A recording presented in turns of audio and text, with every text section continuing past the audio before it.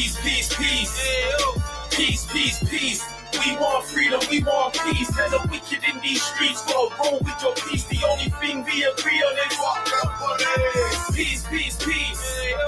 Peace, peace, peace. We want freedom, we want peace. And the wicked in these streets gotta roll with your peace. The only thing we agree on is fuck the police. Fuck the police, dog. I told them that already. Poverty's got the man, them out here moving wrecky. I know we scream unity, peace, peace, peace, but I'm under no illusion about how sticky these streets are.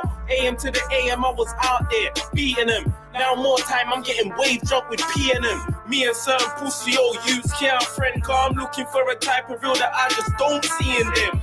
Cause they claim they heavy, but they not. Yo, them boys Teddy, we ain't talking brock.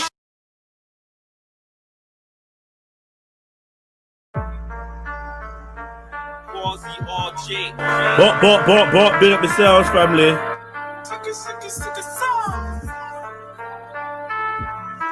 Peace, peace, peace. Freedom, we want peace.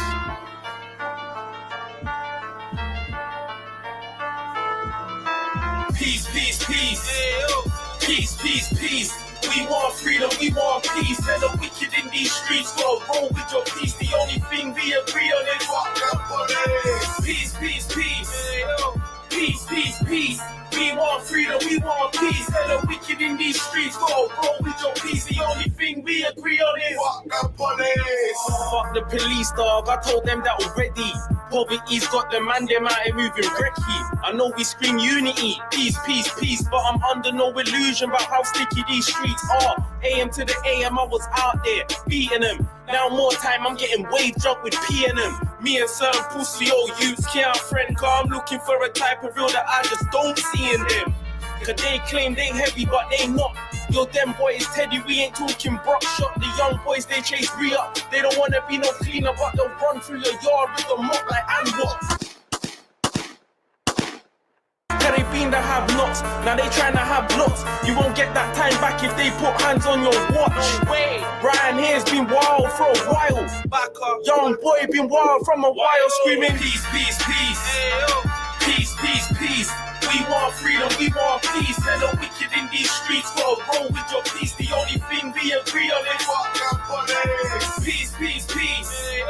Peace, peace, peace. We want freedom, we want peace. And the wicked in these streets gotta roll with your peace. The only thing we agree on is fuck the police. Peace, peace, peace. Peace, peace, peace. We want freedom, we want peace. Hella wicked in these streets, gotta roll with your peace. The only thing we agree on is fuck the police. And where's the queens? Tell them free up little peace. Help me find inner peace while I'm in her trying to kill her with my peace. Rolling in a car full of G's with no keys in a section where they squeeze for the bees. We used to rob typhoons, NRGs. Now we gotta watch for negative NRGs. Poverty's trying to kill me. And that's the reason why we blow hella trees, but it's a gangster's party. Even when we chillin' bunning spliffs. So if you in the ride, know the risk, how we won't have to slide. From them pigs, dog, it's sticky in the bits and justice don't exist. We want peace, peace, peace.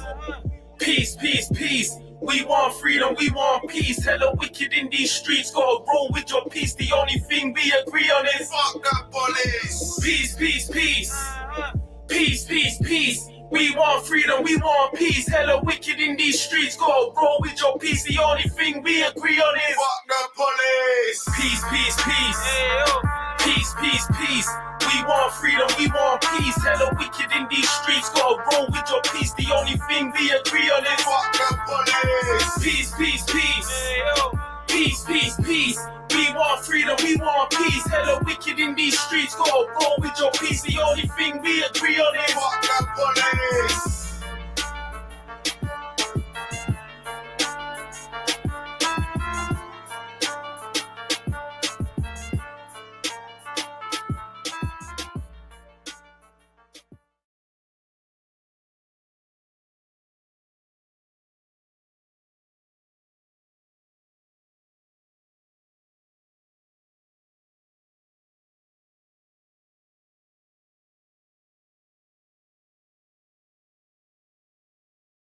Yeah, family. Peace, peace, peace. Ayo. Peace, peace, peace. We want freedom, we want peace. Yeah, family, wagwan, just eating my food. Let me turn my camera on. I was eating my food. You know what I mean? A little rice and curry and thing. Chicken curry vibes. Big up the chest.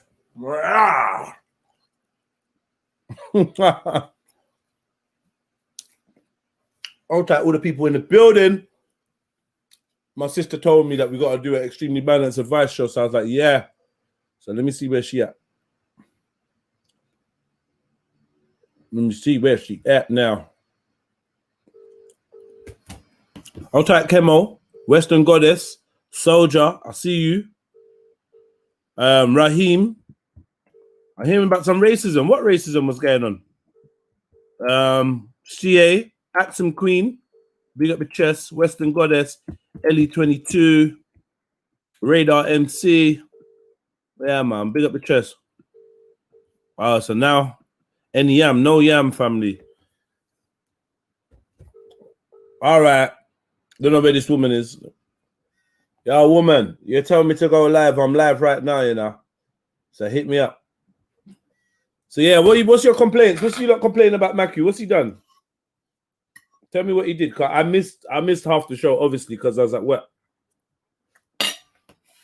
But what did you do wrong? What did you say? Oxo Beans, big up, back. Come on, Kemo, my brother. Yeah, man, I know. But we here. The first stream was all right. Still, it was the first stream. We was talking about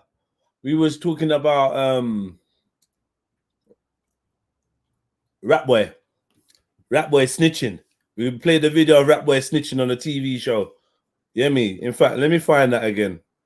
Let me find that back. Hold on. Let's go to my history. Let's go to my history, mate. Let's find that back. Here it is. No, not that one. Here it is.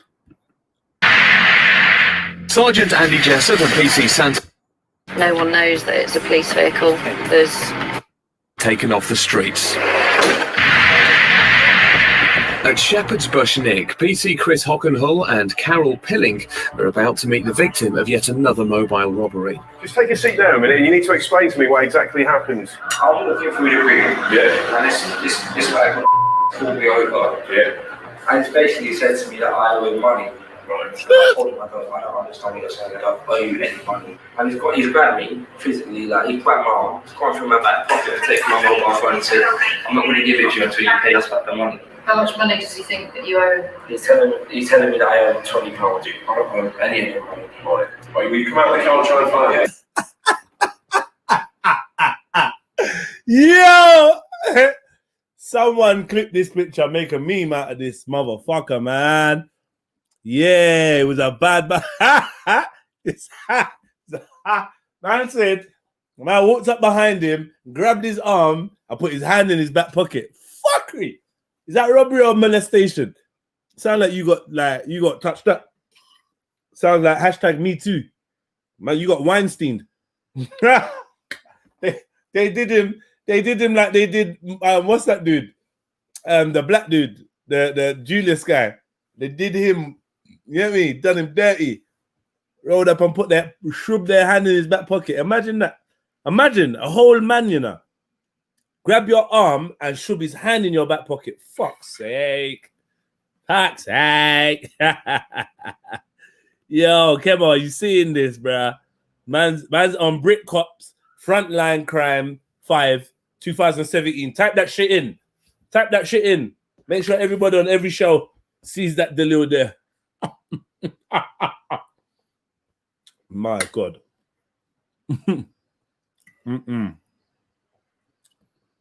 Messy. Trust me, CA. It's fucked up. Man picked blood, yeah? But you know how you can still see it's him? Wait. Let me show you. Yo, Shani, I'm waiting for you. One. Come. I'm not going to get too much into this. I'm not gonna get too much into this, and you get me. This extremely balanced advice show, but we can warm up. We can warm up with where I left off. Oxo, that's Rap Boy. By the way, that's Rap Boy. That's Rap Boy. Let me. Hold on. Too much jokes this morning, boy. I was in tears. I was literally in tears.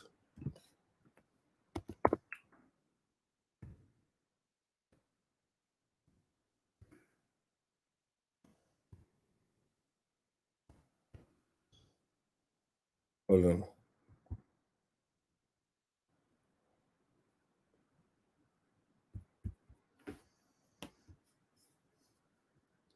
Hold on. No. Hold on. Come on, man. What's going on?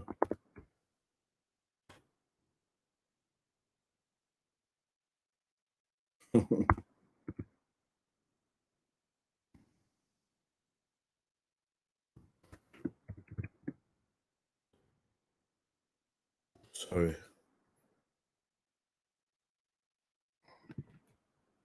Oh, why are you doing that, man? This thing's annoying me. Sorry, fam. I'm just trying to write something. It keeps resetting.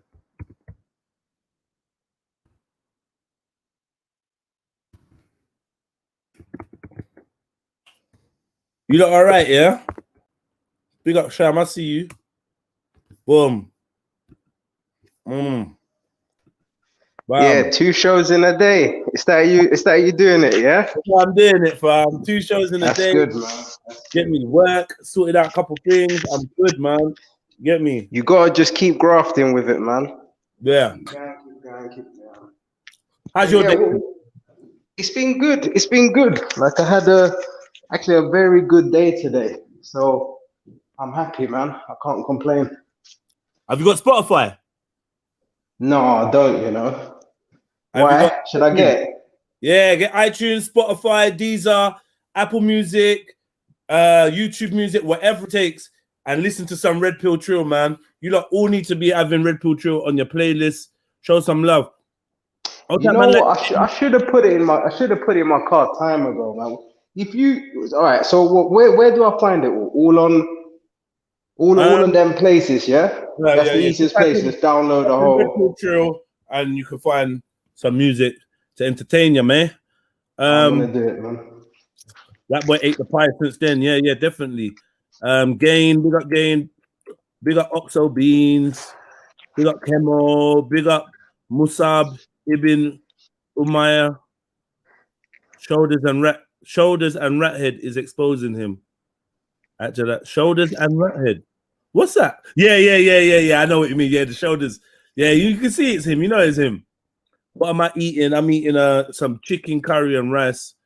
Nothing too extravagant, but yeah, man, it's nice. It's tasty. Just got back in from work, basically. And yeah, just looking to do a couple of hours chatting to the family, catching 2 jokes, have an early night, man. Get some rest, you know? Get some rest. Sham, how did you say your day was, bro? No, it was good. It was proper good. It was a good day today. You know, like it's rare to have like a proper good day, but today was a good day, man. Why is it rare? No, but you know, like some like everyday life throws challenges at you. But today it just seemed that everything was going my way. So it was a good day today. You know what I mean? Like things I was doing, it was all working out. It was all good. There's a theory, yeah? Yeah. Well, like I'm saying, like the days you weren't challenged were bad days. I believe that. Do you know what I mean? Believe that. I do believe that. Definitely. You know, like I think if you've had a whole heap of drama, like for instance, I can see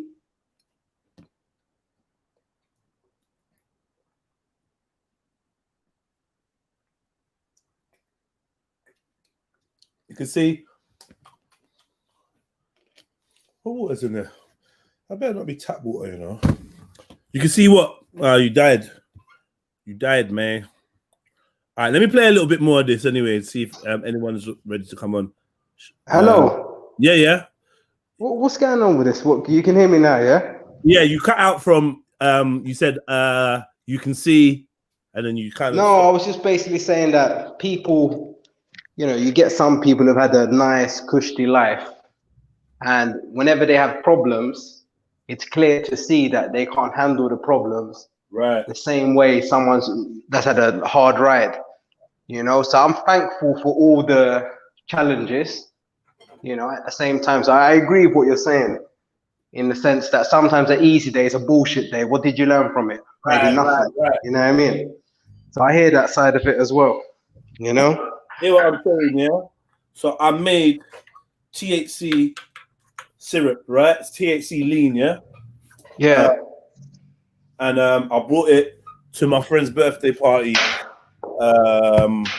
on Saturday. And swear to God, by 9 o'clock, by 9:30, all the man them was ready to go home.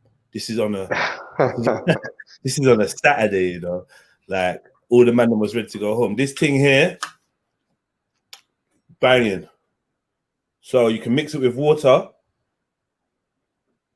Yeah. You can mix it with water. You can mix it with any drink. You can drizzle it on anything. Do you know what I mean? Drizzle it on your cake, on your ice cream. It's sweet as fuck. This is I made a coconut flavor.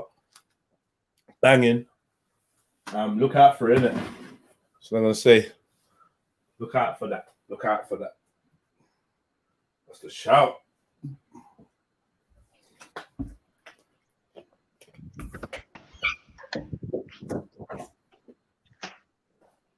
Yeah. What does it do? What, you get high? I don't know if you can hear me or what. What do you feel? That was the buzz. The buzz is like a euphoric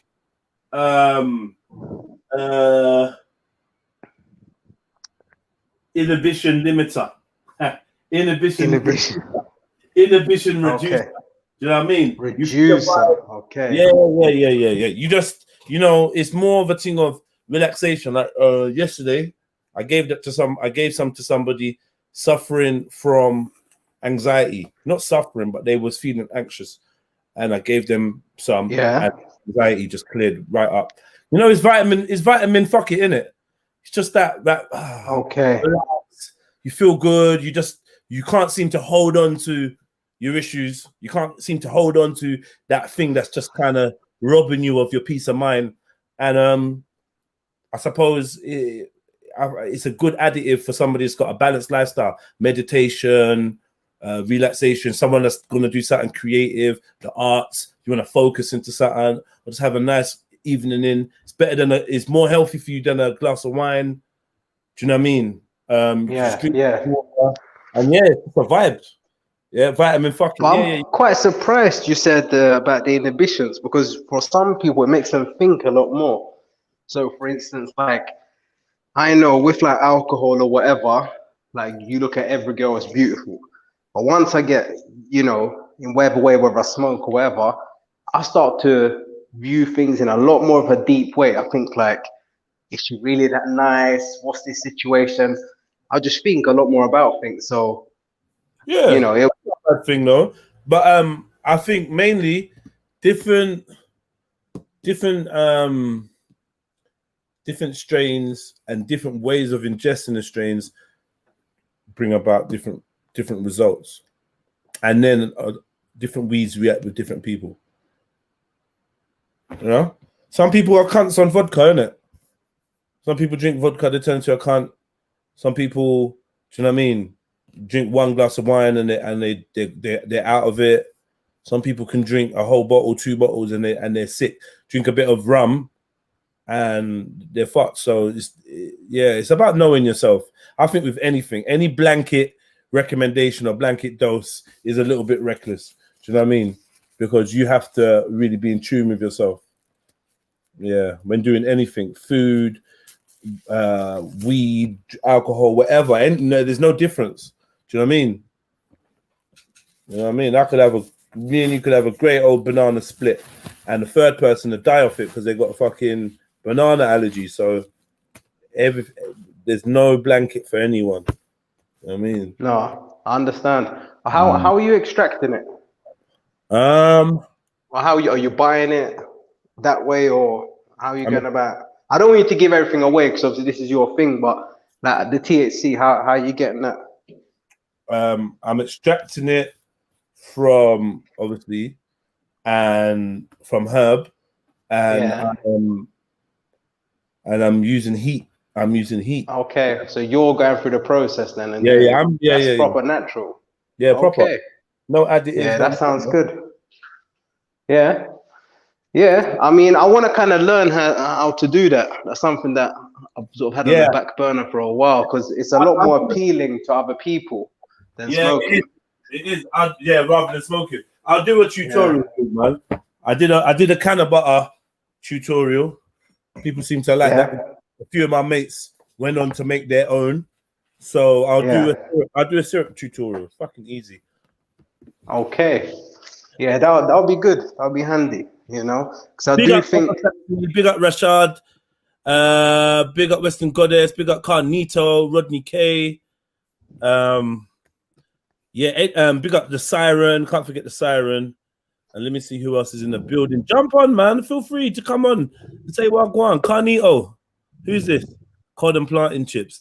Who's that got to be? That's got to be Shani. I've got to be Shani with an off-key name like that. Let me see. Yeah. It's got to be Shani. What go on, Cod? Yo, Codisha. You're right. You're right. Big up panel on that. Big up. Yo, Chimedza. What go on? You're muted. You're muted. Hey, how you doing, brother? Yeah, big up Miss True.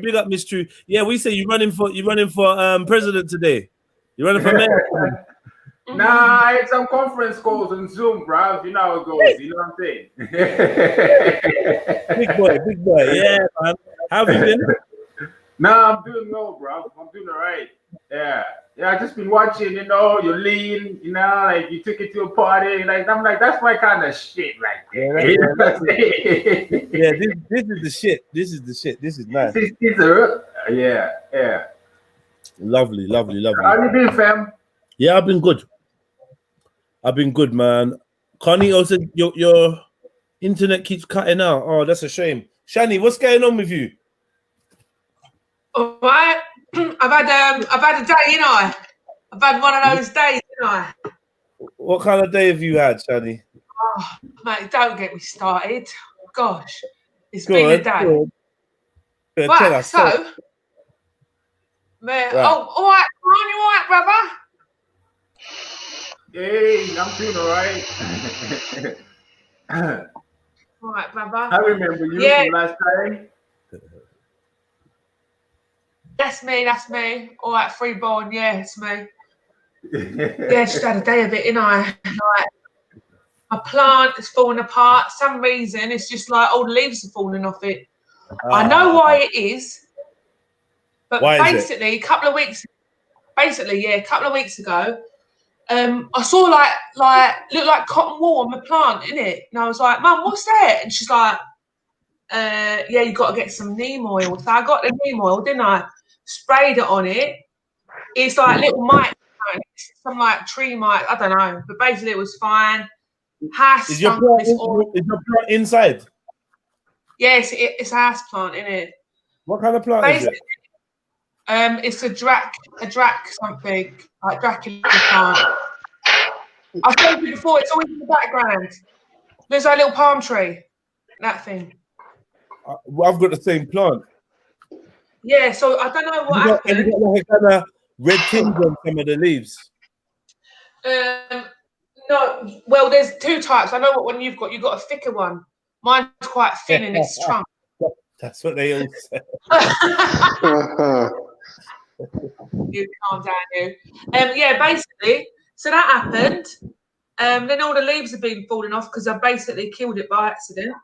And then I took a call earlier on, didn't I? I was on the phone to my fam, decided, you know what, let me go get a cheeky toilet break. But I took the phone, didn't I? Somehow I've landed with listen, I've took the phone with me. I'm having a chat. I put myself on mute. We're doing a video call. Do you know what I mean? It's my sister, my gran. Like, it's fine. Do you know what I mean? Next thing I know, flat on my face, innit? I've only went and broke the toilet seat. What? Yeah. Toilet seats come off. I've fallen off the toilet mid-toilet. It's been crazy. Oh, I've no. had a day of it. Yeah, I had a day of it, mate. So Up to your elbows and shit and piss, are you? Literally, that's what I'm saying. It was mid. So now I've had to go and buy. The worst thing of it, it broke. It didn't even break in a conventional place. It broke halfway through the metal. So I don't know how that happened. It's got a big fat ass, basically. How on the subject of that, how's the keto going?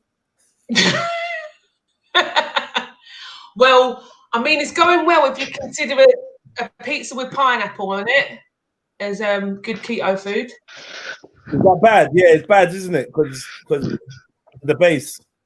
Basically, the whole thing, even the pineapple. Have you thrown it away then, Shani? What's going on? What, the toilet seat? No, the keto food. Oh, I was like, no, I'm definitely keeping that toilet seat. Yes. No, I've not. I'm having a break, you know. I'm having a break. Just can't be bothered with it. Just having a break. Big up Suede Brown. Yeah. Send him Tetragrammaton. Send him to Spotify. Send him to iTunes. Tell him to make sure he checks out Red Pill Trill. Do you know what I mean?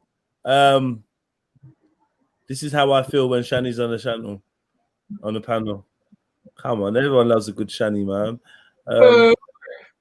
I was going to say to Sham, I'm really glad you had a good day, even though I don't like you. Just made me feel like, oh, that's nice. You had a good day. And then I was like, oh, yeah, I don't like him. So, you know. You don't not like him. You know what I thought? And I thought about that as well. I thought, oh, if I say this, someone's going to ask that question. And then I thought, do I not like him? And then I thought, yeah, I actually don't like him. I thought about it. I was like, nah, I don't. Sham. Well, even though you say that, I'm still gonna say I like you.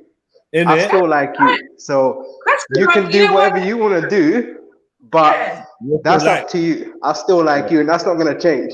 Yeah, we don't carry that. You do your thing. In it, Sham. That. Yeah. We don't carry that shit energy, man. No, well, fair enough. Exactly. It's quite easy to like me because I'm likable, isn't it? Do you know what I mean? So I get it. Like, exactly. No, but I can understand sometimes, you know, obviously certain views and whatever. You're too real. You're too real for her. Yeah. I just like fake boys. You know. But just, you know, what you were saying about your plant, when you got them mites or whatever, pick off almost all the leaves, just leave like a few good leaves so the plant can get a chance to sort of like regenerate, and you'll get rid of them. Yeah. No, so just want to add that there quickly. Thanks for that. They literally left after like a couple of, like literally the same day that I did it, they were gone. But it's been about a month now. Yeah, and it's just the leaves dying off, and then even the good health, the ones that look healthy are just falling off at the trunk. So I've gone and done it, you know. Gone and done it. But yeah, do you know what it is, Sham? It's just I don't think I've actually got a chance to like you. Do you know what I mean? I've just been every time I feel like you're not understanding. I don't really care, to be honest, because I've told you what I've made up my mind. So you can, however you view things, you can view things. It's not going to change my mind. You know? No, that's fine. I respect that. Yeah. But I'm quite fluid with liking people, I would say. I'm quite a fluid person like that, because I can just like you one minute and not like you the next. But it's never that deep. Do you know what I mean? It's not like deep, I'm going to be rude to you, this kind of stuff. Of course not. Am I going to send you a post? Do you know what I mean? It's one of those ones. Like, am I going to, do you know what I mean? Send you a Christmas card? Probably not, because I don't celebrate Christmas. Do you know what I mean? No, yeah, well, I get that. I get that. You know, that's understandable. All right. Yeah. I think my phone sort of like cut off, but what was you saying? You had a good day, yeah? Things were good with you. Yeah, I fell off the toilet, but apart from that, it was a good day. Yeah. Okay, that's all you can ask for then. That's all you can ask for. It's true, mate. It's true. I'm here for the balanced advice. Do you know what I mean? I'm putting a couple of dilemmas myself. Yeah. Let's see what we got coming. A few people told me you've been racist today, bro. Me? Yeah. Nah, mate. Come on. I got a couple personal complaints still. Yeah, I fucking roasted them, didn't I? Nah, I wasn't racist, man. Come on, man. No way. Got me. I put an anonymous complaint. I did. It was anonymous. I did. Yeah. But yeah, man, I don't know what racism is. I don't know what they mean by racist. You get me? We were just expressing some truths and making some points. It was fantastic though. Love. Jedi, I don't know if you know this. Black people cannot be really racist, you get me? Black people can be prejudiced. Yeah, we know, Tremendo, but obviously Jedi is just being sulky. But no, there's some truth obviously to what he's saying. Like obviously real talk, Macri, man. Yeah, some people will take offense. Hold on, some people will take offense to the truth. Like it hurts. But there was nothing that was refuted. Do you get me? In all the pages of comments and all that, there's nothing refutable. Like we're not putting all snitching on Asians, but even if they do snitch, we're not expecting too much from them anyway, because it's part of the culture of being British or part of the culture of being Asian you get me? In India, it's more the British Empire thing. Yeah. When you're in England. Yeah. In Nigeria, Macri. Yes. And Tumedza, in your part, is there a different relationship with the people and the police as in the attitude towards contacting them over issues and that? Does it happen more often, less often? Less. Why would you say that is? I'm very surprised as well because as I said, when I was in Nigeria, the yard got burgled in that. 5 yards got burgled on their estate, yeah. And no one wanted to snitch. No one wanted to tell. And they knew who it was, you get it? Like no one wanted that smoke or trouble or unnecessariness because they don't have people in separate rooms when you go to the police station to make your statement. The man who you're accusing is sitting opposite you. You know what it was? So yeah, but yeah, it's not a done thing because instant justice was the old way. So police always there, but they were the ones abusing people, like gun butting them on the street and all sorts, terrorizing you, licking shots in your car, making you, you know what I mean? They're busy. They're trying to make money. So yeah, there is that same kind of, we don't phone police, and we've got security, private security that some estates have. I don't know if all estates. I'll tell you why my dad told me. Yeah. Why he fought with the police. Yeah. Especially when it comes to the robberies and the burglaries in the area. Right. Because it was his belief that it was the head of the police that was organizing all these robberies. Oh, that's what my dad said. Ooh. Get me? So there was a trap yard inside the estate. It wasn't really a trap yard, it's someone's yard. But the boy who was the rude boy, he was the head of a gang, and there was prostitutes lived in the yard. Yeah, and the police would come there after work. So when my dad's saying, you need to go into this place, and they're like, what place? And they said, a man saying to them, but you go there every night. Your girlfriend, your girl lives in there. Don't pretend. Don't play dumb. Don't play dumb. You know what place? Yeah. So it was one of them. So I was like, no, that's mad, Dad. And he was like, yeah. But when the burglary happened, the police were the last set of people to come. Do you get it? Like the security force, private security force came first. The security on the estate, but they're flashlight security, innit? The ones that guard the gate. So that's different from the one who come as the secret thing. That nigga's got an AK. You get it? And then the police come with their AKs and their bandanas and not bandanas, berets, all decked out in black, innit? Looking like panthers. So they look like army, but they dress like, you know what they look like. Yeah. I forgot. Yeah, my dad had a little suicide squad still. Okay. Private. But he only recruited them after they ran up in the yard and tied up my grandma. Then he was like, nah. That would never happen again, I like. Yeah, I got to get a squad. You get me? Mm-hmm. It was like a thing of the way they ran up in my yard. I got bare sisters in it, so yeah. Like, my sisters weren't at school, like staying at Union. That they would have raped them or something. Yeah, that's peak. I mean, Yeah. So now prevention is better than cure. You got right in them scenarios, and I had no qualms in fucking sitting with my cousin and writing the statement because my phone was gone in it, so I was like, raw iPhone, and this nigga's sitting opposite me, acting all bad and that, like screwing man and all of that. I'm like, yeah, cousin, write it down. Yeah, 2 o'clock, man went to sleep, took up his fan, went to the bedroom, left the phone on the charger in the front room with everyone else's phones. Yeah. My man's looking at me, you know. They took him in the room and beat him. I was like, this Nigeria is different. You get me? In the room? What? The feds took the guy in the room. He's sitting opposite us, right? They've taken him in the room and they're beating him with a stick. But what's happened is while they're doing that, the doors swung back open. Do you get it? So we can see what they're doing in the room. I said, Ross, you gotta go. Like torture. Is that what man were beating, man, you know, and then push back the door like, yeah, don't worry about this. Don't even worry. Get me?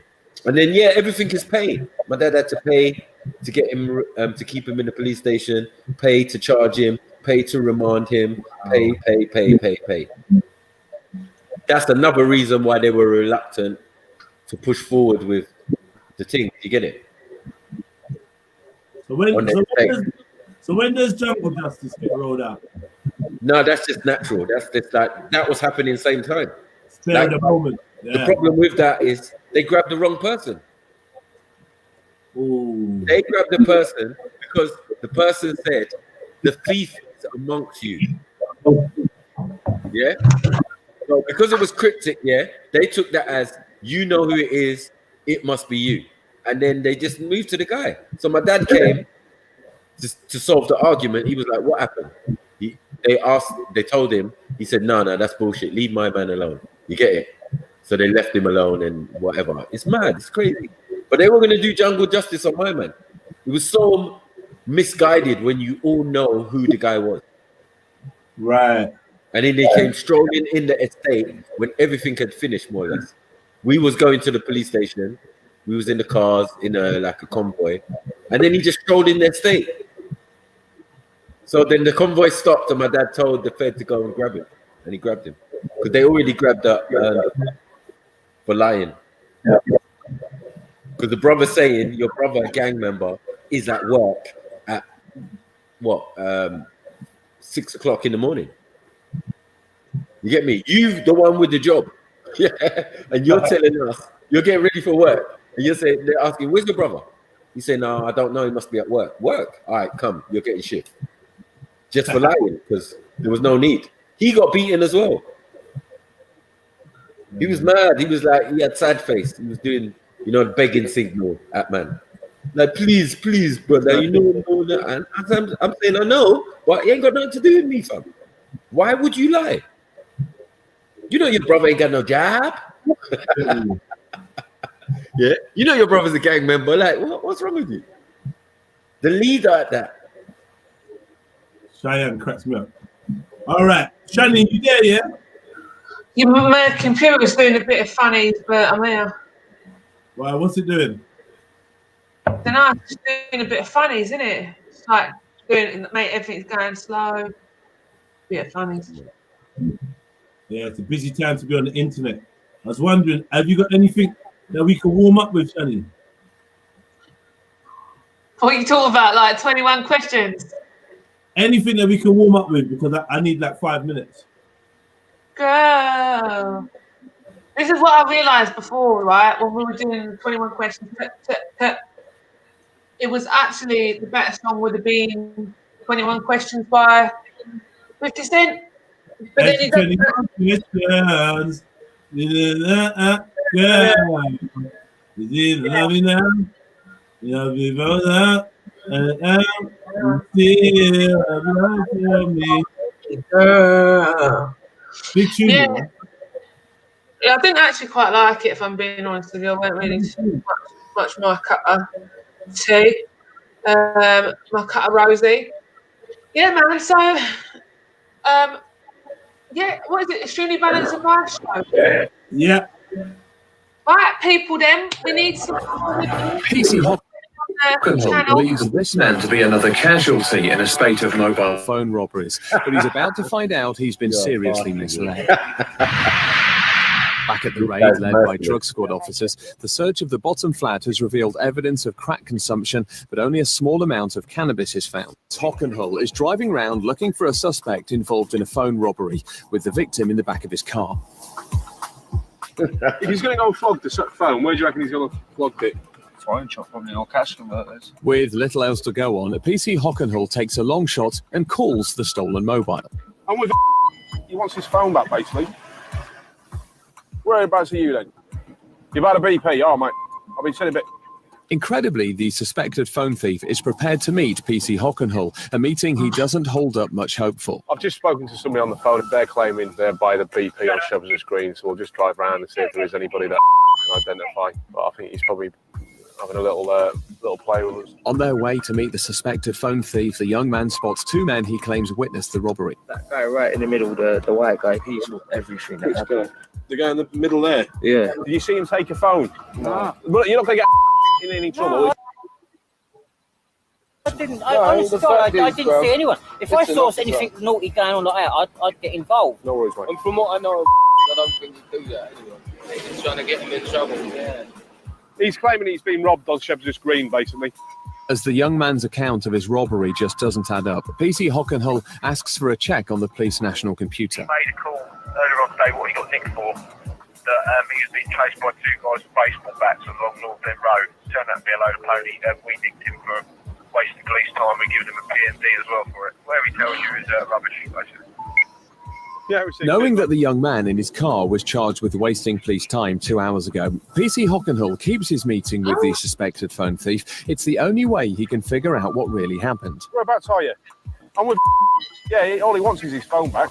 PC Hockenhull calls the phone thief again. Oh, did he?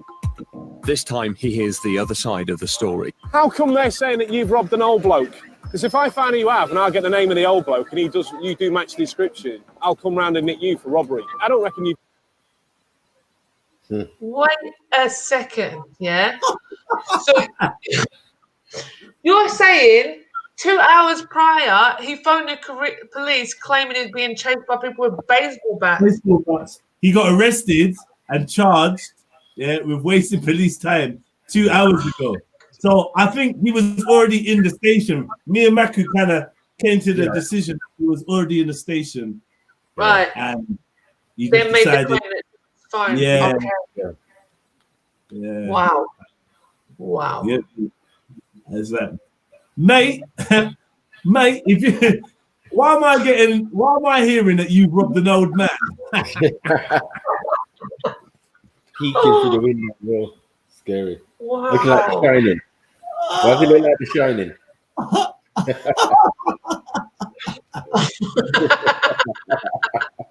Looking through the crack. Oh, mate. Oh, no. I said looking like The Shining. Johnny. Wow. I don't know, man. I don't know. Yes, Omar. Wow. No. Hold on a minute, right? It's definitely him because it's him. Every time they say his name, it's a quick bleep, isn't it? So you know it's one syllable name. When they first say his name, I know it's and you can. He goes, "I'm speaking to," and you can hear the O. You get me? Oh, bleep. They didn't even bleep his name properly. Oh, bleep. Oh, bleep. Okay. I'm hearing. It better be Odin. You get me? Well, we have to guess the rest now, yeah? What you say? We saying Veli? Yo, Wagwan. Wagwan, man. What's popping, man? What you All saying? the people that are in the panel, man. Oh, Big up, man. Big up. Yeah, man. Hey, listen to this. Yeah. Hello, love. How you doing? Yeah. Hey, you know what? Yeah, I've got the Asian delegation over on my panel talking about Maka and Jeddah. This is the whole of India or something. Still, if you wanted to go over and stick it on a couple people or whatnot. Yeah, Oh, they wait. They don't want to come on here after being asked by Shani and Thing and a few other people. Or after all the whole stream we were asking people to come in. Hello? All I know is that my Asian subscribers, subscribers are gonna back me. They know I've done nothing up the sort, mate. Do you know what I mean? You know what I mean? My Asian mate. Yeah, my Asian mate. Listen, I ain't racist. I've got Asian mates, mate. Okay. I've got bare Asian mates, mate. Yeah, my best mates are Asian. All this stuff is continent. Asian, bro. Yeah, and mine. Bangladeshi, in fact. Yeah. Mine is Get me and Khan get on.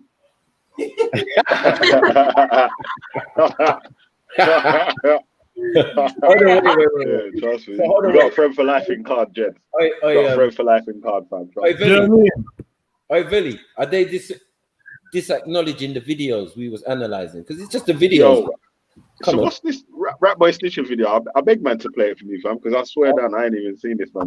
This is a fucking. I was like, right, let me quickly go over and see. No, the other one is the worst one, isn't it? The other one is the worst one. All right.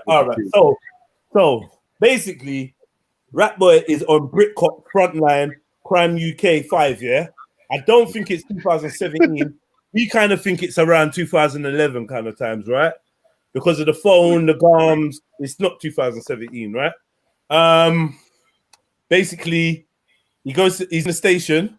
He's been arrested already prior for wasting police time. We don't really know the ins and outs. All it is that he said that he was getting chased down the road by two guys with baseball bats. Police found out it's bullshit. They arrested him for wasting police time and charged him. 2 hours later, he's making the next claim that someone's walked up behind him, grabbed him by the arm, and put their hand in his back pocket. And dropped the phone, right? Saying that he owes them money. He owes them 20 quid. So he's fully snitching. Then he's jumped in a whip, done the Kevin Hart, done the ride along. Yeah, looking for the offenders or the offender. Then he snitched. Then he snitched on witnesses. Imagine he's saying, yeah, my man know exactly what happened.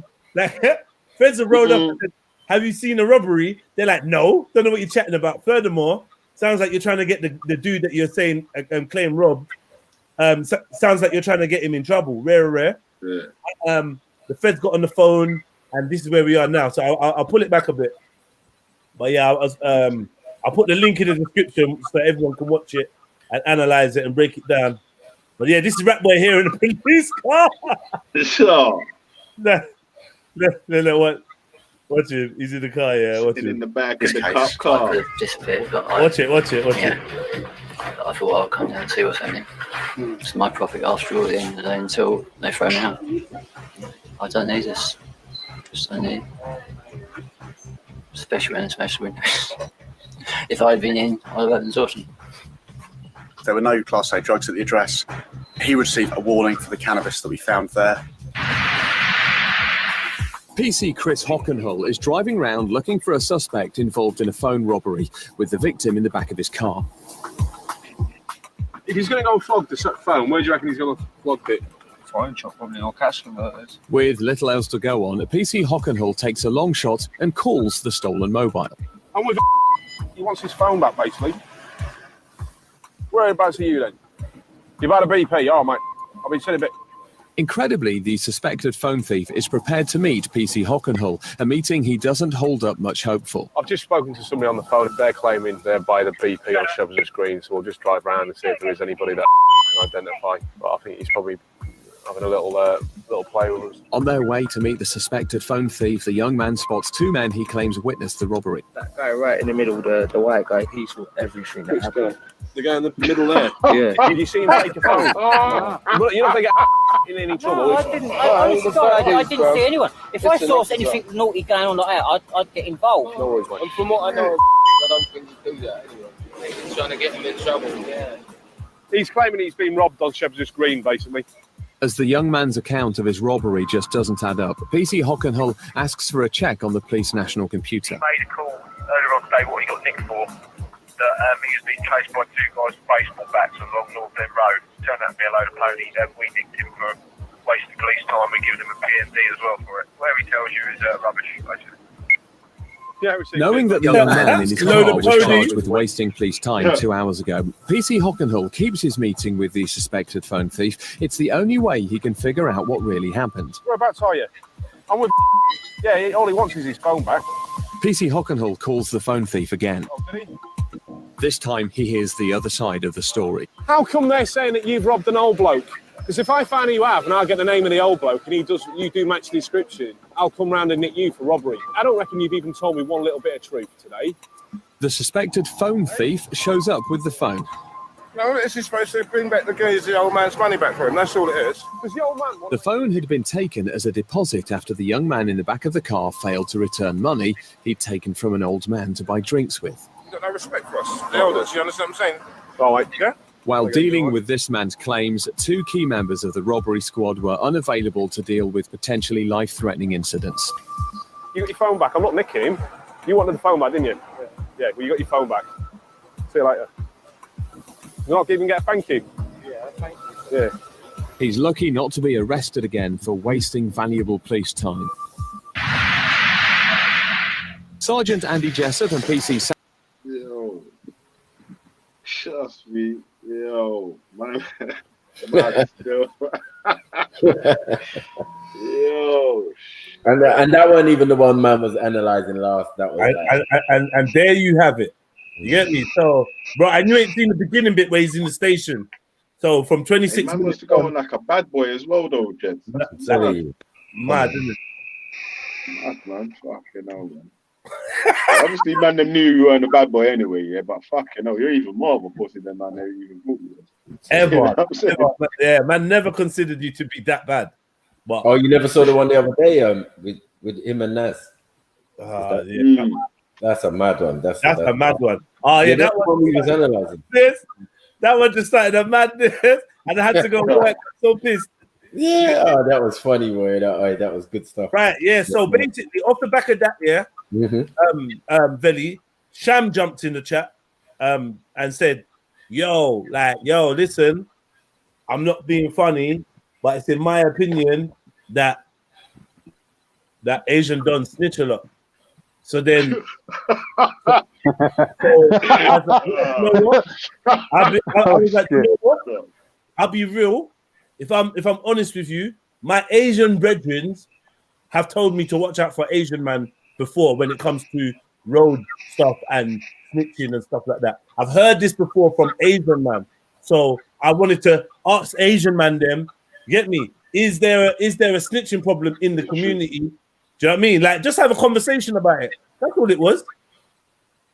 You get me? And the Asian man. We should ask Raj.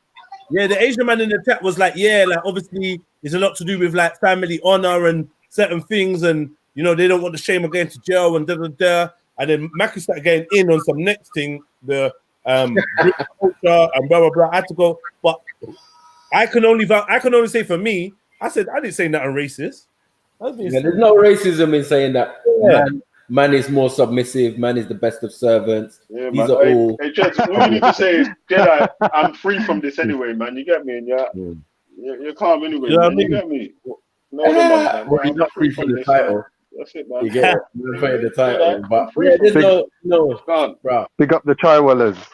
As I said, it's not. There's no slur and there's no pressure on Asians or Indian families and that. And let's not say Asians, because we tried not to do that as well. We tried to cut out the Asian thing and be specific. You get it? So Jack, it's Asian. I never said it's widespread. I never said it's widespread. Yeah?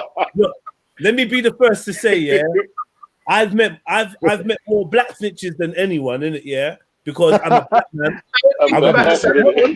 Hold on, because I'm a black man, and a lot of the things I've been involved in when it comes to the law or crime or even whatever has been around black people. So I've had more issues with black people telling on me than anybody else. However, I would say white people are most likely to call the police, and I wouldn't be surprised if one of my homies did a move with one of the Asian dons, yeah, well, one of his Asian dons, and it got peaked and they snitched, because I've experienced that before. My brothers have caught cases with their Asian friends, but then again, man, them are snitched on each other. So of course, like, but I'm like, no one's out of the water. I was saying, look, there's no slur on man. You see, the only slur there is man who are trying to be like us. So when you put yourself in that bracket of Ali G-ness or whatever, do you get what I'm saying? And trying to be urban and trying to be mandem or whatever, yeah, you come under those snitching restrictions. Other than that, no one's putting that pressure on you. So do you get what I'm saying? Right.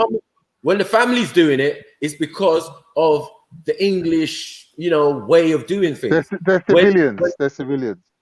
Yeah, they're civilians. So civilians will do civilian stuff. And the normal civilian stuff is, if there's a problem, phone the police. Yeah, so we're not expecting thing. But the problem lies is that the younger son wants to be Ali G. A roadman. Yeah, he wants to be Ali G. He wants to be the man them. Yeah, blood clot, suck your mother. All of these things you're doing. No, it's facts though. You got what I'm saying? I never made no thing and say that's the whole community. I separated family, what is expected from the family from what the younger generation are doing, what they think is urban culture and all of this. Do you get it? That's where the problem lies, because in urban culture, that is what expected. Or in our culture, that's what expected, like no snitching. Straight up. Yeah. But that I'm not going to put that on somebody. Who said what? Who said what, Billy? Yeah, I just had a couple people was asking questions like Shahid, Asif. Shahid and Asif was here. Who?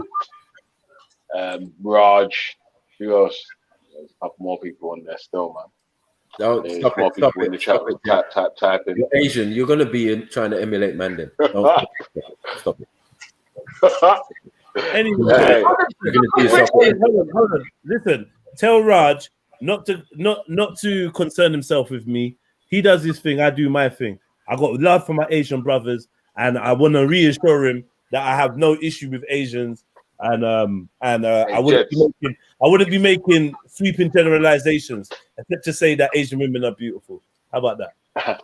Yo, Jess, to be fair, he said he wanted to debate Macca, innit? Yeah, cool. Who? Who wanted to debate me? Raj said Tell him he's not ready. Tell him he ain't ready. He ain't ready. Man. He said he wants some of that smoke, man. Nah, he don't want none of that. Look, your name as well. We already explained the ass whooping that Mike put on him when I explained that fact of you are the best of servants. Now that shit has stuck with Raj. Yeah, Raj went and researched it. Yeah, and came back and was like, "Oh, Maku, you know what? I understand where you was coming." Shut up. Now you want to debate me? Stop it, man. Please. You said you want some of that Maku smoke. You and Manny. Are you the link to the video, the Rap Boy video? I just put it in the chat. Right. So you can hit watch later or whatever. Yeah. And put 26 minutes in it. You get me? Yeah, it's 26 minutes. It jumps in at 26 minutes, and then there's a little bit after it. So it's in two parts. You get me? Yeah. When he switches, then he gets in the car and does the ride along and gets exposed. It's funny, man. That is funny. No, but you know what I said about Raj? I said Raj was the actual honest person when it came to all these subjects. When we first came to the park, he was the most honest person. He told us about the separation, the Dalite business, and blah blah blah, and was surprised that we knew about it. He was like, yeah, we know about that. The untouchables and all that. Yeah, we know. And he was like, yeah, because in my country, it's true. We're racist, some of us, and some of us are and some of us are right? And he is the perfect example of a snitch because he'll tell you straight. Yeah, I'll call the police. I don't care. Hey, well, Michael, let me set it up for another day, innit, man? Obviously, man's on the channel now. Yeah, let them stew. Yeah, if they can't come on here for another day, innit? Yeah, if they can't come on here and deal with it, you know. Yeah, obviously, Raj ain't gonna go on Jed's to debate. Yeah. No, I know. If it's Raj, yeah, I can go on Raj. I deal with Raj anytime. That's no problem. You get it. But anyone else who's chatting and don't want to jump on, like, I ain't got time for you. Yeah. What I'm confused about Shahid and Asif, obviously, if they was watching when it was going on, they should have jumped on the panel. Innit? Should have jumped on. Like, Shahid this is the thing, Billy. Shahid was here. I told Shahid to speak up to people. Yeah, he was on the panel. You know what? Yeah, Shahid was just explaining what happened. I don't think he had a complaint. Raj was no, because he was there. You get it? But obviously, if you're watching it from the outside and you can't accept them facts, like what? Where did anyone say racist? There's nothing racist being said. It's just factual evidence. I'm talking about the history. I'm talking about Gandhi. I talked about so many things. How are you going to say it? You get what I'm saying? How are you going to demean what I said? Yeah. Like, and there's statues in Africa of Gandhi as well, man. And then I told about the Kenyan thing. I told them about the labor trade. I told them about building railroads and being dumped off in the Caribbean after, and all of these type of things. Like, stop it, bruv. The 200-year rule, Lord Mountbatten. I went in, fam. And then a man's going to tell me what? I'm racist. Like, fuck off, man. You can't, no one can debate me out here. Yeah, let's get that right. No one. You want me a debate about the albinos? I want to debate the albino subject. Oh, wicked. Yeah. Yeah. Let's go. Still got one pending. That one's pending. Pending. Oh, why is it pending? Because I'm not ready. I ain't done my reading yet. I ain't done my homework. Yes, Shannon.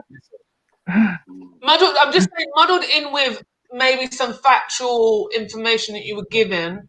You can be a bit like prejudiced with some of the stuff you said. You made a very sweeping statement of Asian man's aspiration is to be like a European. Racist? Wait. From what side is it considered racist? Because on one side, that's an actual truth. So there's actual going to be Asians that are going to support me on that. Definitely 100%. They believe in the monarchy. They believe in the ideals of Britain. That is true. Within Aryans, they're Aryan as well. So within the Aryans, there is a hierarchy as well. And then remember, man wanted to bring Second World War. And then I said, we all fought in the Second World War. We're all colonial soldiers and all of that. The Gurkhas and all of that. Like, please, like, not in the information. I give quality Dalil. Do you get it? If you're not equipped to keep up with me, then don't have a conversation with me. Do you get it? But don't ever demean the facts that I bring, because I'm going to have to bring it again. And then you're going to be like, oh, yeah, you did say that. Well, then shut up then. You get it? Like, people. Yeah, but you got unfair advantage, Matthew. You literally got a fucking. You got a library in your house, bro. I do this all the time, man. Matthew's got more books than the fucking Islington Library, bro. Fucking no. You know what I'm saying? Like, people are jokers out here. You get what I'm saying? All I done was, and you can play it back because it's not offline. It's not offline. Yeah, you can play it back. The thing is, you kept saying Asian, yeah. And that brings in a lot of different. No, I didn't. Remember, I didn't. Remember, we tried to solve that and say, no, let's be specific. There was one, that's what I was going to say. There was once or twice that was in it. But to be honest, you'd have to listen to the whole show to actually hear you say that, because majority of the time it was just Asian. Do you see what I'm saying?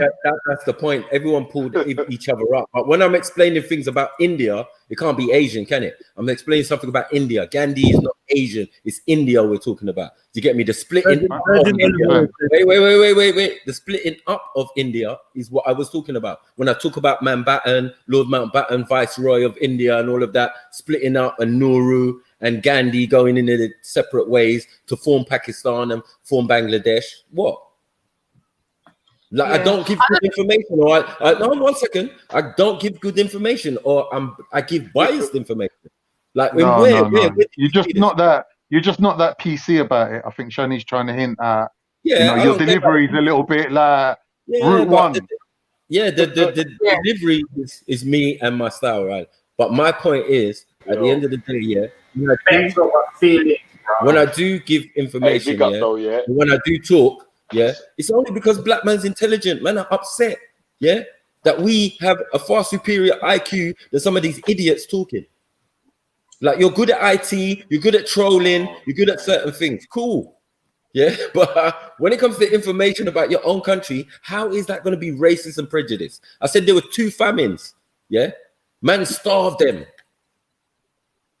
in their country. How is that a joke? How is that thing? How is that racist? How is that bias? Hey, Mackie, I don't want to cut off your rant, bro. I need to hail up everyone before I jump off, man. Yes, big up, G.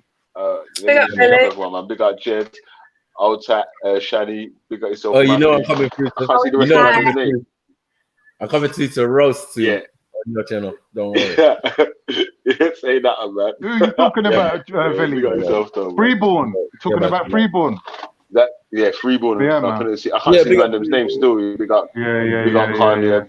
Big up Matthew. I can't see S. Big up S as well, though. Yeah. Peace. Yeah, man. Love you. Yeah, man. Yeah, they can't test me, man. They just got to fall back, man. You get me? I held it up for you, Jeds, man. Don't worry, man. You get me? You know me, I can be reckless, yeah. But trust me, I wasn't. Reckless. Reckless. We need to change your name from Sniper to Uzi. That's how reckless you're being, bro. There's stray bullets flying everywhere. You know what? And you know, the funny thing is, the person who taught me to be more cautious with my words is Veli's brother, Leon. Because the fact of that content of everything doesn't get edited, we then had to edit ourselves. You get it? So we have to be more cautious with our words because nothing's going to get edited. Once it goes out there, the universe is out there. So I know how to, you get me? And that's more, I learned that from Leon, like, okay, this guy ain't going to edit anything I say. So if I start talking to motherfuckers and all of that and smoking weed on the camera, it's just going to be there, innit? I can't argue when trolls are trolling me and say, nah, look at you, you're just smoking weed and da. So I stopped. I'm a Valley. You get it? I just moved away. When it's smoke break time, you just move away from the camera and we just went, you get it? And then we come back and we do the thing. Because that was giving man a little leeway in the debate sometime. Oh, you lot are smoking, you can't be serious. All right, whatever, man. Yeah. These lean brothers are gonna mash you up in a debate. And it hurts. Yeah, well, that's when you know you're not an intellectual. You get me? When you face off to start attacking the person's character and not dealing with the actual information. Yeah, of course. Because as an intellectual, you let your idea do the fighting. You understand? But if you're dealing with weaker minds, that's when they start to try and attack you personally. You see what I mean? So immediately from that on and on, you should really disengage with people like that because it's just taking you back. You see what I'm saying? Yeah, you should disengage people like that because your argument is supposed to do the fighting for you. You know, anybody be wanting flex of her feelings here. Grandmaster J. In fact, let me just quickly if anyone's gonna pop over to the G side, just let anybody that wants some smoke tell them, look, we're doing an extremely balanced advice show. Anytime you come over here, we'll take a little break. Yeah, we'll work. Yeah, we open. We're open for conversation. If you want to pop over there, me and Shani can hold it up over here. Don't worry. No, that's like a tomorrow thing for me. Like, nowhere, man. I hopped off for bare hours. I'm not doing that. I'm not selling man out. And I'm determined for me and Shani to have our plan go as planned. So yeah, I hear that. No. When I said it, sorry, Jed, I meant tomorrow. I did mean tomorrow. No. I'm saying any day they come, anytime. Yeah, I said pause the show, but they can come. So we got a show to pause. Right. That being said, let me switch this little inflammatory thing here. It's making racist against Asians. Boy, get me. That we'll come back. We'll come back. I don't even know what that means. I don't even have no standing. Racists. We come back to that. So extremely balanced advice show. It's the weekly advice show where people write in, they send their emails, they send their messages about their problems, their dilemmas. I get a mixed panel of people from a varied background, and we just give them the honest opinions. There's no wrong answers in my opinion. Every extreme, every different answer collectively creates what we see as an extremely balanced. So, you know, you're gonna hear it all here right now. So let's, without further ado, I don't know what the echo is. I think it might be you, Maku. Was it last time? The volume's too loud. Sorry. Okay, cool. Where is it? Okay, let me get into. Yeah, if you want to send a problem, it's read out anonymously. If you want to send one of your dilemmas or your problems, it can be personal. It can be something a friend's going through, something you heard about, something you saw, something you dreamt up, and you just want to hear how we will attack it as a panel.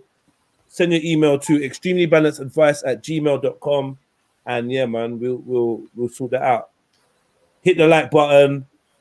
Make sure you subscribe. Hit the notification bell if you're new, and if you want to support the channel, the link to the PayPal and the Cash App is in the description, and I appreciate all donations. Let's do this. Right. Panel, are you ready? Ready? Yeah. Shani?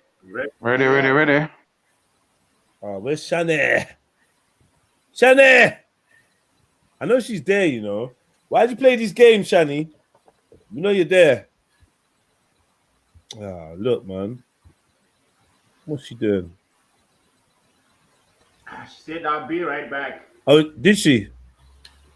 She just said that. Okay. Okay.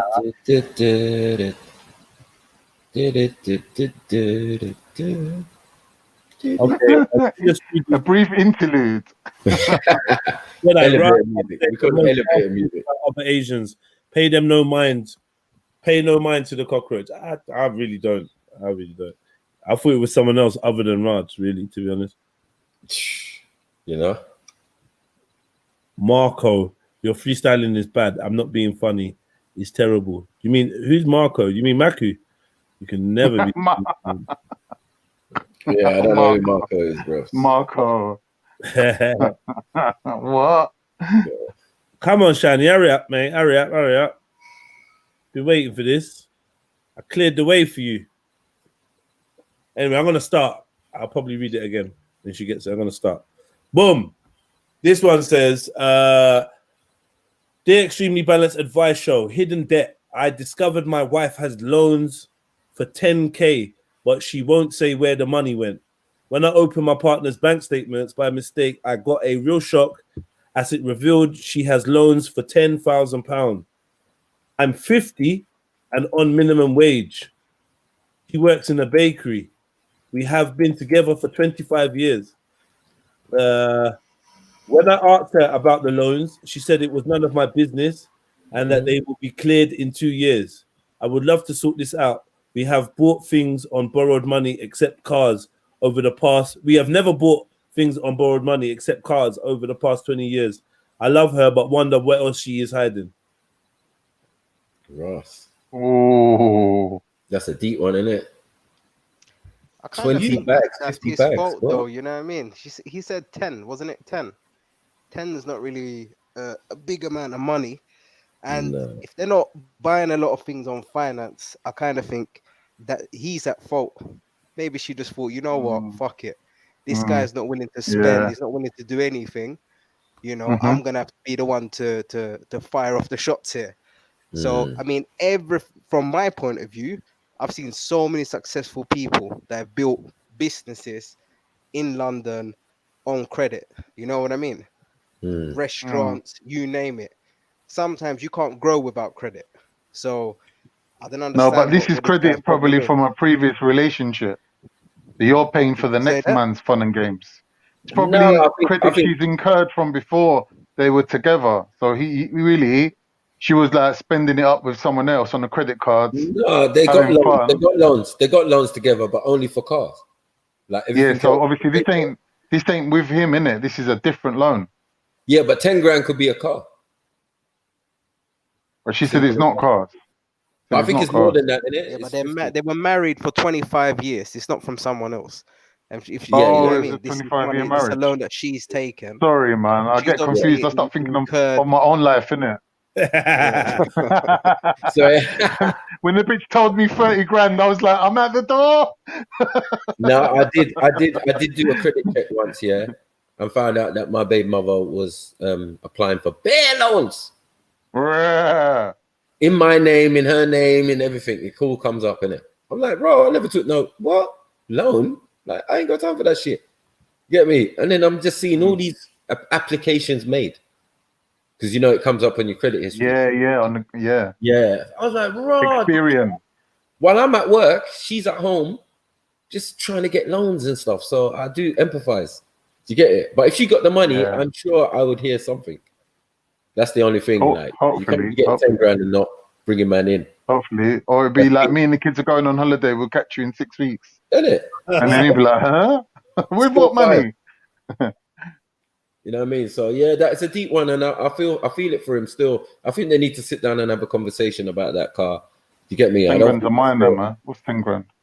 No, it's not about the money. I think more is for him is the deception in it, and that like we do things together. We done most things together. We always pay. What you spent 10 grand on? Yeah, do you get it? Coke. She's got a secret coke habit. Oh no. Furthermore, I don't know. He's asked directly, and she's refused to say. But yeah, and if she's refusing to say, and it will take a certain amount of time to pay it back, then it sounds structured. It sounds like she kind of knows what she's doing. I don't know. Just maybe she don't want to tell him. I don't know. You get me? Because it can't be that dramatic. Like you're saying, it's not a large amount of money. It's going to take what did you say? 2 years or something? Yeah. To pay it back. Yeah. So leave her to it. Leave her to it.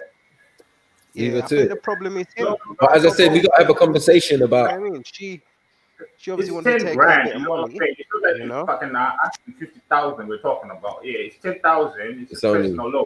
yeah. You know, 10,000 pounds is something you can get on a credit card. You know what Yes, I'm saying? definitely. Hustle. Okay. That's standard. All right. Like, okay, cool. You find that your missus has a 10 grand debt. Yeah. Right. You ask her, "What one, babe?" And she says, "Don't watch that. It's none of your business." It's none of your business. Listen, Rick, if she's paying off a personal loan, you get me? What's the difference from her having ran up a phone bill of a similar amount? You get me? Yeah, but if she ran up a crazy phone bill, one number consistently, you might, and you was paying the bill, you might say, "Yo, who are you ringing? Who's this?" Yeah, and but if he says, "None of your business. Don't watch that." Come on, bro. Okay, let's stick to the facts, innit? Yeah. Let's stick to the facts. The fact Yeah. is, she took out a loan. She was allowed to access that loan. All right. She's servicing that loan to the point where there's only 2 years left for her to pay off that loan. Right.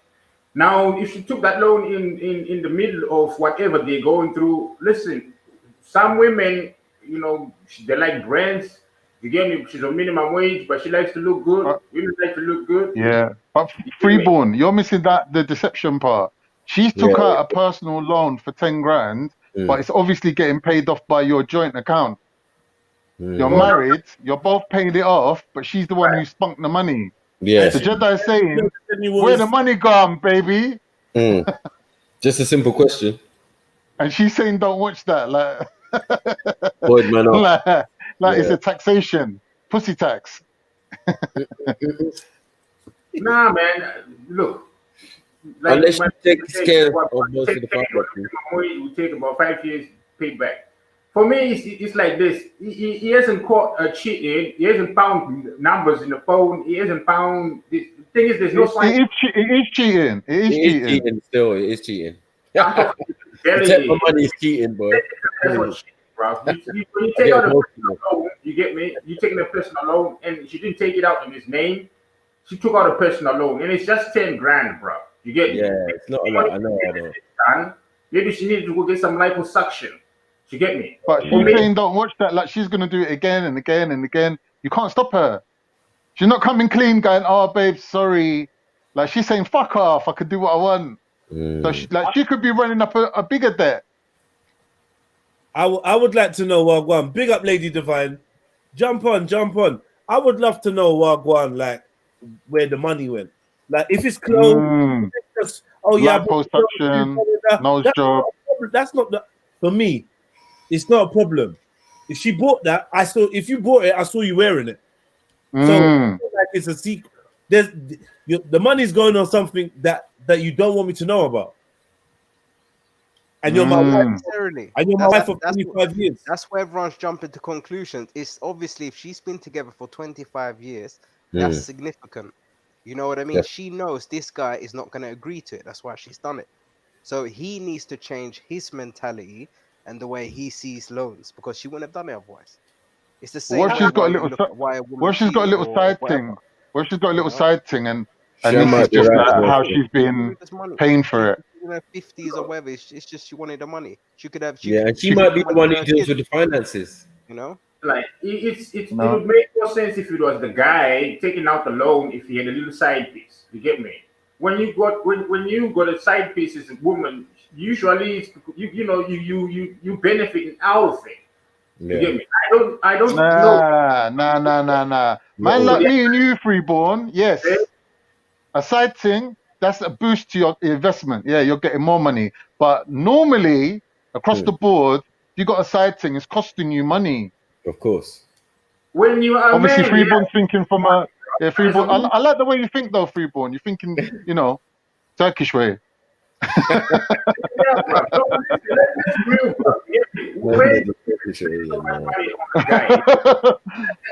a man, you understand what you're saying. If she's cheating on him, you get me? If she's cheating on him, if it's 2 reasons, maybe 3 reasons, I don't know. But if she's cheating on him for financial gain, then she wouldn't have this debt going on. You see what I'm saying? Mm-hmm. The thing is, women are more valuable in that sense. Like, listen, bro. When you meet a woman, you're the one who's asking her out. You're the one who's gonna take her out. You're the one who's gonna be like, I can buy you a car, I can buy you a phone, I can pay your phone bills, and da da da da da da da da. She's like, makeup, my hair too, and all this. So they never out of pocket women. Maybe on your birthday she take you out once to get me and buy you one present, but 99% of the time you come in out of pocket.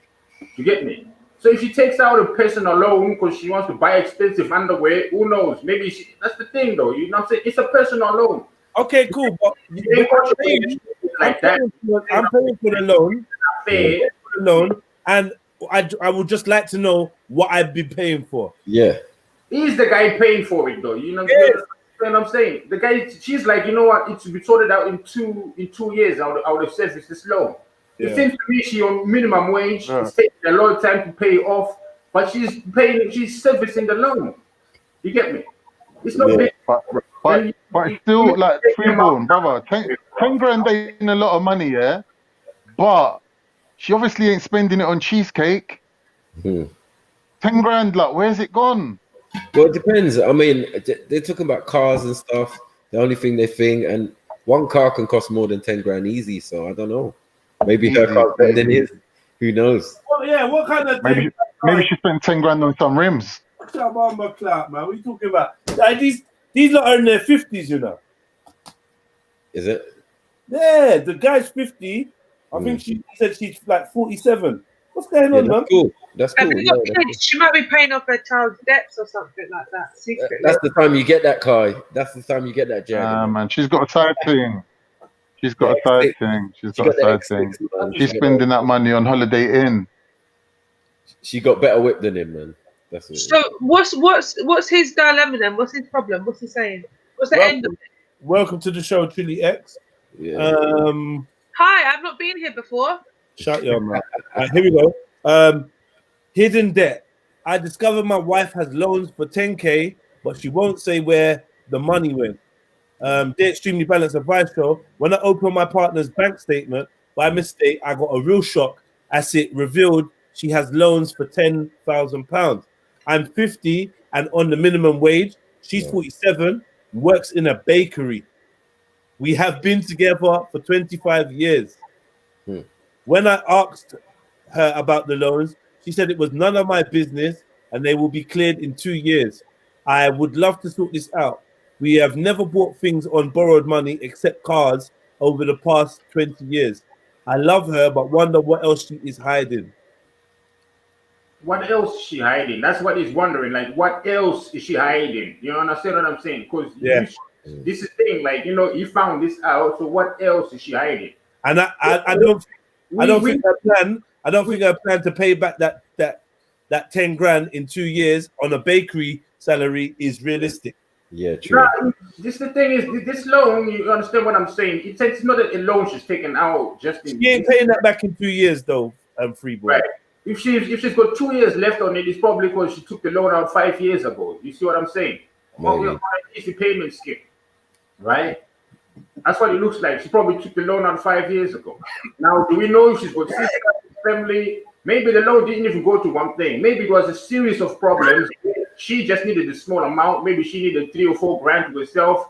Maybe a friend is in trouble. Maybe what you know how it is. That's just how it is, man.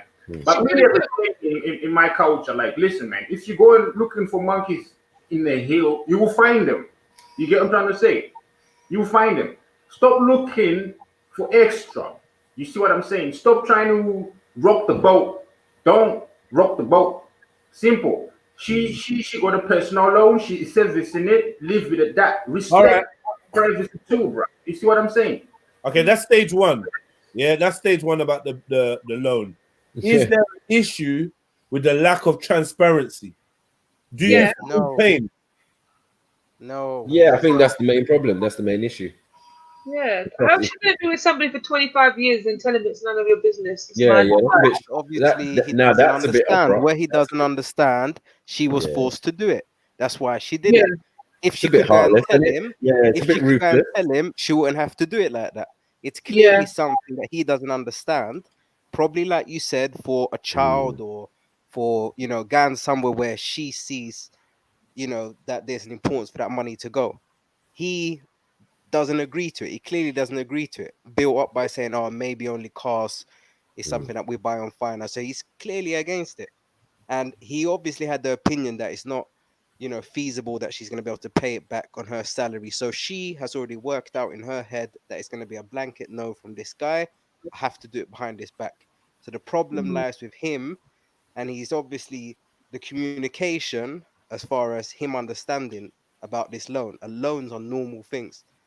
You know what I mean? And that statement that was on the screen as well, just quick, that statement on the screen as well about 6 years, that's a false statement. So you're trying to say to me, if you miss a payment or whatever, you're gonna get that? No. If you fail to what's it called, to pay back the whole amount and you make no communication with them, that's a different thing. But as long as you communicate with loan companies and you tell them what's going on or whatever, it's fine. You can keep them jogging along for a long time. So it's not a big deal. The problem is his understanding from my taking on this. Yeah, I kind of agree. And the thing is, you know what? She might have been caught up with like a Mexican cartel or something. Do you know what I mean? Like Teresa Mendoza. Do you know what I'm saying? Like, could have been one of them things. Not joking. No, I agree. Like, I think their communication needs to be spoken about. I realised what I said. But I think they need to communicate to each other, innit, about their communication, basically, because obviously there's a lack there. Sham's got a point. If she didn't have to do it, she wouldn't have done it behind his back. He's been married 25 years. She's going to know her husband big time. Like, she's going to know him, innit? So she's going to know that either he's going to say yes or no to taking out that loan. I think he's already said no to it. So I think the guy who's, hopefully he's listening, I think it's something you already know about and you've already said no to it. She went in it a few years ago. Maybe. Anyway, I never told you. I wonder what that was, though, man. Well, anyway, man, I feel his uncomfortability because just you know what I mean? Like, I feel his uncomfortability. I'm not gonna lie to you. As I said, there needs to be a big conversation, boy. Get me? Yeah, but freeborn is free, innit? So freeborn's like, nah, fuck that, man. You good? Go ahead, girl. Whatever. Get your money. Yeah, it's your own personal loan. You pay it back, but not out of my shit. Yeah, not out of my shit. Well, no, this is true. You know what? Maybe the husband should just be kind of like, all right, cool. Like, if you're paying it, you're paying it. But we're not paying it. Yeah. Yeah. That's the difference. That's you fair. want to take loans out without me. But if she was doing it already out of you lot's joint account, then there's a problem as well. Like, you can't tell me I can't know. That's not fair. Because we got joint account, obviously. What are you saying about No, joint? he did say he looked at her bank statement. He sneakily looked at her bank. Accidentally. Yeah, accidentally. So it is her bank statement. So Have they got the same name? That's the thing. I don't know how you accidentally opened someone else's letters. I've never done it in my life. No, but it just shows that they don't have to. My mum's been doing it since I was little, innit? Accidentally opening my letters and that. Them ones. You know the ones like, I thought it was mine. Same initial. No, like that's actually a criminal offense. You get me? If anyone is in the wrong here, it's him. So, come on, man. It's not our mail. Yo, our mail. You're supposed to have it, right? For my missus. The time she wasn't feeling so hot and she was staying at her parents' house for a couple of weeks. It's only when she called me up and she's like, yeah, can you open up them letters and read them to me? Right? Then I'll open up them letters and read them to her. Otherwise, I'll just let them pile there. You see what I'm saying? I don't touch, I don't open because they're not addressed to me, bro. Simple. Yeah, like a woman's purse. This is how it is. And like you're saying, personal loan, bruv, you're entitled to do them kind of things, right? But if she is talking about, she took out a personal loan for 10 grand and she disappeared for 6 months, you get what I'm trying to say? Yeah. Now the story to this, like, you know, she went away for 6 months and I don't. All I'm saying is that if we've been together for 25 years, ain't no such thing as personal loans. You ain't got nothing personal. Nothing personal. That's where trust comes in. Well, you know, that's That's where you're supposed to trust somebody. You get me? Oh no, wait, Jedi, wait. Maybe that's how the setup is. That they have a joint account and they have a personal one, and then when they buy their cars according to their careers or whatever, they kind of, that's when they take out loans. Babes, that's all good. Babes, that's all good. Tell me, babes, that's all good. Just tell me what you did with the 10 grand. Yeah. What did you do with it? It's hypothetical right now. No, okay, let's not do that hypothetical, right? Because you guys, you need to perhaps switch it on the other foot. Because because she's a woman, you want to get into a business, right? Now let's say you're the man, right? And the woman comes into your life. You see what I'm saying? Are you going to be telling that woman what's going on in your bank account? No. Listen, wait. The man will say no. After 6 months with a gal, they are listing out everybody in the room. Yeah, I'm with Jedi, Naku, Shani. We don't tell me nothing. After 25 years, if you know women, after 25 years, you ain't taking out a 10 grand loan, and you ain't run it by her already. Nah, maybe. But it's 50-50. You know why I say that? Because I feel that you then become like, like two independent people sometimes in their yard. They got their own careers. I hear all that. That's all good.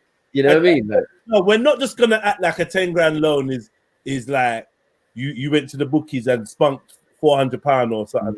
No. Oh, what did you do with that £400? No. We're talking about 10 grand, innit? Yeah.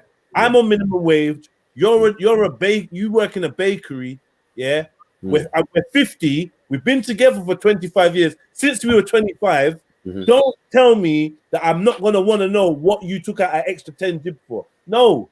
Don't tell me that.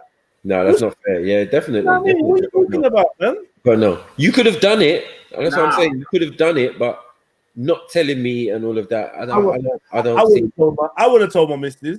And she discovered, even if I never, she discovered later, bruh, you took out 10 grand. Like, wagwan. But I ain't gonna lie, still. I'm gonna get away with just saying, I don't watch that. None of your that's my business still. It's like, if it's not affecting the house, why? Blah blah blah. But most probably, I've got, us, man. We got an answer. What do you think that holiday was? Yes. You get me? What do you think? How do you think I bought the car and maintained the thing when the boiler blew up and shit? Even if it's just I had a one business venture or a one friend that was in trouble or whatever, bro, it's nothing, You know what? Things have been tough, so I've been using the extra money just to kind of back up the monthly, the weekly shop, and you know. You know what, as well? Like, in all fairness, and he didn't say how much was left. If it's not something bookie, she would have said.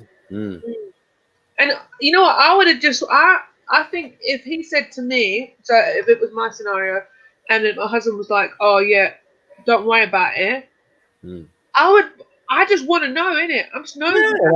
Yeah, I'll be like, well, I'm not going to worry, but let me know what it is, because I want to know. I want to be in on it. Do you know what I mean? I'll be like, are you slipping him back into Black Shani? Are you slipping back into your old ways? What's going on? Talk to me. Talk to me. Yo, but be honest, yeah. But like say like now, Shani, you're a successful businesswoman and that, and you've got your own accounts and your own, you get it. So like even you are with someone, or you know what I mean, you get with someone and it becomes your husband or whatever, you get it. Some things might still remain a little bit private and that, you know. No, I really can't see it, and the reason being. I think 10 grand's worth of privacy though is yeah. That's why I said, look, man. You know what? The money is not a lot. The money is not a lot. It's the attitude. The attitude. Like, your business, man. Like, shut your mouth. If she doesn't coming from a woman, I'm scared. That's fine, right? if the guy had other issues, like you know, like I said, if there was other issues on top of that, you get me? Because it seems it's just one incident, but he's wondering, well, if she's been keeping this away from me, maybe there's 1,000 other things that she is keeping away from me. No, maybe she wanted to help out her mom. You get me? And she didn't want to let you know about it. You see what I'm saying? Maybe it's one of her relatives who got into trouble, and she didn't want you to know about it. Right? So the thing is, when you're looking at your relationship and there's no other problems within your relationship, and it's just this one thing, and then she tells you, yeah, this one thing is a loan I took for myself, I didn't put your name there, it's my bank account. Give the woman some privacy. You understand? Because if there's no other problems there, that's what I'm saying. But if there's other issues, like look, she took out the $10,000 loan and she disappeared for 6 months. You know what I'm saying? But right? you gotta remember, yeah, like can you put yourself in this, yeah? You've come across it. Your wife didn't tell you. She never told him. He happened to find out. So if he never happened to find out, he would have never known. Never known. Yeah, cool. That is totally cool, bro. That's cool unless bailiffs come around the yard. Yeah, then you know, like you gotta say like, you forfeited on your loan. What loan? Oh, babes, don't worry about it. What do you mean don't worry about it? Let's talk about taking up my flat screen TV. Nah, listen, you know how bailiffs work, bro. You know how bailiffs work. You know what I'm saying? Right? You know how bailiffs work. Bailiffs work with names, all right, and addresses, right? And then they when the guy, you could share property because you're a couple, there's whatever liability and all that stuff because she's your next of kin, right? But here's a scenario where she's servicing the loan. There's only 2 years left on paying back the loan, even though she's on minimum wage. You see what I'm saying? All I'm saying No. She's saying that. She's saying that. We gotta separate what she's saying from what is fact. She's saying that, but we're saying it's a 10 grand loan. Yeah, she's still got 10 grand outstanding today. Yeah, you can see she's got 10 grand outstanding. Yeah, and she said it's going to be paid back in 2 years. He's explained their financial situation by saying he's on minimum wage. Over here, I'm not sure what that is. I'm sure it's about £7, £8. And then she's working in a bakery, so she's not going to be too far off that. It's not a lot of money, and like they got pensions and stuff to think about. All right, let's look at it this way. Let's say it's a fresh loan. All right, at 50. Let's say ain't getting no pension at 50. Let's say it's a fresh loan, right? And she wants to surprise him on this. No. I'm saying no. What I'm saying is they got pensions to think about. Right. As in their saving.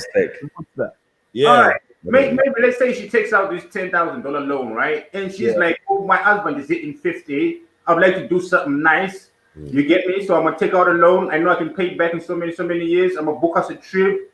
You know, I know he's always wanted to go to Africa on safari and what. I need to organize all this. You get me? And she just needs a little bit of space to sort that out. You get me? Now you're around, you're mixing all that up. You get me? Now you're gonna because let's say it's an immediate loan she just took maybe 3-4 months ago. You see what I'm saying? And she's got plans to be able to travel. But COVID-19 hit, and you know things went astray, and she's like, I've listened. You get me? There's a little things that could be behind her, but all she's asking for is a little bit of space. Like, dude, I ain't cheating. Like you think it's just cheating? No, I ain't. See, now this is where it's turning funny now. No, that is definitely true. We did not add pandemic to it. Wait, though. Yeah. Listen, none of that is a problem, Maku and yeah. I get you. You know, I'm gonna keep bringing you back to the problem. The problem is, he thought, okay, cool, that's all great. You're just doing your thing. Now I've just said to you, yo, babe, what was the 10 grand for? You can give me all of that, or you could say, you know what, I had a nice surprise, or you know what, I just meet. The response was, none of your business. Yeah, wow. Come on, bro. It was harsh. It was harsh. I don't think the response was none of your business. I just think the response was like, listen, don't worry about that. You get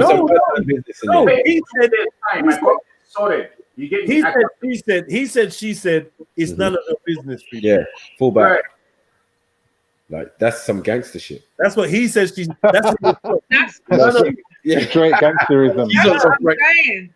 She's on some Frank Lucas thing. Cartels. She's caught up in the cartels, mate. Yeah, she's on some Frank Lucas thing. Like, El wifey. Yeah. yeah, Rashad. It could be a surprise. I hear you. It could be a surprise. All the lovely things. It's all lovely, but when you got asked, make it sound better than. Yeah, make it sound better. It's true. Because now that's gonna make me wanna. You know, he could. It's very mafia-ish. Right. Yeah. Very gangster. Like, true. It was Shani that made the point. Like, raw. You know, like, yeah. And I'm making the point. Like, Shani, you said I was being a bit coarse. Yeah, I think. Yeah, the wife. You know, she said to you. You know, she said to you. You know, when I told you that, like, at some point in my life, like, there was a proper, like, you know, a big change, and I really changed from who I was. So this money goes towards hormones. Oh shit! Oh yeah! You said Jenna.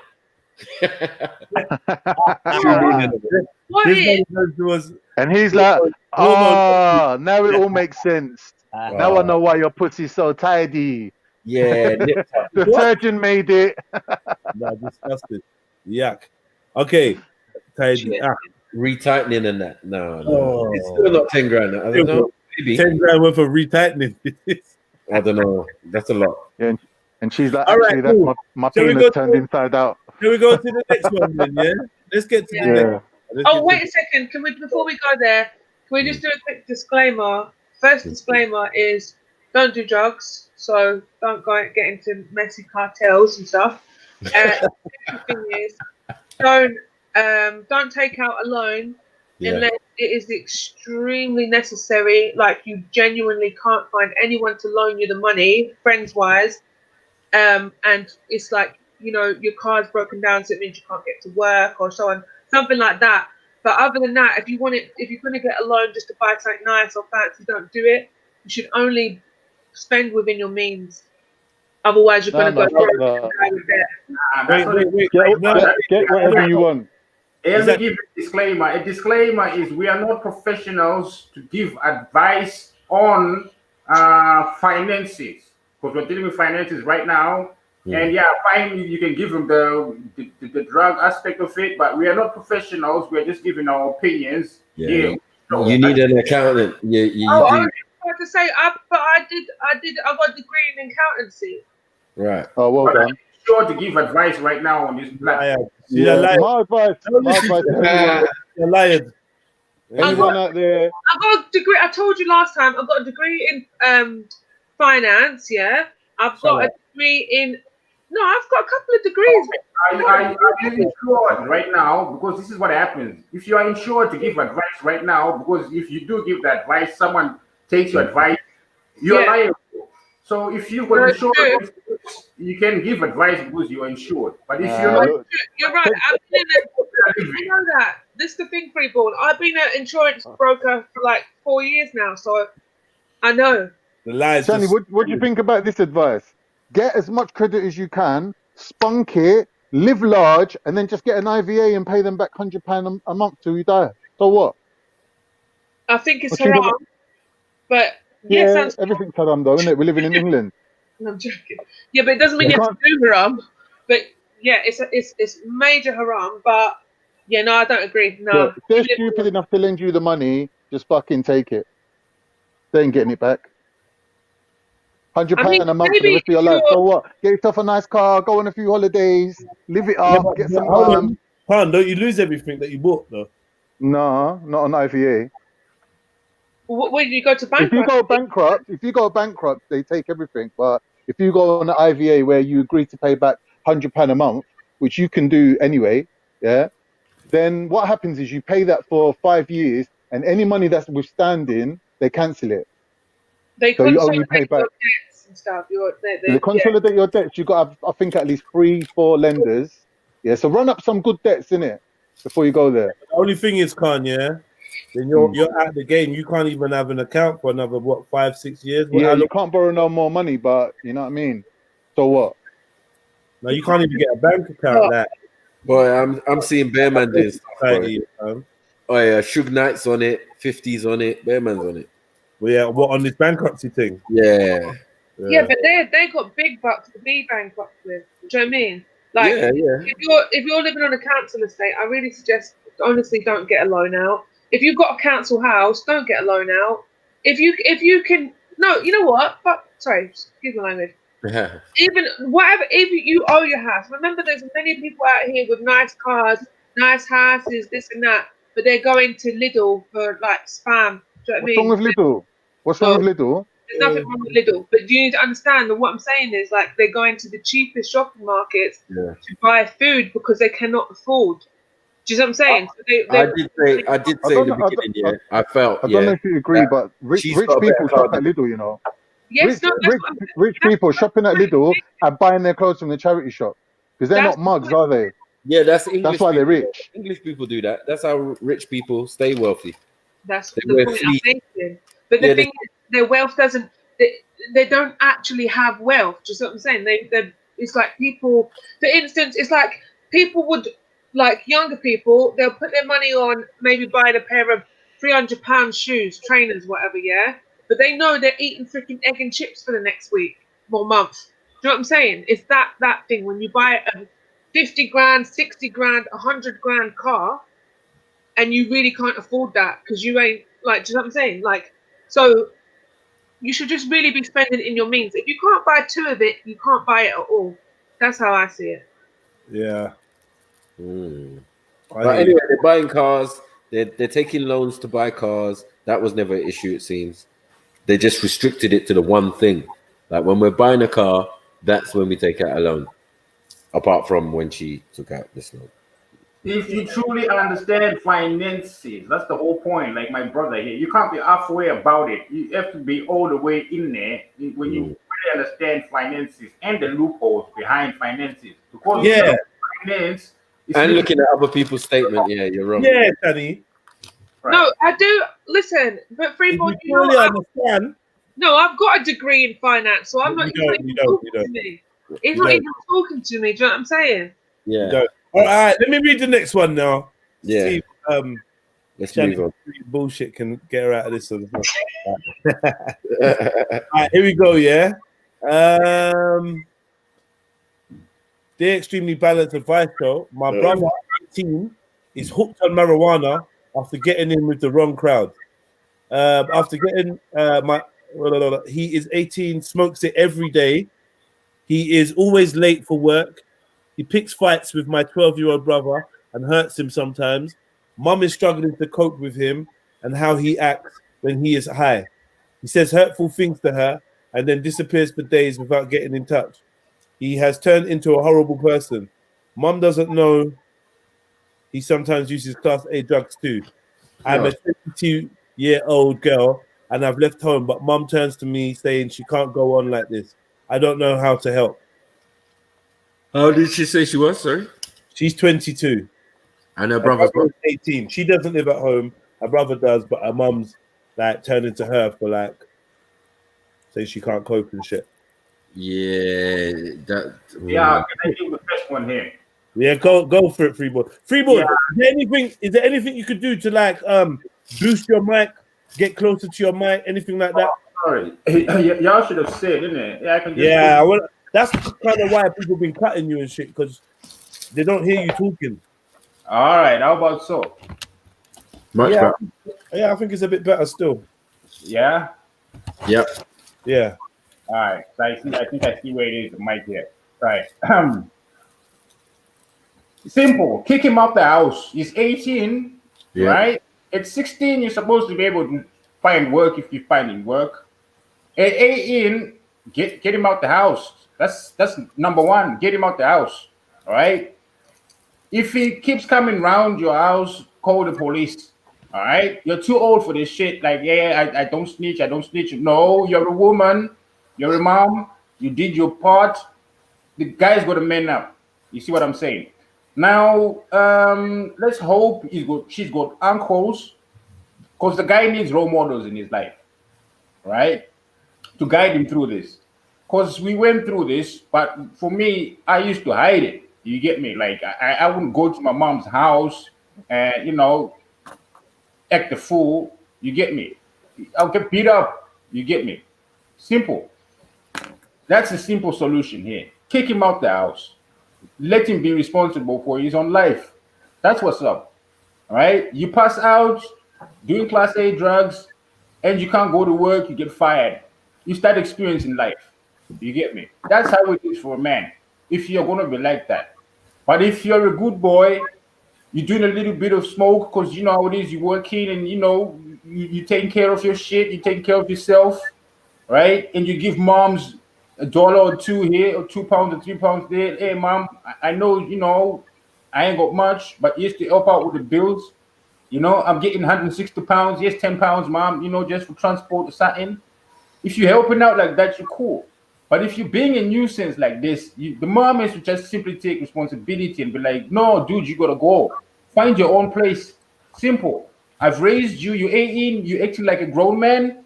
Go do your grown man shit elsewhere. Simple. I don't know what you guys. Yeah. Let me in.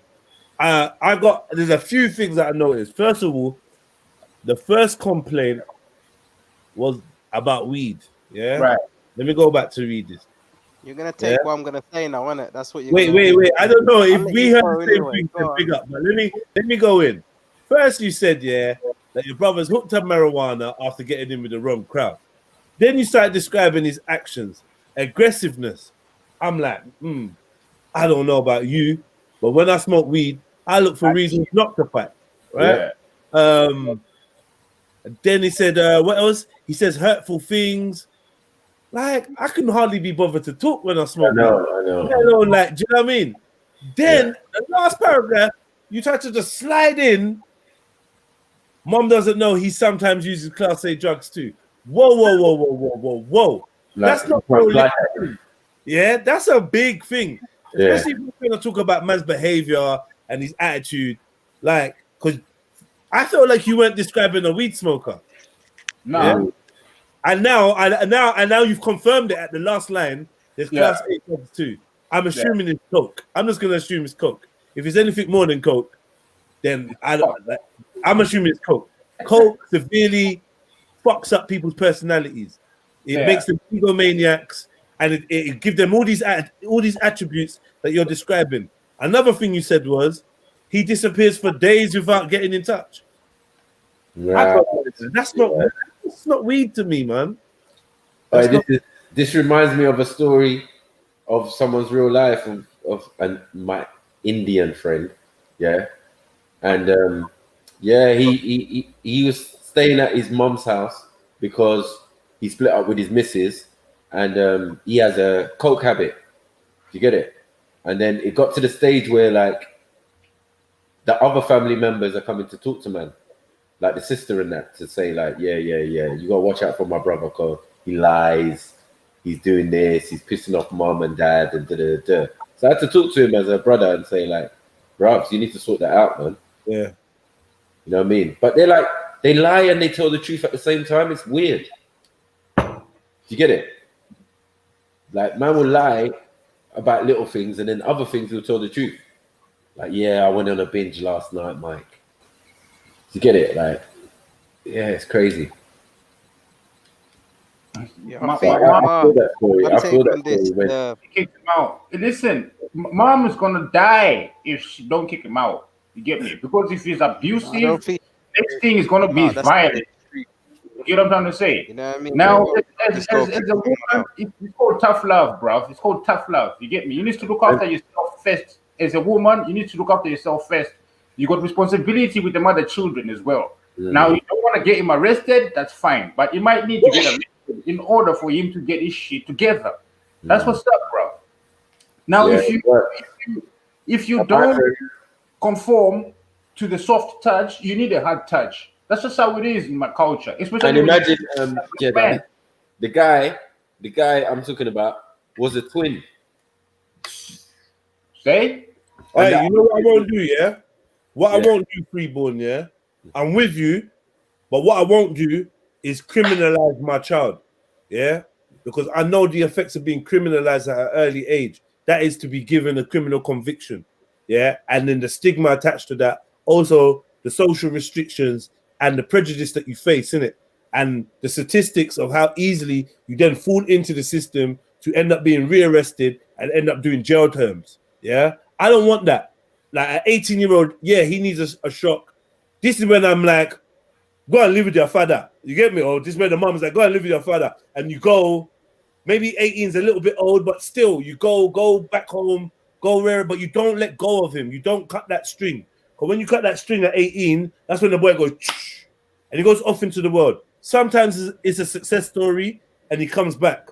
But more often in like these recent times, he's gonna go where everyone else ends up, in the fucking reject bin.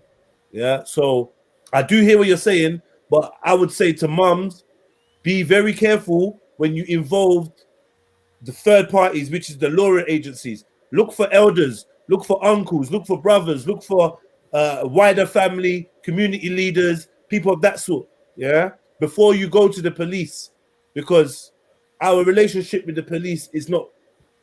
They're not going to step in as loving family members. They're going to step in as objectifying your son as a criminal, and you don't want to be responsible for criminalizing him. Trust me. Like, I've seen too many mums go down that road and then regret it when he actually ends up in the system and then ends up becoming a bad boy. Or even worse, he's not really a bad boy, so he gets devoured by the wolves that you threw him to. Be careful when you call them fucking police, because I've seen too many mums want to take it back. But this time he's already lashed out at officer. Now you want to be like, get off my son. Yeah, remember, they kill black men. They kill people in custody. Don't play with police. Don't play with them, mum. So then what do you do if you've got, how old is he? He's 18 or something, right? Or is that his sister?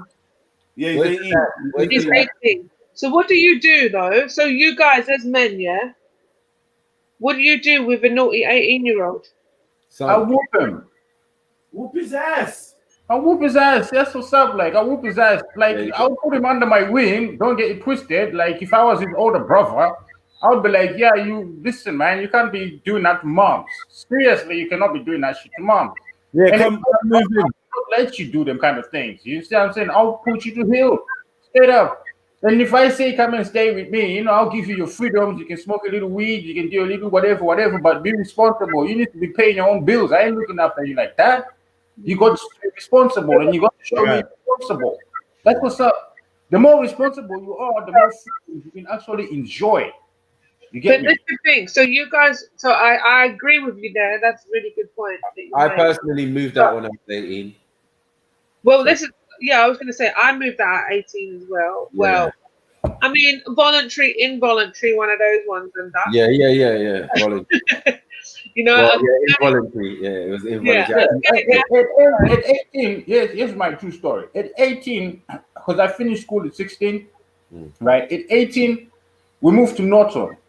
My mom rented out a bar. Before it was a bar, it was a place that sold spare parts for cars. So it was called Bonnet Motors. So she rented the place, took over the place, we turned it into a bar. Now, from the dividends, from the profits, a couple of years working there, ended up being able to buy the place, started making more profits. Moved my family from Norton to Avondale. Good location in Harare. I still stayed in Norton. Got myself a pickup truck, good for business, because that's how I used to go get my beers and shit like that. But I was in an environment where there was a lot of alcohol. I had anything that I wanted to drink, right? But I still was responsible for my family. So this is around 18, 19, to the point where I saved up enough money to end up buying my own ticket to go to the United Kingdom. You see what I'm saying? Because that's responsibility for you there, right? 18, 19. And the thing is, my dad, and you know how it is with African men, they got 2 wives, 3 wives. So my dad is the second wife. So we moved out the house around the time I was 11. Freeborn. They're saying that this guy's 18. Ain't nobody whooping his ass. That's what they're saying. They're saying someone showed me the last time an 18-year-old got beat for real. Yeah. Boy. That's the thing, because if you ain't beating, Not these days. Yeah, not these days. sorry, I was going to say, if he isn't, that's what I was going to say to you after actually. If he isn't used to a beating, how now are you going to beat an 18-year-old man? He's going to be fighting you back and anything. It's going to be a fight. Do you know what I'm saying? The respect level already isn't there, so a beating's not really going to work. It's not going to be scared of a beating. Do you see what I'm saying? Well, maybe not from. No, I mean, none of this story did I hear the dad or any male figure or role model. So trust me on this one, right? Trust me on this one. I'm in my 30s right now, right? I got younger brothers and cousins because in my culture, we don't have that cousin thing that going on there. They all my young brothers, right? Now, some of them do be unruly like that. You get me? Some of them do be unruly like that. But they know me. I don't take shit. You understand? I don't take shit because I whoop them ever since we was growing up. Like even I got an older cousin as well. You know what I'm saying? Like I used to be just a brawler and shit like that. So they know, like, in our culture, that's just how it is. Your parents, before they whoop your young brother, they whoop you for letting your young brother do that kind of shit because you're supposed to be your brother's keeper. You see what I'm saying? So if you as an older brother know that if I'm with my young brother and he gets drunk with his friends and shit like that, I have to make sure he's on point. I can't be like when he comes in. In this scenario, yeah, you're right. In this scenario, though, it's an older sister.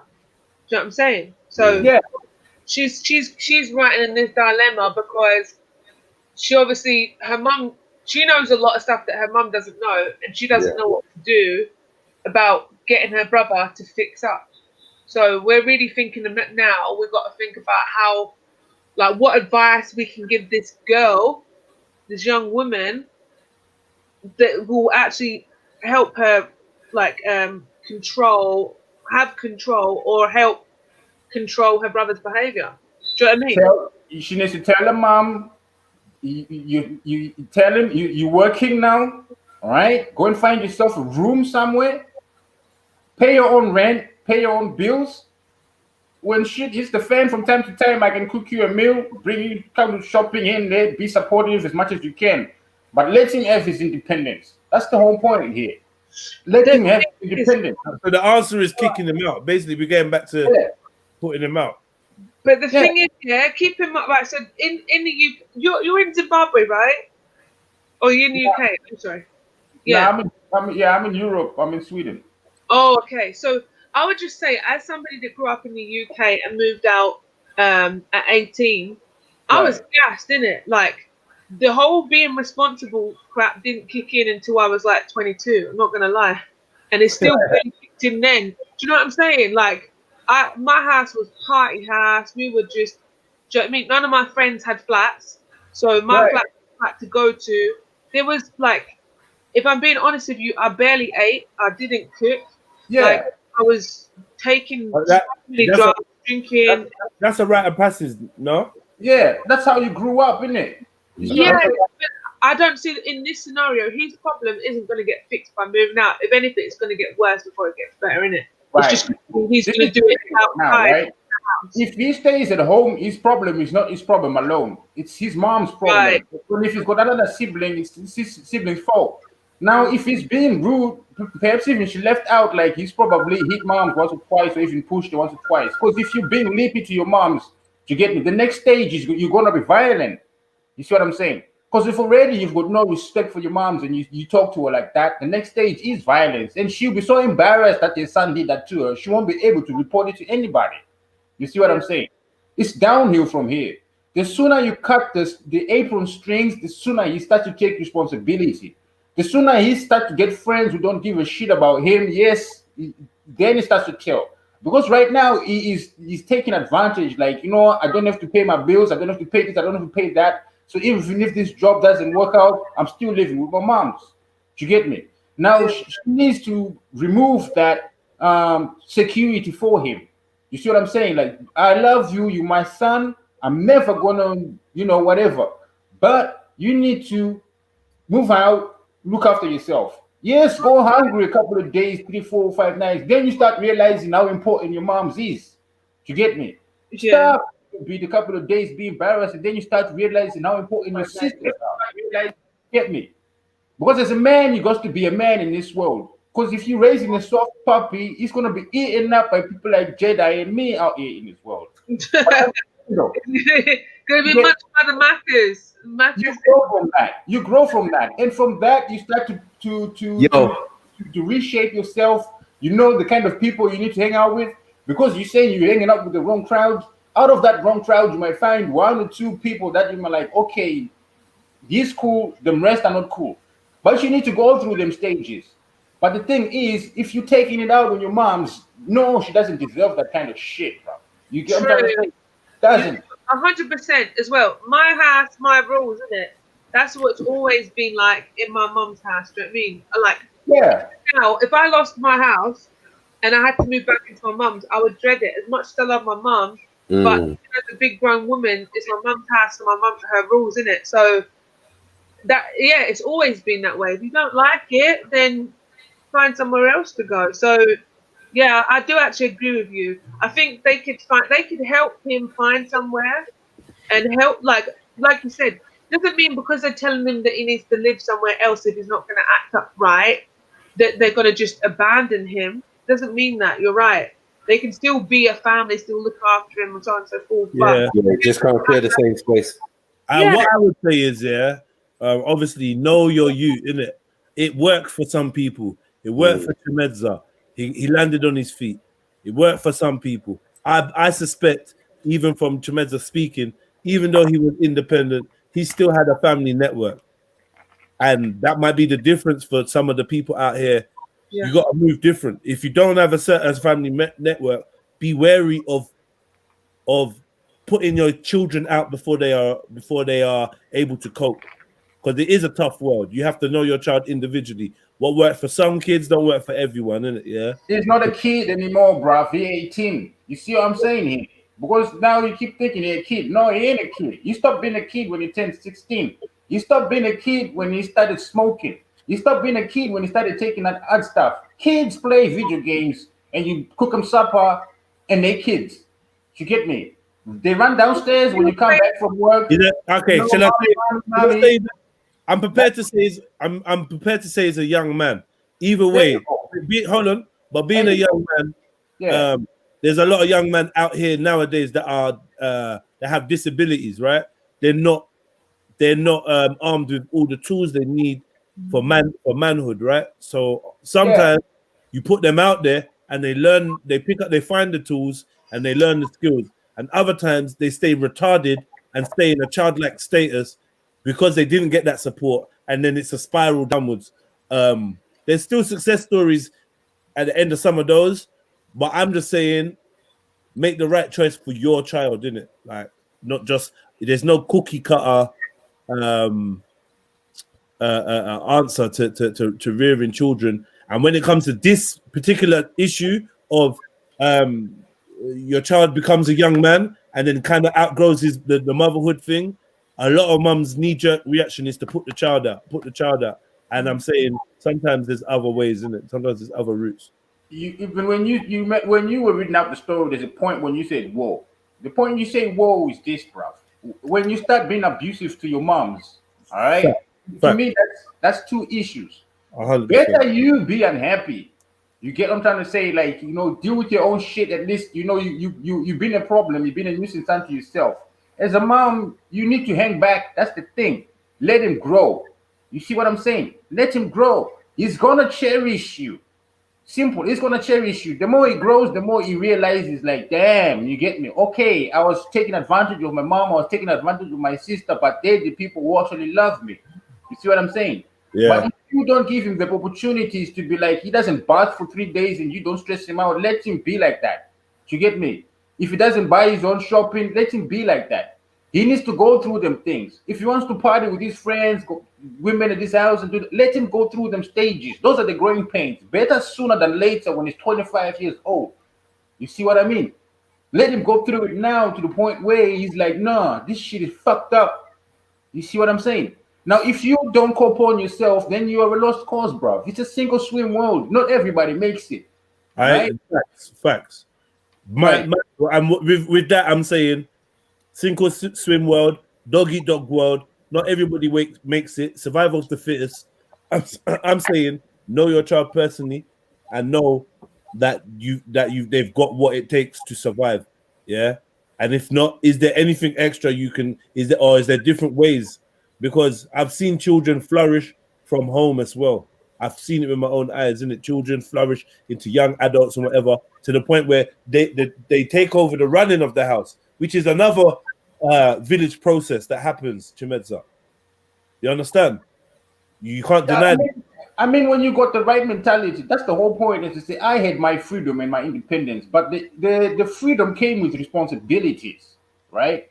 From time I left school and running the bar, right? I wasn't getting just drunk and, whatever, and, getting pissed out of my head all the time. No, I was like, nah, I'm running a business here. I need to be focused. You see what I'm saying? To the point where you're trusted enough, to the point where you grow the business, they see you're doing good, you're doing all right.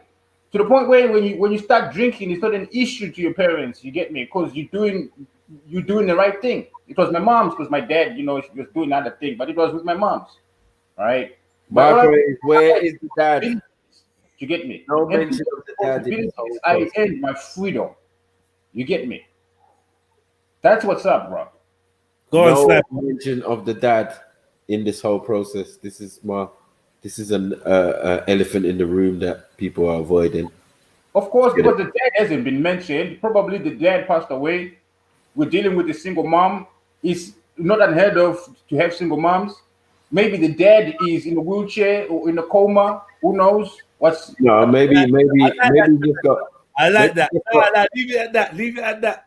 Maybe he's just got a new family. Huh? A new family. Maybe the dad got corona. Allow it, innit? Like, get me? Maybe the dad's just social distancing. Yeah, from time where a young man is abusive to his mom, trust me, he's going to be abusive to women as well, in general, just as a whole. Facts. See what I'm saying? I know a man like that. And she doesn't put a stop to it, right? She's going to set up a precedent. Like, it's all right to be abusive to women, especially if you're abusive to your mom. Because when a woman tries to cancel him out, she's going to be like, you talk to your mom like that? He's like, yeah, that's how I talk to my mom. Even worse, bro. You get me? We don't want the kind of thing there. Let him grow. Let him go. Let him grow. Simple. You be on the sidelines watching for your own sanity, for your own health. You do you. He's 18 now. He's 18. He's a young man. You get me? You got him this far. Lots of them got stepped up along the way. He made it this far. That's what's up, bro. But the attitude that he's got towards his mom is a non-starter. It's a non-issue. We don't even, in my culture, that is the biggest taboo. Like, the whole family will come down and whoop your ass one by one. You get me? Let me have him. Let me have it. Let me have someone will say, let him come and stay 3 days at my place. I'll deal with him for the I next saw 3 him days. out. Yeah. Then the other uncle was like, when you finish with him for 3 days, let him come over to my place for 4 days, please.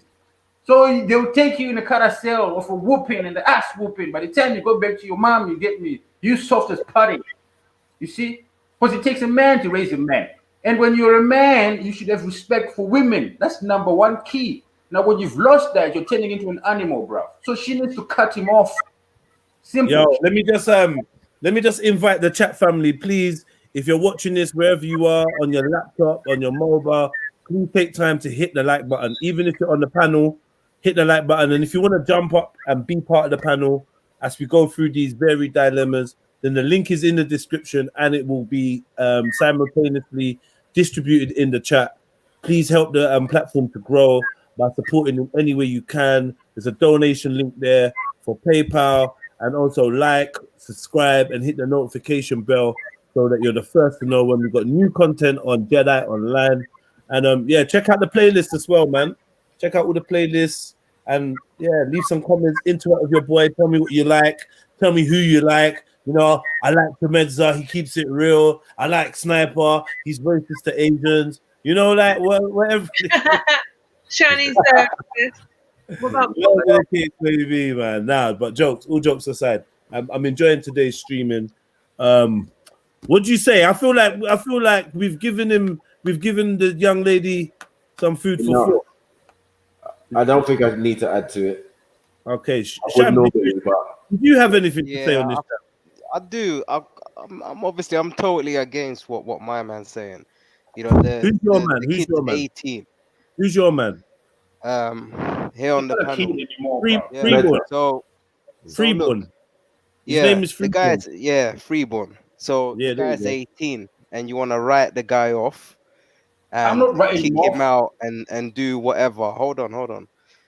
So at this age is a very, very vulnerable age. Yeah.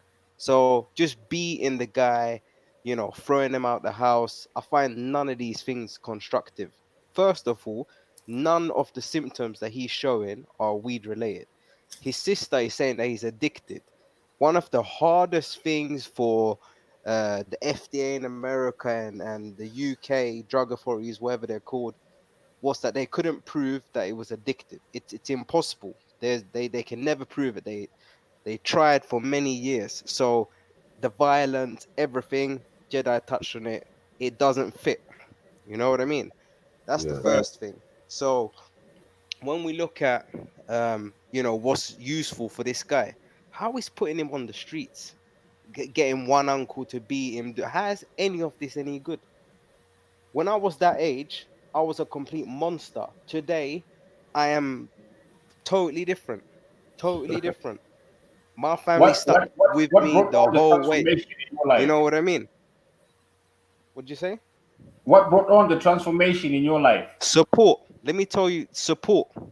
First of all, if I would have been in trouble and with, you know, police and all the rest of it, and I had no family coming to see me being on the other end and all of that, you would have seen a complete different you know, this monster would just have been growing. But no, when was you abusive to your mom? The support, huh? Was you abusive to your moms? Well, I probably wasn't nice to her. The shit that was going on, but I wasn't directly abusive to her. No, but I don't think the things I was doing was a good son, if you put it that way. There's there's that aspect of being a good son, right? Not all of us are 100% perfect. You get me, all right? That's the thing. We could all be better sons. And I'm not talking about kicking them out on the streets. Thing is, you also say wait, hang on. You're not talking about kicking him out on the streets. Am I deaf or something? You've been talking about kicking a man out on the streets and throwing him away for how long? And now you're saying to me you're not talking about kicking him out on the streets. No, it's not going out on the streets. Gone wrong if I've been sitting here listening. Hold on, because I have to explain in it. Because I have to explain when I see you've gotten it wrong, right? So then you can actually tackle it from where I'm actually coming from, right? I've taken into account that he's working and that he's late for work most of the time. He's late for work, but he is working. You see what I'm saying? Now, if he is working, that means he's semi-responsible. He's semi-responsible. He's almost there. So he's not a total loser because he is working. You see what I mean? Now he just needs more responsibility over his own life, right? So kicking him out is to find him his own place, or he finds his own place, a room in a house somewhere where he pays £60 or £70 a week. Do you get me? And he's looking after himself like that. Now, the little money that he's getting, whether it's Class A drugs or just a little bit of marijuana, he has to think twice now. Do I go and buy this shit that gets me high, or do I go and buy food? Do you get what I'm trying to say? That's how you grow up. When hunger hits you because you're high and you wake up one day, that shit changes you. But you need to go through that. You see what I'm saying? You need to go through that, right? Now, I'm not saying kick him out on the streets. No, he's semi-responsible. He's got a job that is good going for him. He's got a little bit of money coming in. But the problem is he's been abusive to his moms. Now, if he wasn't being abusive to his moms and he had these problems, then it's just a simple situation of counseling him. You get what I'm trying to say? It's counseling him, right? The support he needs right now is tough love. Like, no, you can't be around me. You're abusive. And if I let you treat me like a doormat, your mom, how are you going to treat the next woman out there? If I am not going to take it, right? I'm not going to take it from any man, not from my husband, not from you, especially you, my son. Do you get me? Go out there, do your thing. I will help you out as much as I can. Simple. When you're hungry, you can come, you know where your house is. I'll cook you up a good meal, right? And you be on your way, right? You need laundry done from time to time. Mom, I got me dirty clothes. Yes, I can help you out from time to time, but I'm not your maid. That's the thing. I'm saying he needs to take full responsibility of his life at this point in time. He's a young man at this point in time, right? Because most of us around this time, 18, 19, you find out we left home. Because some of us, we went to boarding school for most of our lives. You get me? That's just how it was. So you need to take that responsibility over yourself. That's what I'm saying. I'm not saying kick him out on the streets. No. Let him take responsibility for his life now. Good point. And with that said, let the whooping commence. Yeah, that uncle said no. Stop this softness, you women. You're spoiling the boy now. You're spoiling them. Hey. Anyway, it's discipline, bro. That's what it is. It's discipline. You get me? Because you know what? If she's like, okay, why don't you go and join the military? See how they treat you in the military. You get me? They give fuck that, man. Fuck that military shit. Fuck that, bro. All right. Yo, should we do the next one, yeah? Shani, are you with us? I'm supposed to BRB, but I'm here. Let me just, Hold on. BRB in the R in the MIN.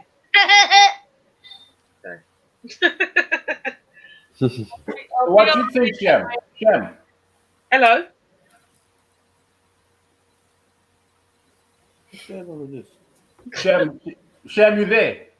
Oh, Sham. Yeah, I'm here. Yeah, you made your point.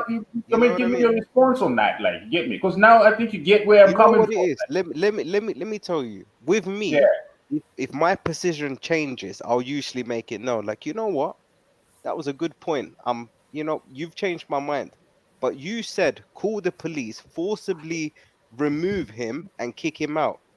But now you've softened it and polished it out. That's fine. Okay, fine. I see where most of the confusion is there. Police coming, removing, kicking out, it sounds very different to what you're saying now. But that's fine. Right? I said it's not. No, but it is violence. Right? If you are a mom, right, and you do kick him out like that, and I said you do kick him out like that, but he keeps coming back and being abusive towards you, right? That's the thing I'm saying. You're a mom. You're a woman, you're a family person. There's no reason for you why you cannot call the police for your own protection. You see what I'm saying? That's what I'm saying is, if he is abusive like that, like, okay, he's now living by himself, but he keeps coming round saying, Mom, give me money, go through a purse, takes a phone, takes all the cash out, and then he goes and buys drugs. Do you get me? She's not there. He comes in, breaks in, takes out the DVD player, the TV, everything. He goes and he sells it. You get me? And he does his drugs, right? Let the system take care of him right there and then. You get me? You need to feel the hands of the system. You see what I'm saying? Right there. Because where we come from culturally, you get your uncles to give you a whooping.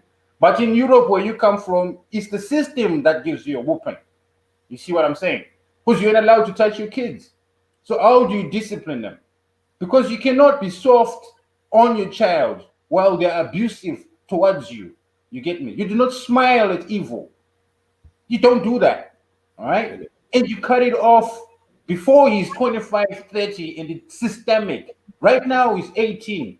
2 years of this life, you readjust, refocus, and rethink about his life before it's too late. Unless you're trying to make a beta male, then that's cool.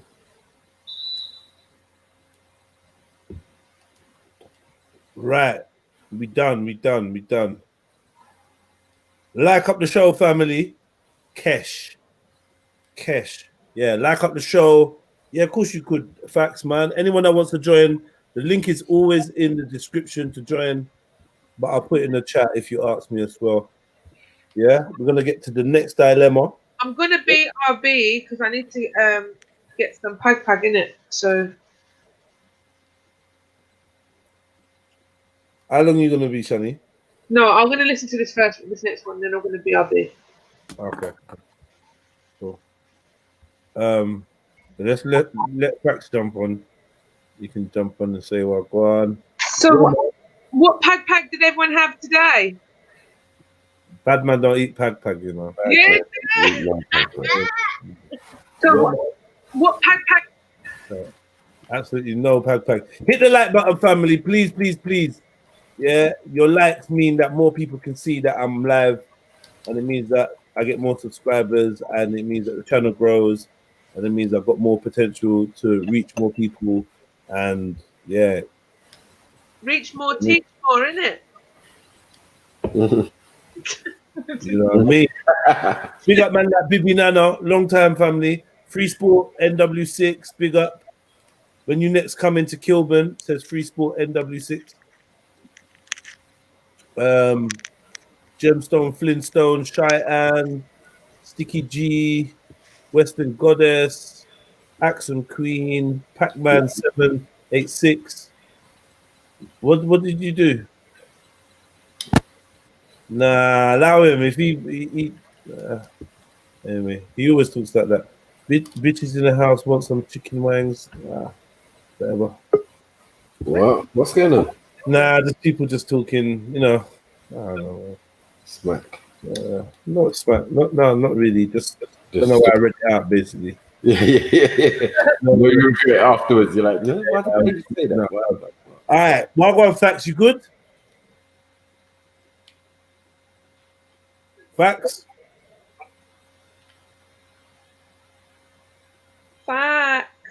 Yo, Facts. All right, cool. Anyone else that wants to jump on? Sorry, can you hear me? Sorry, guys. I apologise. My mic was muted. Hi, Shani. Hi, Jeds. Hi, Maku. Hi, everyone. Salute. Sorry, not Maku. The other gentleman, the guy that was doing his thing, the freeborn. Rolling out that, yeah, the money thing. Freeborn, yeah. Just look at all you got to do is look at the names on the screen. Do you know what I mean? Yeah. Feel free to ask anyone's name. It's How you Freeborn. No, it's because it was the other side, Jedi. I thought it was on the right. It doesn't. My bad. You can't even see my name. That's what I mean. It's yes, it. Please only refer to me as jerk chicken nuggets. Oh no, you're not another chicken nugget. Like, jerk chicken, bit different. oh, of course, yeah. No, that's a big difference. What's that? All right, cool. Yo, Pac-Man, basically. Let me read the next one then. It's a bit different. Dear Extremely Balanced Advice Show, how do I put myself out there and be more fun and interesting? I feel like I have nothing to give the world. I have many interests and hobbies that I'm passionate about. music, photography, martial arts. I have an interesting career ahead. Maritime engineering, working at sea, and naval architecture. Regardless, I feel like I've become the most boring person in the world. I struggle to make conversations about the things I like. I feel like my friendships and relationships are fading away because I have nothing to give and no stories and things to tell. Obviously, conversations aren't about me all the time, and I'm genuinely interested in the other person, whether it was my best friend, family, or a classmate. I have close friends, and we can even talk about very personal things, but something is missing, the casual and fun side of me. I know it might be more about my mental health and well-being. I'm going to get professional help, but I've always been bad at putting myself out there. I want others to see what I really am and not lose potentially important people because I have nothing to give them. Thank you for reading my email. Oh. You need a date on G. I say how I see it. I don't want to try and cash up, but let me try and set a datum line so this lady's got some, you know, which way it should be or not be. Like you got to know like what's right, like who, you know, like just because someone's giving you all nice clothes and buying you all this nice stuff doesn't necessarily mean they like you. I'm just saying. No, I'm laughing at Sham. Sorry, Sham made me laugh because I was watching laugh. Sham's already one step ahead, mate. He's like, that's not gonna happen. But I think we're all confused as to what you're talking about, facts. Well, the way I interpret it is the ladies or the person's like a bit confused about how they want to proceed and get that intimacy or that moment of, you know, what everyone should experience, but they haven't found that yet, and that's what I sort of drew out of it. But. I heard. Wah wah wah wah wah wah wah wah. I'm boring. Wah wah wah wah wah wah wah wah wah wah. I made Charlie Brown or something. Hold on, I almost fell asleep.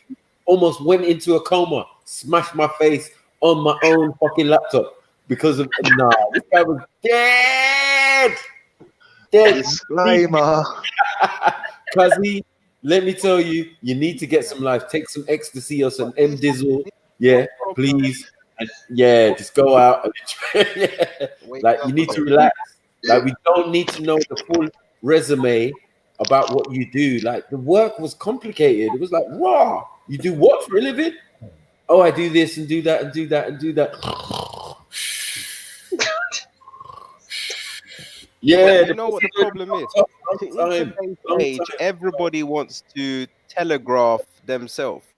Everyone wants to be on show. You got how many different things? You got Instagram, you got TikTok, you got Snapchat. Everyone believes they have to telegraph themselves and be on display. So they've actually got an issue with a problem that don't exist.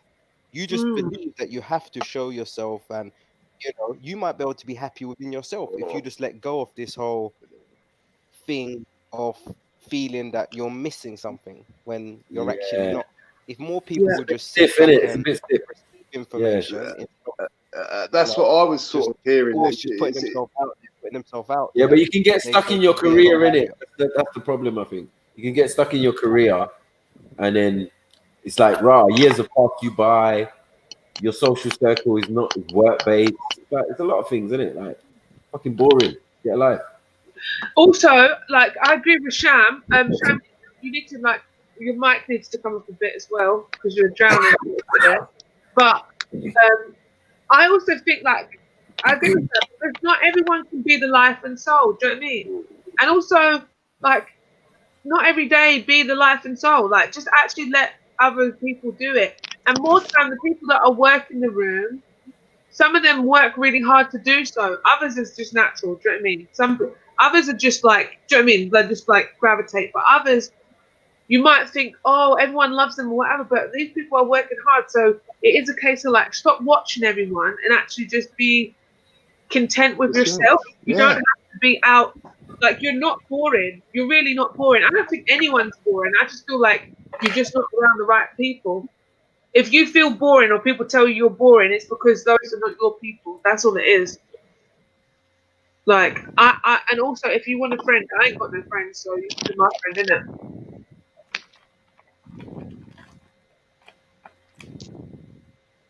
And on that Yeah, the good maritime thing advice, as just well, be I yourself. think, what's it called? If she is, or I don't know if it's a he or she, but if they are working within the maritime industry, I remember I had a friend, he went up in Liverpool and studied some maritime business. He's killing it right now. There's such a big demand for that industry. So just be happy. Really good. How can you be in a good position and not be happy? You got your little karate thing that you do. You know what I mean? It just seemed like the only issue there is that you want to be on display. You want to be qualified by your peers, which is, like I No said, one, it's not believe really me, that important anyway. the other day, all the people that I know, there's not many, there's only been two. It's just like 20 years ago, the money they got, they went clear, like 600 grand, a lot of money back then to sell their company that they built up for 15 years. But they're the most miserable, lonely people. They don't trust anyone. They think everyone's trying to rip them off. It's not. Money's not the. It's not the answer. No, it isn't. I get it. Like, I haven't got any money in it, and I want money, but there's a difference between day-to-day money and having their sort of money. Sorry, I've gone off a bit of a tangent. Yeah, that's a tangent. Sorry, this person has not mentioned money. I don't think. Sorry, said anything like that. No, they haven't. Facts don't know what's going on. That's what's happening here. You don't know what's happening. I must have got the wrong end of the stick there. This person hasn't mentioned money. What do you guys think about the whole going to get professional help? They're going to get professional help. Nah. You're not feeling it? No, I mean, I've done. Remember, for every problem, there's gonna be people wanting to take your money. You know, there's gonna be people out there that want to take your money. If you say you got a problem, there'll be someone out there that will be able to fix it with your money. So, if they feel like they need to go out there to get professional help, they're gonna find it. You know. Yeah, that's it's so one of true. them situations, but and no disrespect, but professionals I know in the NHS capacity and in the private capacity, the amount of times they sleep with their clients just because.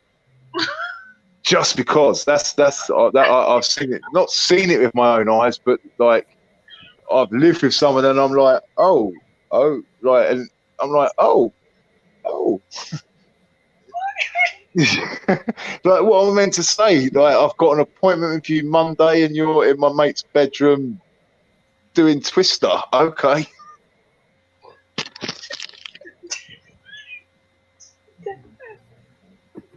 Oh, why would I lie? No. All right. I'm sure not every working professional doesn't breach their code of ethics. However, it does happen. And let me run this one, all right? Let me run this one for you. As a people's person, you get me? Like, growing up around people, like I told you, I worked in the bar. I had to be a people's person, you get me? You learn that. You got prostitutes that come, you know, looking for clients. Before the clients get in there, they usually talking to me behind the bar. I had the VIP section, a lot of prostitutes there also. You know what I'm saying? So just from chilling, hanging around with prostitutes, you get to know the other side of things. You get me? I grew up before I grew up, because, you know, I'm 16, 17, 18, 19, around that period in time. You know, these women are 23, 24, 25, some of them 18, 19, going out with all the men's. The thing is, bruv, when you go out, don't be so self-conscious. Get drunk, you get me? Get fucking wasted. You get me? To the point where you don't give a fuck about shit, right? You can't drive back home, take a fucking taxi.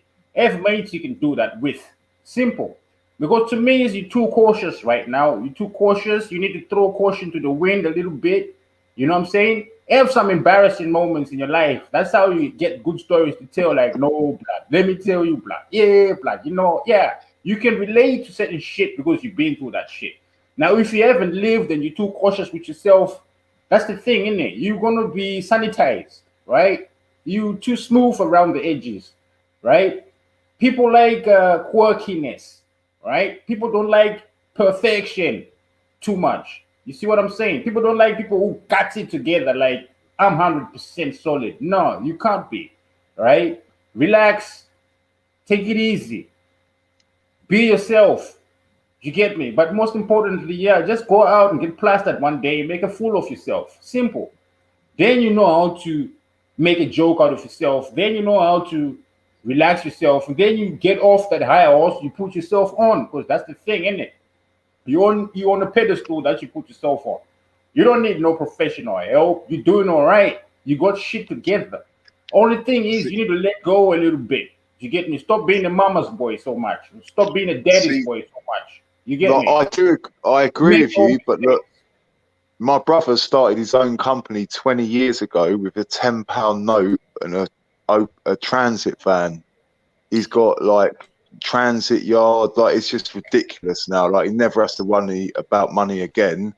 And like what he's had to go through, it's like he can't see it like that. He just can't he doesn't want to help anyone because no one helped him. No one was there for him. So I see what you're saying, but yeah, here what we're dealing with here is not a financial issue. The guy is not broke. The guy is saying I can't put myself out there. You get me? I feel like I'm boring. I feel like I got nothing to say, nothing to add of value. You understand? What is the value in this world is your story. And no one can tell your story like you can tell your story. You understand? But if your story is generic to the point where it's only based on television because you don't go out there and put yourself out there, literally, you've got nothing to say, you have nothing to add because it's generic. But the moment you stop thinking about that and start living your life a little bit, like I'm saying, embarrass yourself once in a while. You get me? Piss on yourself once in a while because you're too drunk to remember that shit. That's what most guys do. I'm not saying do hard drugs, you get me, but bloody hell, we all drink from time to time. Whatever that rope all I'm saying is throw the inhibition away once in a while to the point where you just need to relax, you let go, even if it's embarrassing moments, that's the shit you look back on like, yeah, that was some fucked up shit. And you know what, my brother was worse than me with like every drug and drink under the sun you could mention. Now for his release, he drinks a Red Bull. That's it. Red Bull, and he phones me up and he's like, I'm high. I'm high. I've drunk a Red Bull. I'm like, I love you, my little big brother. We're just so close.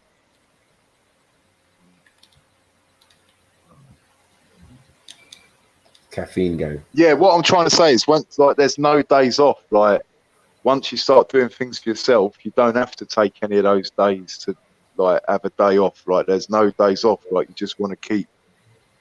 Like I don't know because I've not done it to the consistency as my brother has. So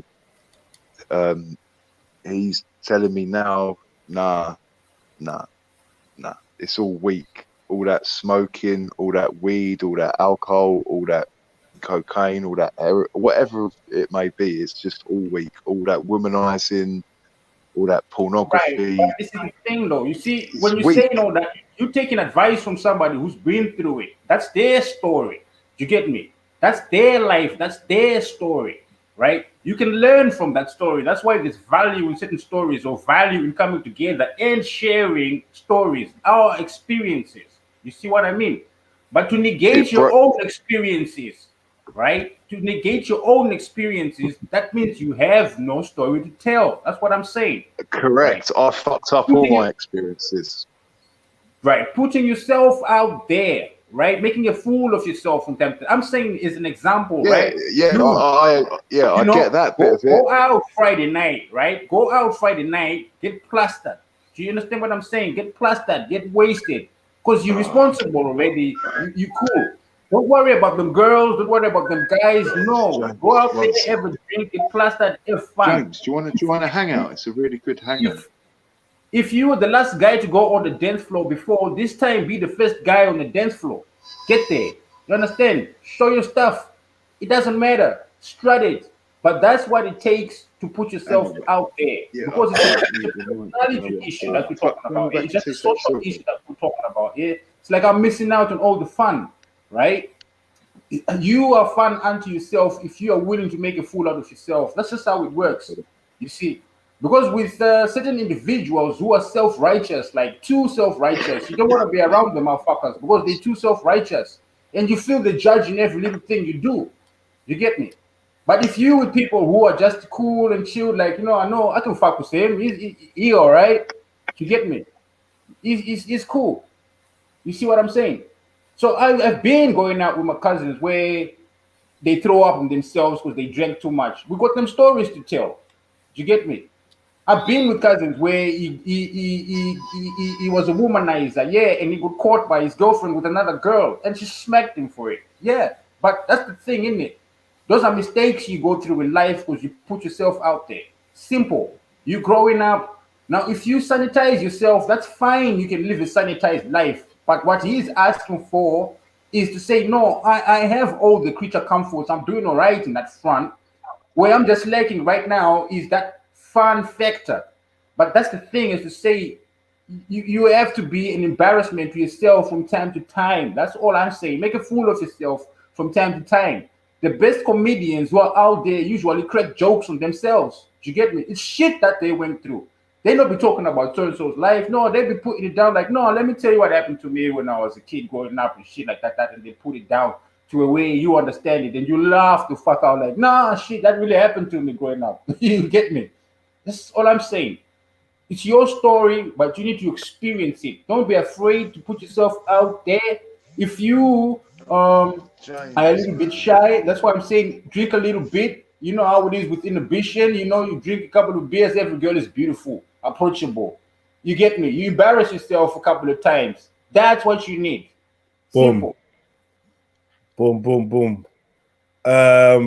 Okay, I'm gonna go to the next one. So that was just basically, did everyone give their answers on that? Yeah, I think so. Yeah. I'm ready for the next one. I'm ready for the next one. All right, cool. Okay. He had to phone on the phone. Dear Extremely Balanced Advice Show, I'm worried my manhood will let me down when I finally have sex with my girlfriend. I cannot get erections as strongly as I used to. I'm 45 and divorced. My girlfriend is great. She's 37. We have been intimate a couple of times, but not gone the whole way yet. It's my birthday in a couple of weeks, and my girlfriend is taking me away. I know she will expect full sex. I was thinking of talking to my doctor and getting some Viagra, but will it help? Yeah. Yeah. Yeah, it does help. It does help. Why? Because I've used it from time to time. Simple. I'm young, but you know, I've tried it, and when I've tried it, I was like, shit, this shit ain't going down. Like, it's not. You know what I'm trying to say? Like, yeah, it stays up. There's no problem in you, you know, being concerned about your manhood and whatnot like that. You know what I'm saying? Nah, bro, you too old for that shit. At your age, you too old for that shit. You get me? That's what's up. You take them pills, bro, it stays up. You hit that thing. Simple. All right? Don't make it happy. That's all I can say. Don't make it happy. Is he gonna have to take pills every time he goes to have sex, though? Now, you see, the thing is, the first time is impressionable most of the time.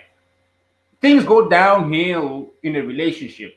You get what I'm trying to say? Everything goes down in a relationship. The frequency, the amount, and all this, it all goes down. But once in a while, yeah, I also take a little bit of it. I've been married now 15, well, not married 15 years, but we've been together 15 years, got a daughter. Sometimes I do get myself a couple of them pills, you get me? Yeah, them blue pills. I pop one or half sometimes, you get me? And yeah, I get the proper thing going on. Because when you drink sometimes and you're drunk and she feels like it, sometimes you ain't feeling it, right? But there's nothing wrong in taking a few supplements to enhance what's already there. That's all I'm saying. Because I've tried that stuff before, bruv. And yeah, it gives you a fucking good hard on, maybe for a good hour or so. You know, you do get a good hard on. That's it. So in the first times of a relationship, she's young, she's this, yeah, give it to her, mate, right? But I'm saying don't make a habit out of it. Simple. It happens as a man sometimes, you know, you hit it 2 minutes, you know, that's how it goes. But you train yourself as a guy as well. Trust me, because if you just come once and then you think it's cool, nah, you should be able to train yourself to come 2, 3 times. Because you come the first time, sometimes it's just 5 minutes. You get me? You're already right. But there's still more in you. You might not feel like it, but trust me, there's still more in you. You know? That's where the romancing comes into play. You get me? The fellatio's, you know, the blowjobs, the licky, the toys, you know what I mean? That's where the romance comes into effect, right? Because for men, it's the physical thing. For women, it's more emotional, believe it or not. It's more psychological for women, believe it or not, right? Because with the woman, you can use a finger, bruv, and she can still get to the place where she needs to get. Because it's more an emotional connection, a psychological connection that women desire. For men, it's just whoop, whoop, whoop, whoop, whoop, like it's machinery. So we kind of fucked up already in our thinking as men. But I understand where you're coming from, my brother. That's what I'm saying. There is no harm in taking to your doctor, because yes, you need to talk to your doctor, because some people with heart conditions and other conditions, shit might affect you. You see what I'm saying? So you need to know that you can actually take this shit and be prepared to go the extra mile, bro. You get me? Because it's in a couple of weeks, start training up a little bit. You get me? Start taking a longer walks, jog here, bit and there. Stamina is the most important thing that you need to be worrying about. Like, you know, do I have the stamina? You get me? Can I go for 30 minutes? And if I go for 30 minutes, can I go an extra 30 minutes? That's the stamina you need, right? The rest of it is psychological, bro. I don't know what you guys have to say about that. Yeah, Sniper, Sham, Shani, what one? I don't think there's nothing wrong with obviously taking something. You know what I mean? There's nothing. I wouldn't be against it if I'm in that position. You know, if it's the case that he feels everything else is good, then yeah, take something. You know, even look into maybe taking steroids to boost your testosterone, whatever the case might be. Speak up for me, please. But, yeah, I would say first, just try natural if you can. You know, because it's not going to get any better, and if you become dependent, obviously on these things, then it might get expensive as well. You know, but yeah, I don't think there's anything wrong with it. I kind of agree on that, and I think it was quite honest as well for him to own up to say that he obviously takes it. Without honesty, other people can't learn. So yeah, go for it. If you feel that's I'm back. What's going on? Help him, then help him. Are we still talking about the same guy, or we moved on? No, we're talking about. Okay, so I'm gonna read it out for you again. Yeah. Okay. Yeah. It goes, dear extremely balanced and fine show. I'm worried my manhood will let me down when I finally have sex with my girlfriend. I cannot get erections as strongly as I used to. I'm 45 and divorced. My girlfriend is great. She's 37. We've been intimate a couple times, but not gone the whole way yet. It's my birthday in a couple weeks. My girlfriend's taking me away. I know she will expect full sex. I was thinking of talking to my doctor and getting some Viagra. but will it help? Nah. Forget all that. What he needs is a shellfish. You need some shellfish. Sachets of espresso. Jungla. So when he drinks the espresso, I'm telling you, his dick is going to go so super hard, and he's going to be able to fuck her for as long as he wants. And he's going to be so pissed because after, she's going to know that you took something because you're still going to have a boner. So no matter what you think, bro, yeah, there's remedies other than Viagra that you can take that will do you some good. You get it? Yeah, man. Yeah, we gotta explore exercise. We gotta explore. Are you overweight? Do you drink? Do you smoke? Do you do them excessively? Do you exercise? What's your mental diet? Yeah, of course. Do you have any other medical issues? Because it could be a symptom of some other medical shit. Yeah, of course, BB. No, I don't what. I've tried these things out. Like, I don't like. My brother's more of a person who's like stud 100, Spanish fly, all of that. I never used any of them artificial things. No Viagra, nothing. You get it?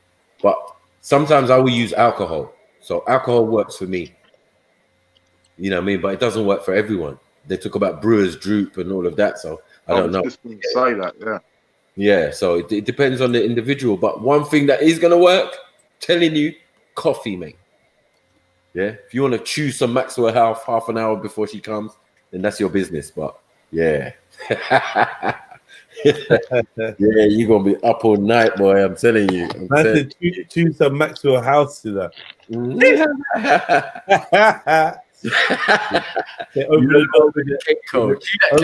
Open the breath with the Nescafe breath. Yeah, no, wash it down with some Coca-Cola, like even more caffeine on caffeine.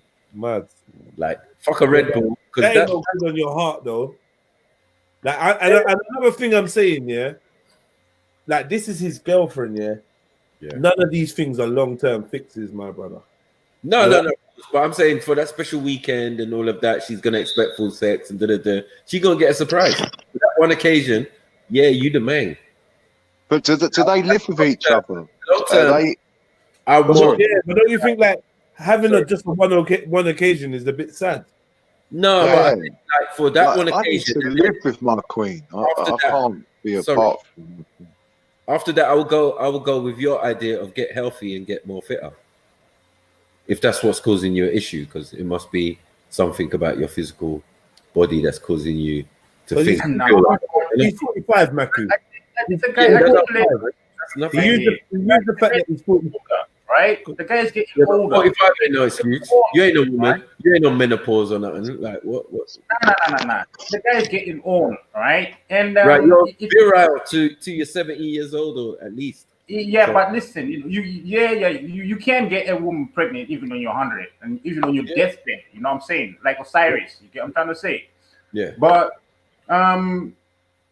the thing is, he's saying it's like it's a deterioration thing, you know, like a performance thing, like, you know, like what 15 years ago, right? I was on point, right? That's what he's saying. Like, no, 15 years ago I was on point, but I'm getting on, guys. You see what I'm saying? I ain't as fit as I was. That's just natural progression of life. Simple. You get me? You get older. Certain things, you know, they lose depending on how you look after yourself. Right? Get healthy. It must be something, as you said. You're not no spring chicken, but then get healthy.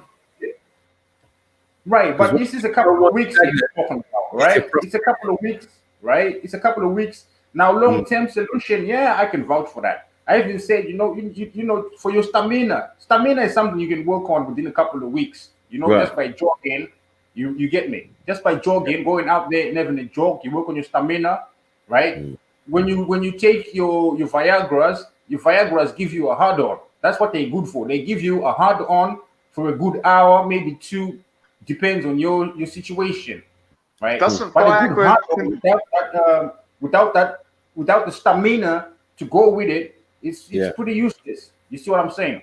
So well, I was you gonna need to work your stamina a little bit, right? And then you go and get yourself sorted from the doctors nicely, your prescription. give your woman a good time, right? That's just how it is. Give your woman a good time. It's your birthday, her birthday, whatever it is, give her a good time. Now, if the relationship is to grow, is 15 years from now, she's gonna be understanding, like, yeah, you know, listen, that's just how it is. Keep going.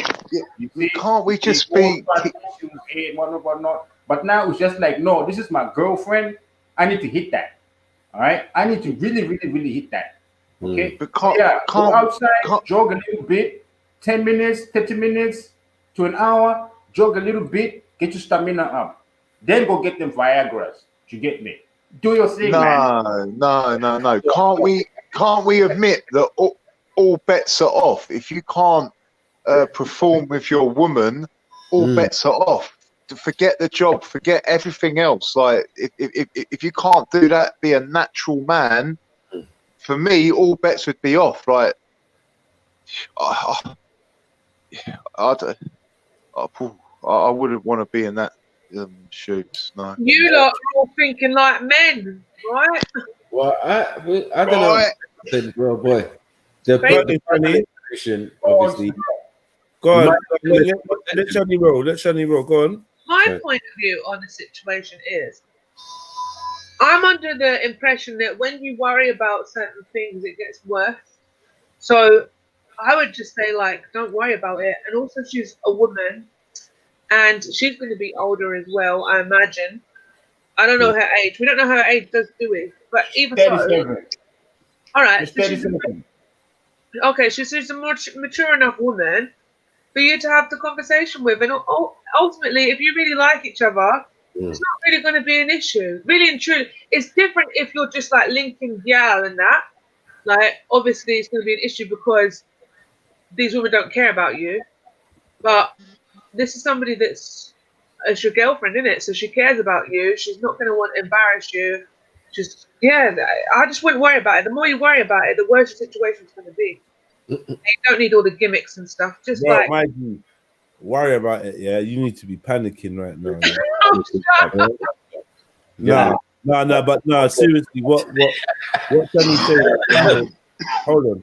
Yeah. What Shani's saying is a real thing. Because obviously, stress is not going to help your performance. I do hear what Freeborn is saying about the whole Viagra thing and that. Yeah. It's just a bit of North, bro. You get me? Wait,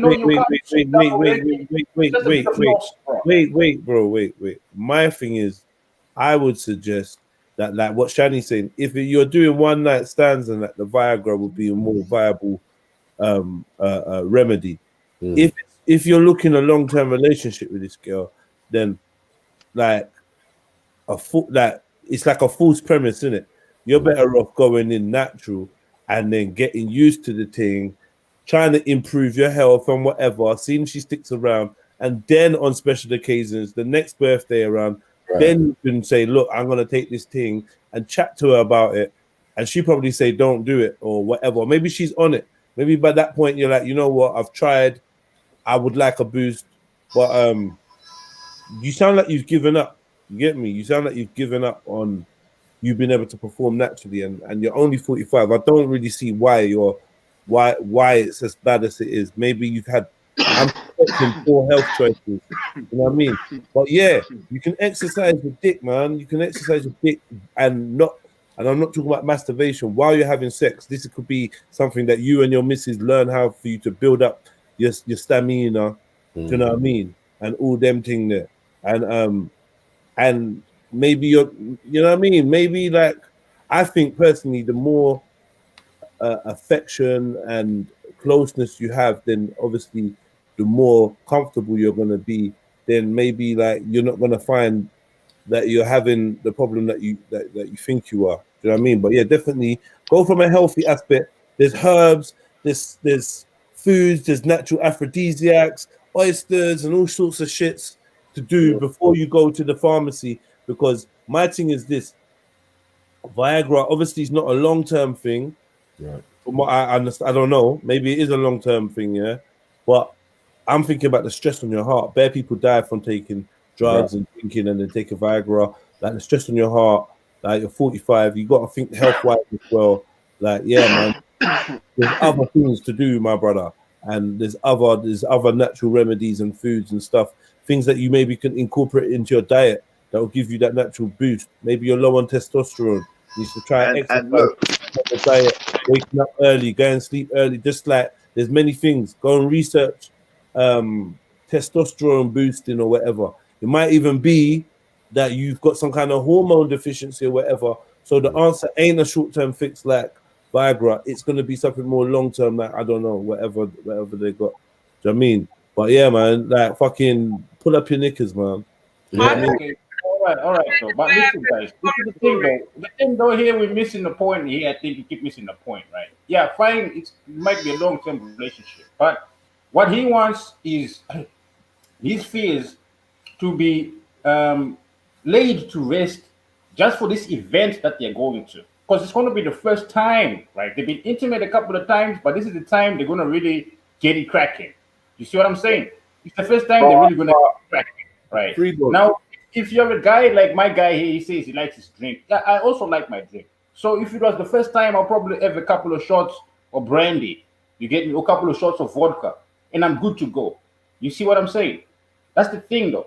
But from time to time, as a married man, yeah, I do take it just from time to time, like, you know, because I know how it works, because I've experimented with it. The time I experimented with it was a friend of mine actually gave it to me. Like, you ever tried it before? I'm like, no, I don't need it. It's like, I know you don't need it, but if you ever tried it before, and I'm like, no, it's like, oh, just give it a go. I did give it a go, and I was like, damn, it's like, whoa, I'm supercharged. You get me? That's how I felt. Like, damn, I could do all of y'all right now. You get me? That's how I felt. Right now, for aphrodisiacs, this is the thing, though. I'm not denying that that's the route to go, because as Africans growing up, actually, there's aphrodisiacs we are taught about growing up. You know, like certain roots, certain herbs that you can chew as a man growing up, even to get a bigger something for yourself. You get me? There's certain roots you can chew as a young boy growing up, but when you're a certain age, it doesn't work anymore. But yeah, there's aphrodisiacs that men take when they go to the bar. You get me? There's these women that come with these packets, right? These women or these older men, they come with these sachets. You buy a little sachet, you mix it with your, you know, your cow's feet. Usually that's where we put it in mazondo. When they boil those cow's feet, everything, there's that thick sauce in there. That's where we usually put that stuff in there, right? And also, women are also told by their aunties, and if they got good aunties, right? What we call muchetura, how to actually concoct that stuff for your man. If you feel yourself like the performance is going down, you need a bit more. You don't even need to tell your man. That's how bad it is. You get me? You go get that stuff from your auntie, put that in the food. You cook up the right something for him. Yeah. A little bit of Bill Cosby. Get me? Nah, it's not that though. It's food, isn't it? Yeah, but look, the way I see it is. Sorry, I was just gonna say, like, I actually heard about that. My auntie was telling me how, like, jellied eel, a little bit of kipper and that. That's the trick, isn't it? Bit of jellied eel mash. I like jelly deals and kipper as well. My dad loves. But look, the way I see it is the truth or the easy option. The easy option is all the potions. Like, so before you know it, you'll be mixing Viagra and cocaine together and sniffing it, or you'll be doing all these potions, cropping up fish bones and doing this, that, and the third. Or you could tell your truth to the woman you love and say, do you know what? I love you so much, and this is where I'm at, and I don't want it to be like this, but this is where we're at. Like, let's do this together and work through this together. And if he knows her, why is he assuming that she's gonna want some marathon? Like, some women only are satisfied with a couple minutes. They'll tell you straight, like, I don't need all that pumpy 4 hours, 5 hours. Breaks and adverts and all that. You're talking 30 minutes here. Like, probably the guy can't even go 5 minutes. You get me? Yeah, that's what I'm trying to say. So some women are happy. Keep it out for more than 5 minutes.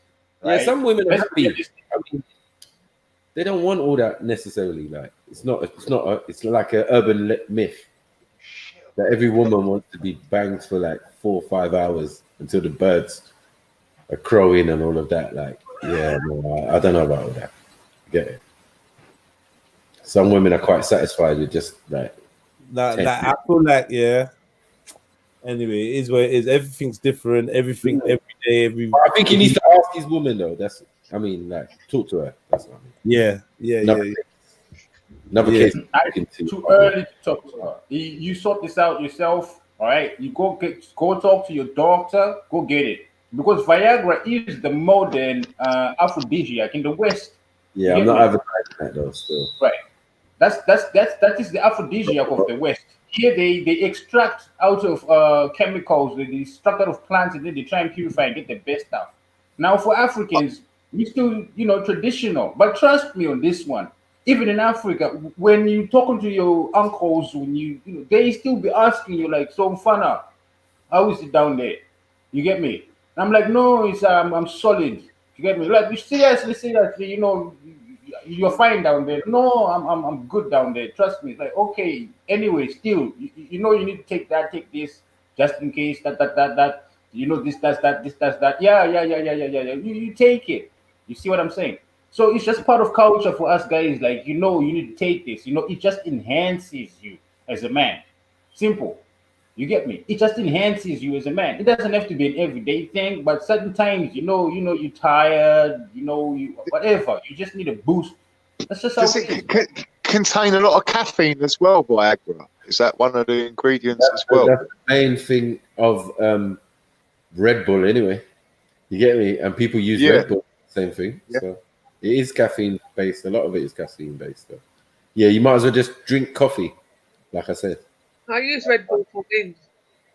You know what I mean? Choose some nuts to a house. Yeah, just don't do it too often because, obviously, coffee's not good for you. So, you know what I mean? As I said, for a special occasion like that, you know what I mean? That's if she wants that 2-3 hour thing. So my friend told me a few years ago, that his mate spiked him with a Viagra before on a night out. Don't know why he did that. It's a bit weird, isn't it?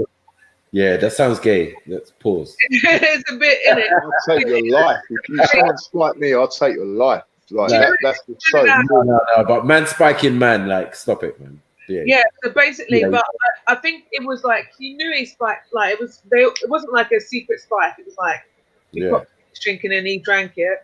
Anyway, 2-2s now. Just want to say that. He ended up having it worked.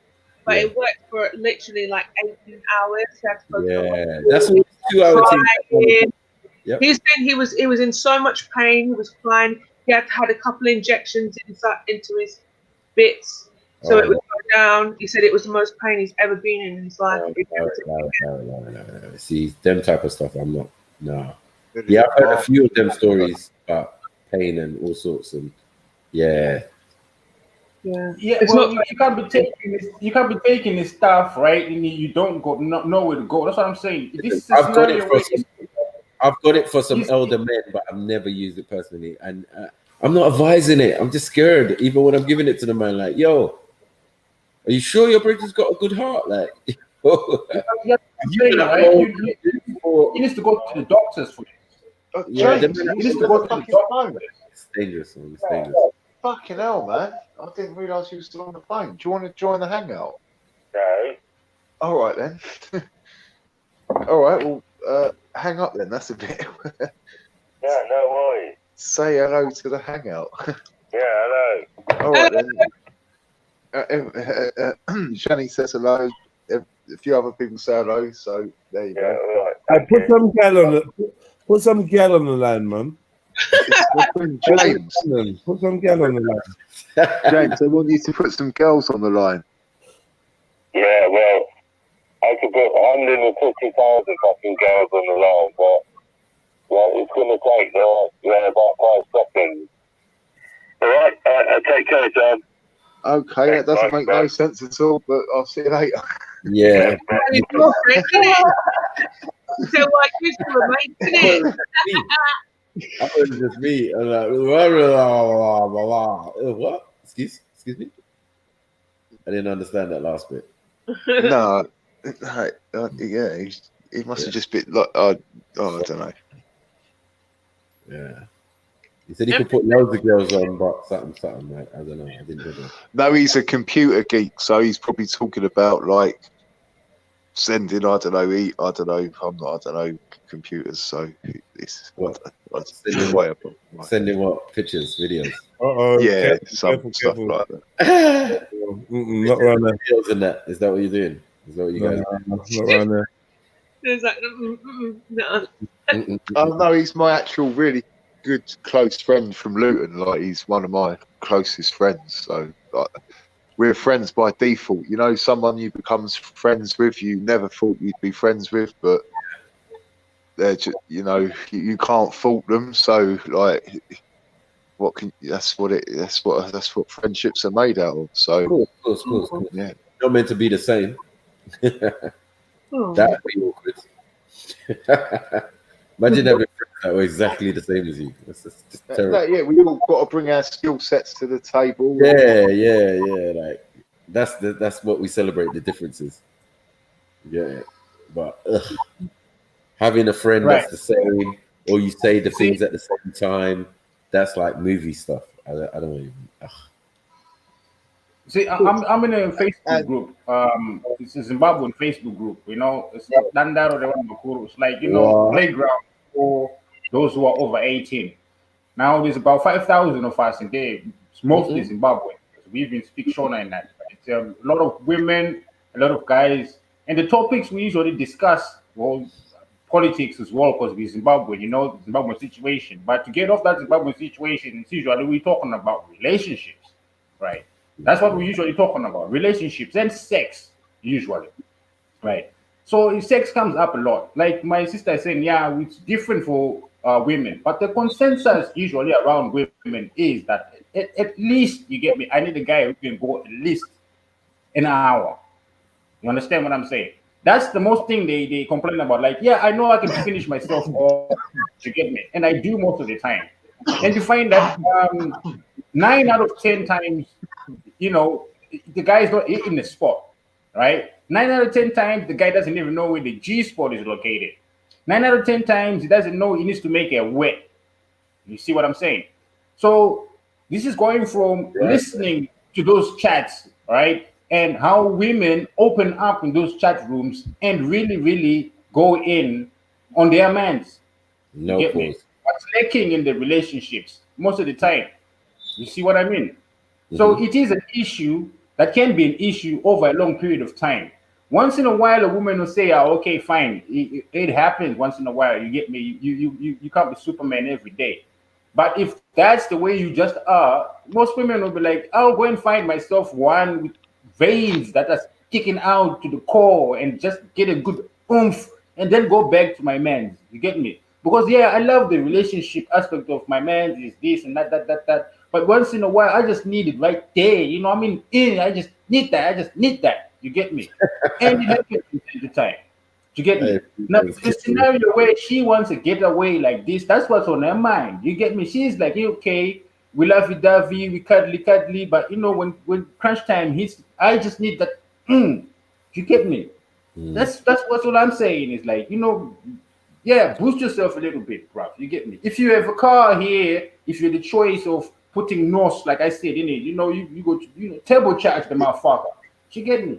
That's all. But you look, you stay that, yeah. But then when you go out and you've got the veins bulging out your neck and you've got loads of incoming from other women, then you're going to get incoming from your woman. So every man's got his different skill sets, and I get what you're saying. Like, it makes sense, but like, as long as you've got good people around you and you can hold your own in other areas, you can just as well as the man bulging with the veins in his neck. He might have it easier in other areas, but you know, he might not have it as easy in other areas. No, I hear you. I'm just trying to look after my man's here. You get me? That's all. I just want to look after my man's. I need to make sure he's prepared. You get me? Right? I need to make sure he's prepared. He's going. He's got his B game. You see what I'm saying? Even if you have to take half a pill, bro, you don't have to take the whole thing. Like, that's how I found out. Like, with me, like, I don't need the whole pill. You get me? Just half of it sometimes. Even just buy a little bit of it. You get me? It changes. Or something. Smash the like button, family. Don't forget to donate to the PayPal to support the stream. I think we're gonna get on to the next one. Yeah, man, there was some good advice there. Like I said, it's extremely balanced. One man saying do press ups, take herbs. Next man saying go for the Viagra. Sister saying like, yeah, like don't worry about none of it. Just go in there floppy. I'm like a dead fish. That might have been Took your way out of the pussy. That's what you got to do. Took your way out of the pussy. Man, you get me? And yeah, Fax is like on his own thing. Fax is getting, Fax is getting a man to jump on speakerphone. Yeah. I had a +1 that I didn't even know about, but like, All right. Yeah, man. Big up Queen. Big up. Old tight Cheyenne. Old tight Western Goddess. Empress Becca. Empress Beggar. Empress Becca. That's a good one, isn't it? Actually goes well as well. That's I almost believed it. Like, who's she? I was there with it. Like, who's she? Oh, sorry,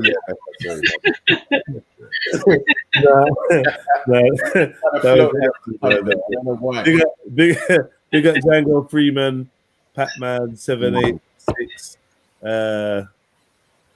Who else is in the building? Kemo, me. Raw Beats, big up yourself. Grant, Bibi Nana, come on. Yeah, man. Generals in the building, Virgin Olive Oil. Oi. Yeah, man. And who else ain't said nothing for like 20 minutes? So type something in it if you want to get shout out. Yeah, man. Carnito, big up yourself. R1NN, big up your chest as well. Yes, big up yourself. Bless Ashley. Where's Ashley? Who's Ashley? Which one? Oh, who is Ashley? What, with a 6, Ashley? I see someone say bless Ashley. Red 6, Ashley. Red 6. No. What? Avatar, Red 6, Ashley. No. I don't in the comments. I don't see that Red 6, Ashley. No, a different guy then. No. What? I'm leaving it alone. I'm not getting it. Can you see Ashley in the chat? Maybe Paul Beats' name is Ashley. No, I can't even see the chat. Like, don't even get me started. If I turn my other phone on, I probably can. But... Oh, Django Freeman's name's Ashley. Who? Django Freeman. Oh, okay. Django Fool is Ashley. Oh, Django Freeman is Ashley. You are right, Shani, but that's not what I meant. There's another guy called Ashley. Hey, no, because our Ashley Jedi surname is Freeman. This is a different Ashley, though. No, but our Ashley's name is that Ashley in the picture? Yeah, Shani's right there, but this is a different Ashley. Is that Ashley in the picture? Oh, walk on. Big up, man. Big up, big up. Is it our Ashley? Yeah, I think so. Yeah, that's what I was thinking. Yeah, man. Well, yeah, he is a Freeman, so it makes sense. Yeah, and man. To spin on the joke as well, Django, you know, you feel like Django, and that, I get it. Freeman is his surname. Yeah, it makes sense. Oh, you binding that man's surname for him? Huh? Binding that his surname for? His whole he made a point of it, trust me. Oh, there's a stream. Oh, Jedi, there's a stream where we got that work in it. I think when Born Rich was talking about Americans and all of this type of stuff. And he says he don't abide by the rules and that because he's a free man. That's his surname. So something about getting sold out or something anyway. I can't remember. Yeah, man. Dope, man. Big up, man. Long time no see, man. Big up. Yeah. Big up. See, there's a link. Boy. One thing I wanted to say, is it not true that Ashley warned us that something was going to happen? Or has everyone just conveniently forgot? Ooh. Yeah. That Ashley said, yeah, something big is going to happen. I don't know what it is, but and then two twos. Wait, is that Ashley, the girlfriend who was naked, Ashley? Yeah. Is that Django? Yeah. Oh, that's been a long time, Ashley. Oh, wow. Big up Ash. But yeah, that's one thing I did want to say. I wanted to say that, yeah, definitely, yeah, he was like on point, definitely with that. That something was gonna happen. You get it? You couldn't exactly say, but you know. People are looking at, man. I think I'm lost. I think Corona. No, yeah, because he's military, innit? Or ex-military. So yeah, then when they get different info, basically. How long did you live in Canada, Shani, for? I never lived in Canada, but that's interesting. Why have you got that accent? I mean, I know I must have misheard you. I know you lived in Scotland, and then where else before that? That's an Aussie accent. Toronto, Canada, no? No, my nan's Australian. I spent a lot of time ago when I was little. So yeah, but London really in Scotland. I don't know. I can hear a little Aussie. I can hear a little Aussie twang. I personally, I think. No, look, Canada's no joke. Like I thought it was like all rural fucking like fishing and like all snow and pine trees. No. Anyway, I'm scared to go Australia because the 10 most deadliest things in the world live in Australia. So you know, yeah. I'm out. Black Widow, yeah, Black Widow. You get me? Racism, anything else, I can deal with. Yeah, but yeah, none of these funny insects, crocodiles, anything, kangaroos that'll be punching you up. Just not feeling it.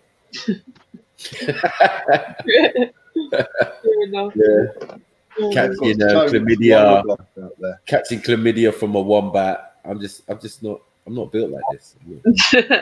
It's the koalas. They have a koala, yeah, or whichever one. Yeah, I'm just not in it. I look.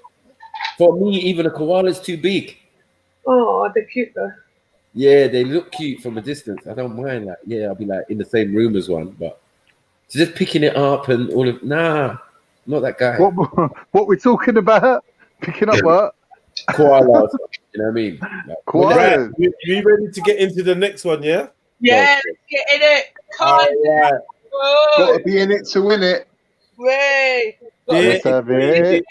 Yo, dear Extremely Balanced Advice Show, I've been offered £600 to get involved in an orgy, but I'm unsure if I should go. I'm a guy of 26. I had sex with a girl after we met in the pub. Afterwards, she asked me if I'm 100% straight. I told her I wasn't. Oh, shit. Oh, shit. She then explained about this rich middle-aged businessman she and her friend met sometimes to play with. He asked her if she knew a guy to join in. She suggested I join them for 3 hours for £600. The money is too good to refuse, but I'm very nervous as it will be my first experience. Don't worry about that, son. They got things there to sort you out. Couple of lines, bit of cocaine, huh? All the nerves will soon go out the window. Tell him facts. Tell him. Ask your mate to break him off half a Viagra. I'm cool, Khan. How are you? I'm good. I'm cool, bro. No, not Khan's mate. My guy at the top. Definitely, Freeborn ain't got no advice for you on this one. I'm telling you. Yeah, there's nothing. He can't relate to this one, isn't it? Yeah, no, I'm saying that nothing to make this last. This guy not guilty. There's no transferable skills in this kind of realm. No special pace they should be taking, or even Viagra. Like, oh man, Viagra as well. That's the liberties. You won't need the Viagra. 26 years old. Money, bruv. That's all I say. You're gonna need right. If it's an orgy where you get in a threesome, you get in some women and that. But it sounds to me like she asked him, "Are you straight?" He's like, "No." Right. You know, some of us who don't roll like that. Perfect. But at the end of the day, Mac is right. You're playing. You're already playing catch up. Don't you get it? Don't you get it? He's gonna get to fuck the two chicks, and the old man's gonna fuck him while he's doing it. Right. Don't you get it? See, you're playing catch up, bro. It's obvious. It's obvious. Right. She made it clear. She made it clear. One statement. money at all, bro. You get me, right? But You wanna once get you paid, say you're bi, you would be a porn star, bro. You get me? no, but once you say you're bi, you've opened up a whole different thing, the OG. Yeah. Let's get That's when they bring out the amyl nitrate. Oh, this will loosen you up. Yeah. Facts. Oh, facts. My arm. Like, no, it really is calm. Wait till you see the bruise come out in this. It's just like to come out the half of my shoulder. Forearms turning yellow. So in about 2 days, you'll all be eating your words like, oh, there's nothing wrong with you. Wait till you see the size of this bruise. It's on route. Man, what was you saying? Don't do it. And then said facts in the same breath. Facts. Hello. I don't know if you would say facts to it or you took it to facts. Yeah. Yeah. Like, have you? I used to know this woman once. Yeah. I'm not gonna lie. This is her quote. Don't think that it's me saying it. Don't shoot. She said, "Yeah, I don't date white boys no more." I said, "Why is that, babe?" She said, "Because every single one of them required at least 2 fingers in the bumhole Oh shit. before they could fuck me." She was a big woman. Don't get me wrong. Like at the time she said it, she must have been about 45. With fat birds, that rules me out. Number one. No, I mean she was a big woman. She was 45 years old. Get me? What's wrong with fat birds? Well, you no, She's a big woman, like she's experienced woman, like. Do you know what I'm saying? Like, I want to No, ask facts. Like, can you verify or deny? Woman, a MILF. She was like. The woman's thingy. She's Norwegian, tall and blonde, very sexy, fucked hard, yeah. But she's saying she ain't got time for the finger ting no more. Shit. Has that ever happened to you? In facts, are you familiar with this scenario? Is this making sense to you? Can you relate? I'm saying, like, or is it just like she just had a bit of bad luck? What would you say? Get her back on track.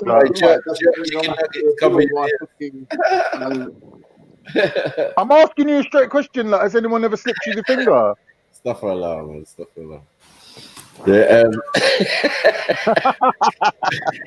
I mean, the poor. Yeah. Just say yeah. Just say yeah. Just say yeah. We know it's true. We know it's true. That's normal. That's normal. That's the standard thing, isn't it? Like, if you're in long term, like, there's just loads of scenarios you could run through. Like, it's just like.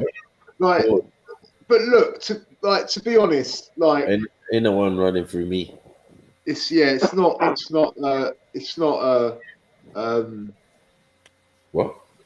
Good look. Like, it's not.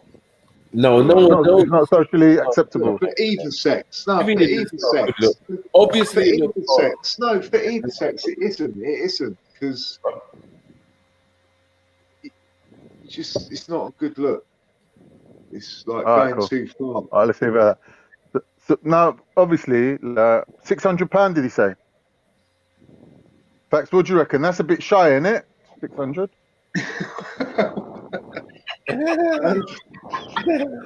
I wouldn't know. I didn't even know man got paid. I didn't even know man got paid for this. But obviously, because he's going to take Roger in. Yeah. A Roger Federer. Yeah, Roger Federer.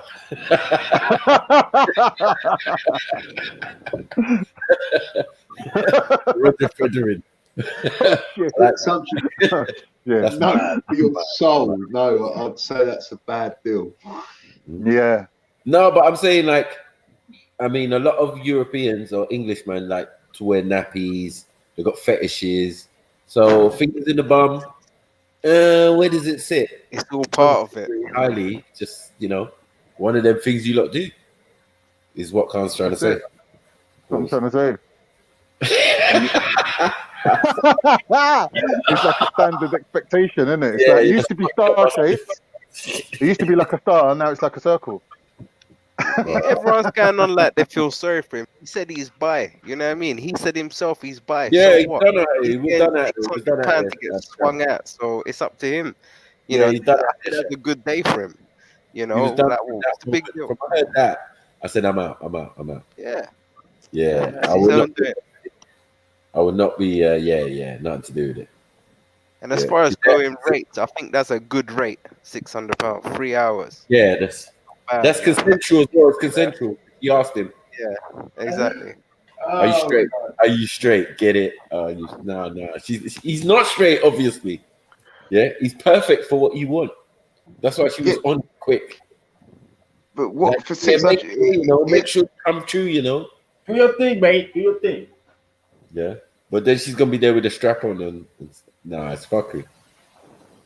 How do you know? Because once you've opened Pandora's box, you don't know what's going to go. The old man. How will I know if he really loves me? The old man might be just, How will I know? You get me? On some faxes, brethren shit. Just there to watch, not get involved.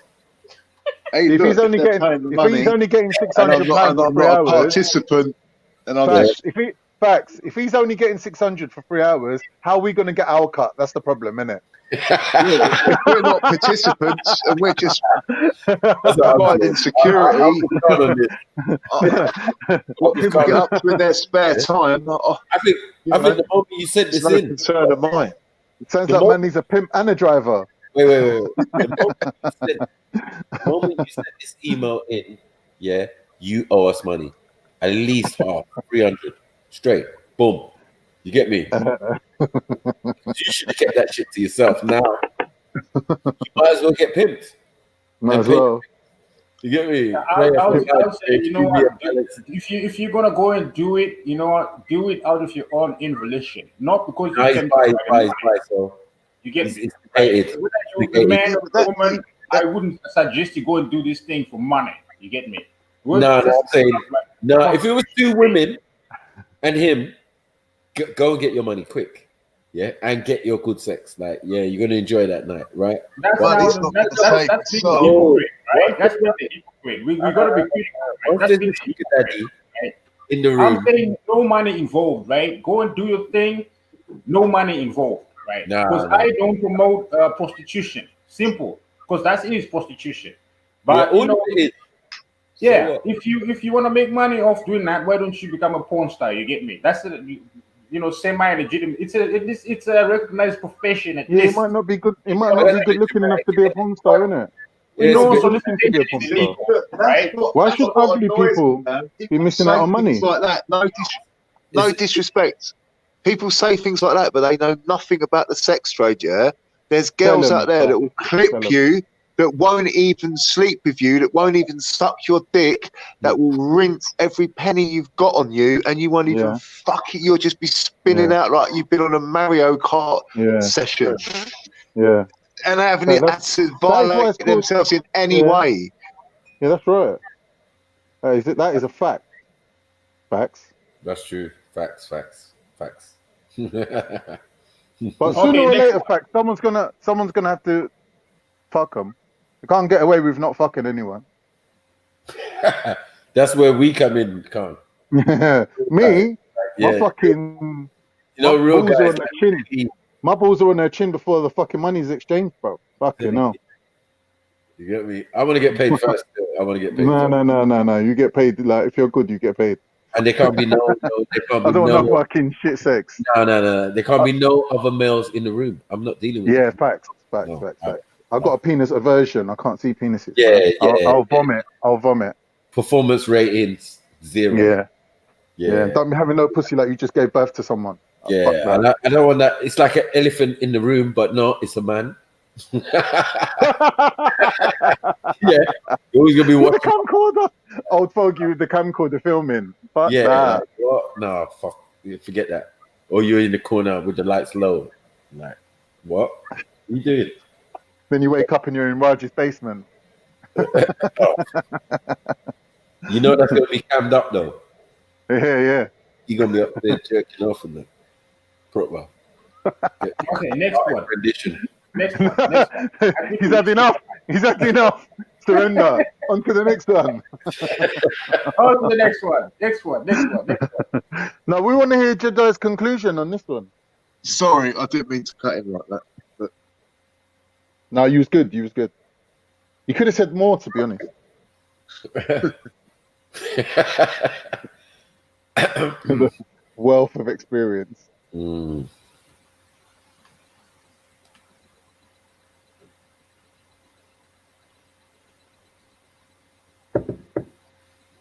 So facts. Tell us some more, man. Like, tell us some more. Like, how do you train people up to pull those kind of moves? Like, where, you know, like they don't have to actually fuck anyone. Like, do they just go in, just start rabbiting, just chatting?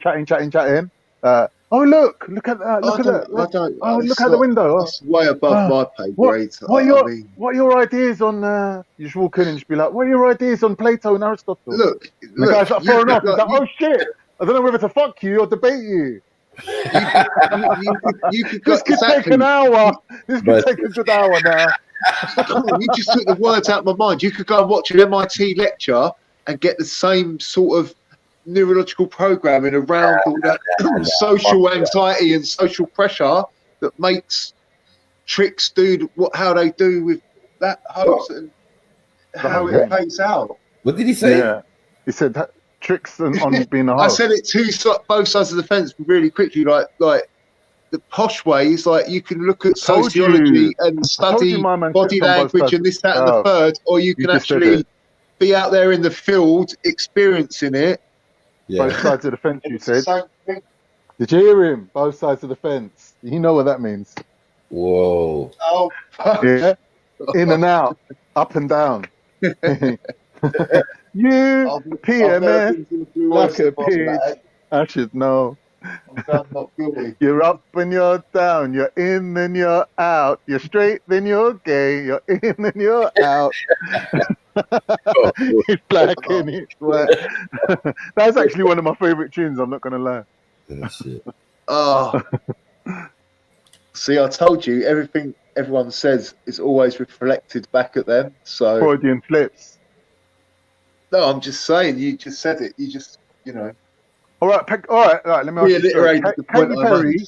Katy Perry, would you rate her out of 10? Is transgender? Yeah. What's your point? Is transgender? Yeah, 100%. Anyway, are you joking me? I would have her toes to lobes, bruv. Toes to lobes. Are you kidding me? She would be bent in half like a pretzel. Go on, Getty Images. Are you joking me?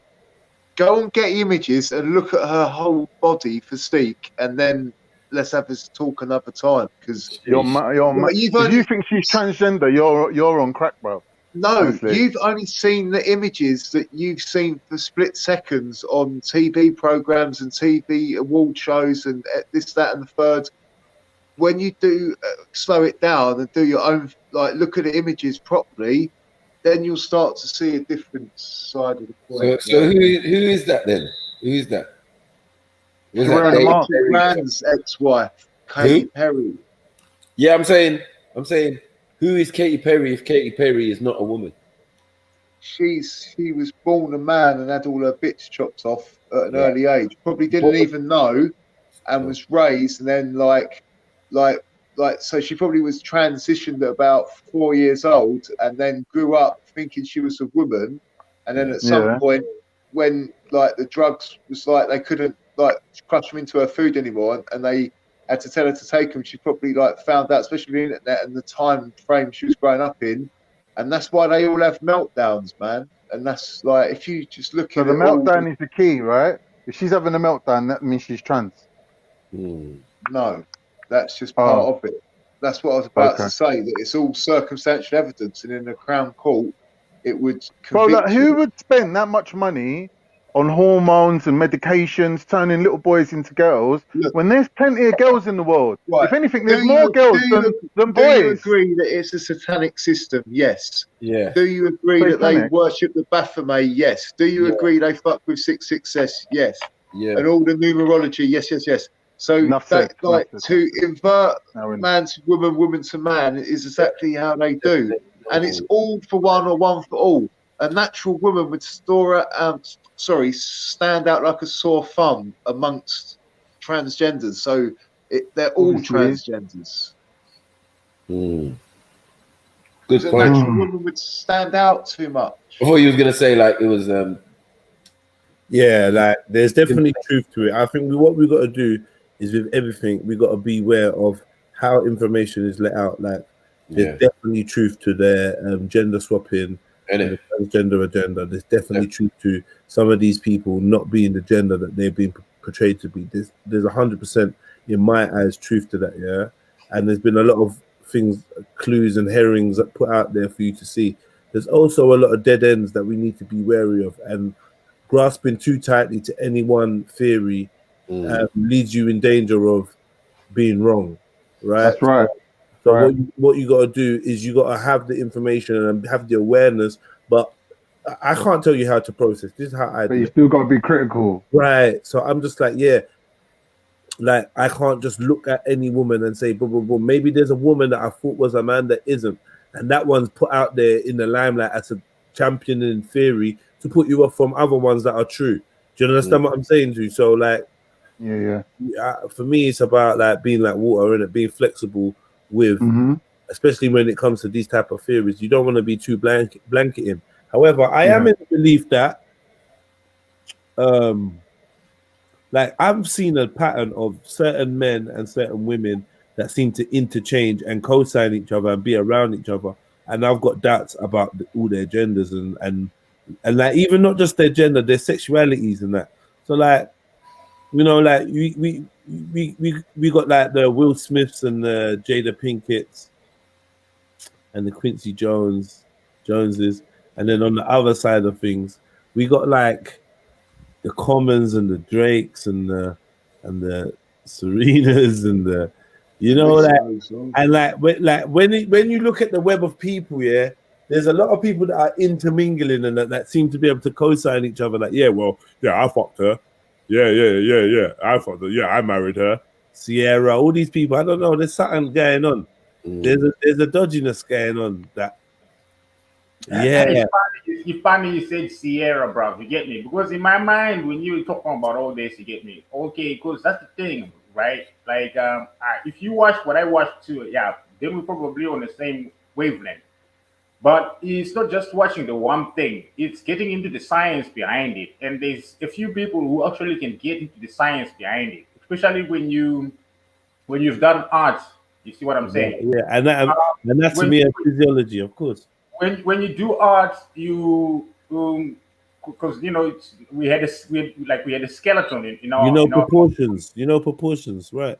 Yeah. So you learn from drawing a skeleton first, right? So we used to have skeletons they were not real skeletons. You get me?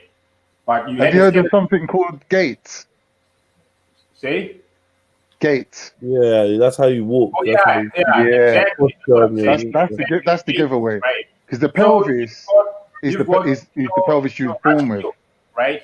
Your shoulder, your shoulder to hip ratio. Yeah. Right?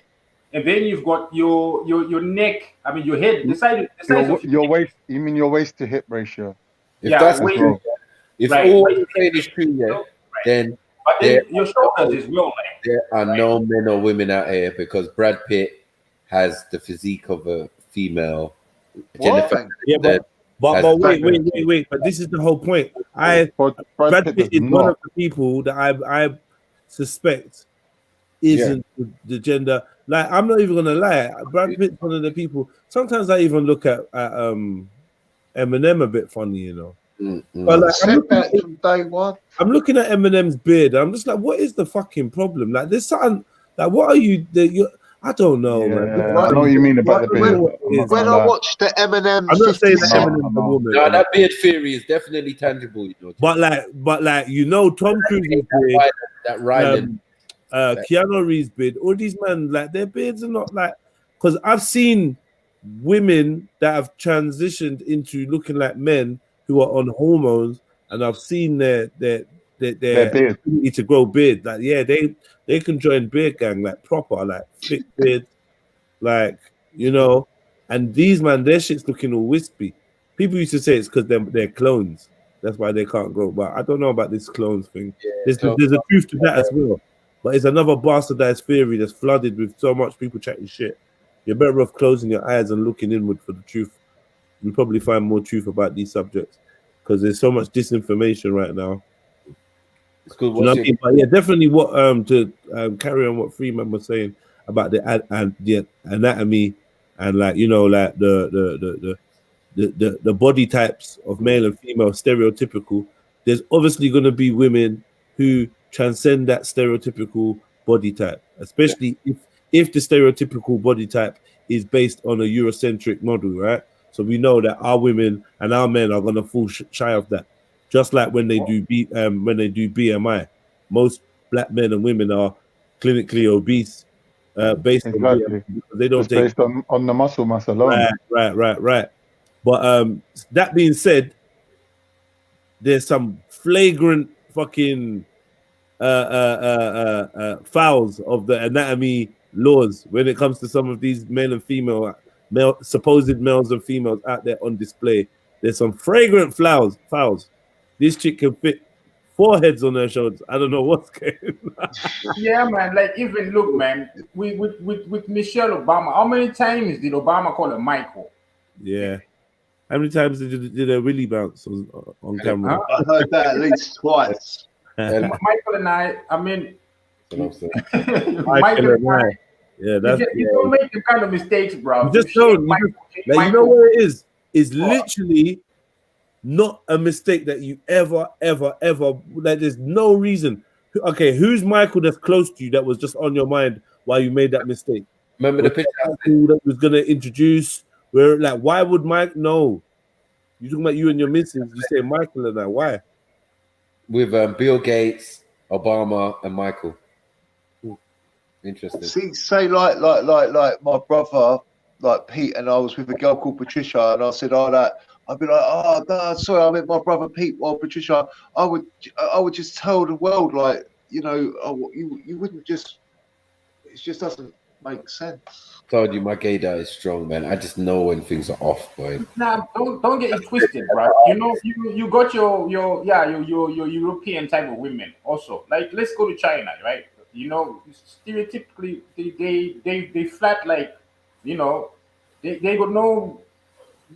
not too much curves. It's more of a straight road for them. Yeah. Not too much.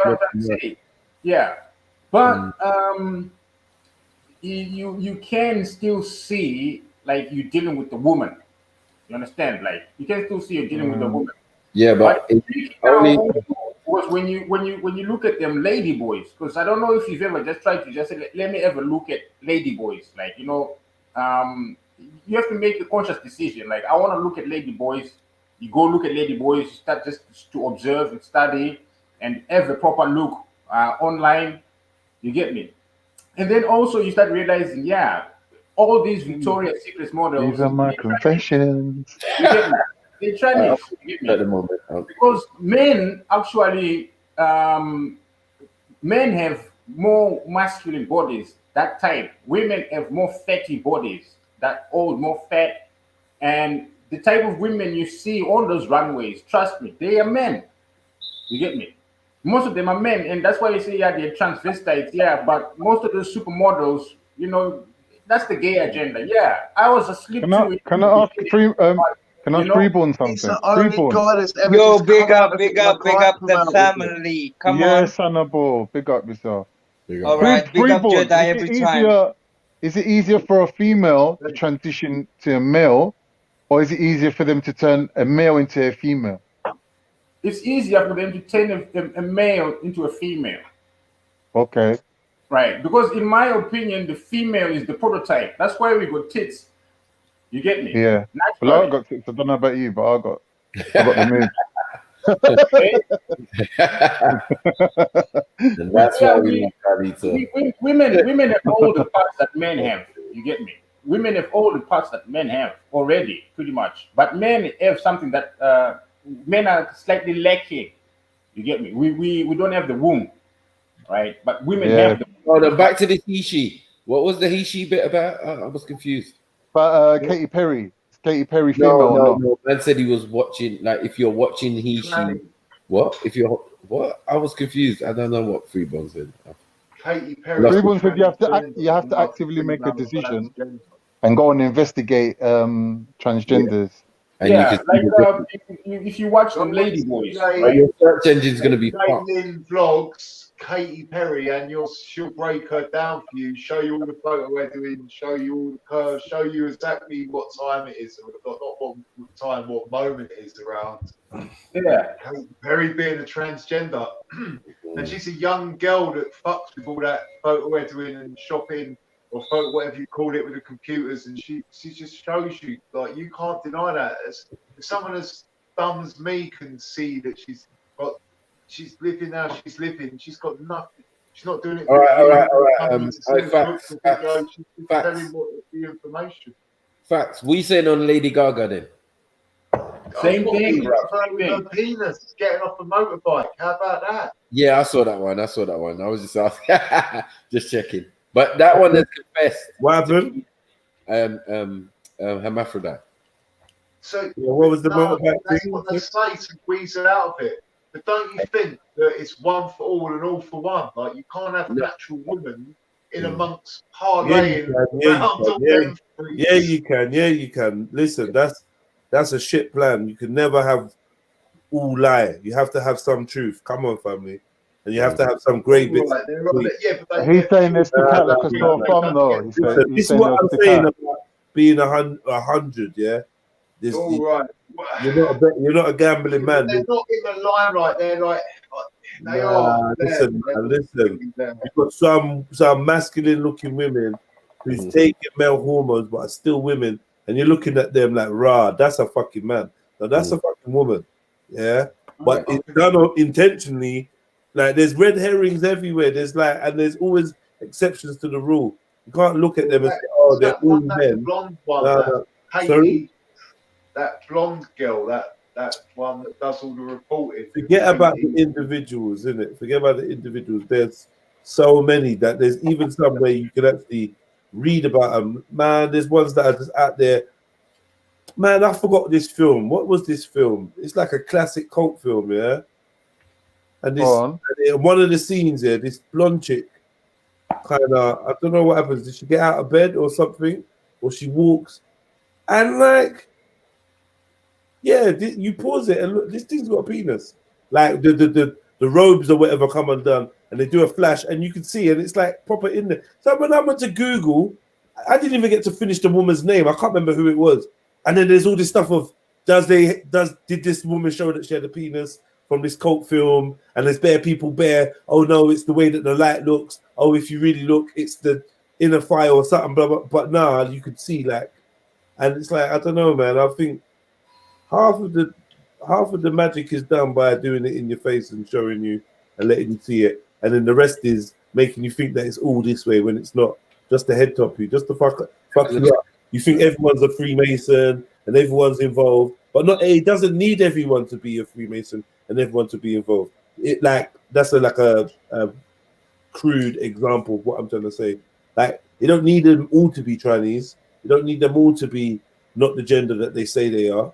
Do you know what I mean? You don't need that, but all it needs is a few in the right places that are key. Do you know what I mean? That's what it takes, man. You know, like people like, that's what it takes, man. I don't know, man. Because I think there's genuinely people out there that think that they're a different sex than what they are. They generally think that. Do you know what I mean? And I think that people like that, whatever they're going through is being used to sweep up more people into it, just as part of an agenda, not because you care about these people in this position, just because it's a means to an end of an end goal that you want. Do you know what I mean? Yeah. But yeah, today, man, not even today, yesterday, I saw a mad sight, and I was with a young person, and it was mad. And I kind of wanted to shield the young person's eyes, like, from what was approaching. Do you know what I mean? It was just like, I don't know, man. I don't know. Because when children are so impressionable and that, they see a grown man walking in a mini skirts, but like he looks like a man, but just in mini skirt with lipstick on and just looks all mad. Like, I don't know, terrible, man. Terrible. It's disturbing. I don't really want that. The thing is, guys, I don't really want that imagery. The agenda is real, right? The agenda is real. Because here in Sweden, right, they already teaching that to our kids. You get me? Like, my daughter, she's going on 10 now, but there's been incidences where she's come back from school and she's telling me like, you know, she doesn't like what the teacher been trying to teach her, like, and I'm like, what's that like? Like she's saying it's okay for boys to kiss boys, and it's okay for girls to kiss girls, and it's okay if boys want to wear skirts, you know, that type of thing. So like my question is this: do you think that fetishes and sexual preferences should be taught at school? Do you know what I mean? Taught? What do you mean taught? Do we have age? Yes, when you start hitting your you know, when you start maturing sexually. You So understand? okay, so now in this class, what are we talking about? Positions, where to have sex, who to have sex, what time to have sex, how long to have. What are we talking about? This is how to wear a condom. This is what a vagina is. This is what a penis is. Honestly, we got here in 2020, by gathering all the kids together and teaching them how to insert their privates into the. Listen, like but that there's was no the need for sex. that wasn't sex. That's There's literally no need for sex education. Sex education is programming. Sex education is taking one of the last natural fucking sources of magic that we have. Yeah, one of the last bastions of sovereignty, and handing it over to some other conspiring minds that are going to tell us how and when and what's appropriate, what's not, and shape the way we think about it. Even if it's to disagree with what they say, even if it's to think out of the box, it's to think out of the box of their creation, rather than man to be left to their own natural devices. Bro, I would say nobody needs to be taught how to have sex, you know? Exactly. You don't teach the fucking dog how to have sex. I'm definitely not a teacher. Definitely not. You don't teach your dog how to have a sex. Yeah, you don't teach your whale how to have sex. Should it not be my father? Should it not be my sister? Or should it not be my mother? Or should it not, like, I don't know. I promise you, when I it would come natural, it would just Should it be come my natural. granddad, you know, or my uncle? Like, yo, big man, come here. You know what I'm saying? Like, you got a girl yet? Nah, why not? You like girls? Yeah. So, boom. So when you get a girl, what you gonna do with her? What do you think? Yo, did you hear me there? Hold on. You know, Sorry. You know these convos, like, yeah, what are you gonna do? Like, well, I'm gonna, you know, maybe we can play. So you think it's all about playing? You know, like, to have a woman is means of responsibility, and you know, like, that's a whole different thing from the ground up. This whole thing of this sex education is fucking barbaric, man. What are you gonna teach? Why are you gonna teach my kid about sex? You really? How in the village setting is this appropriate?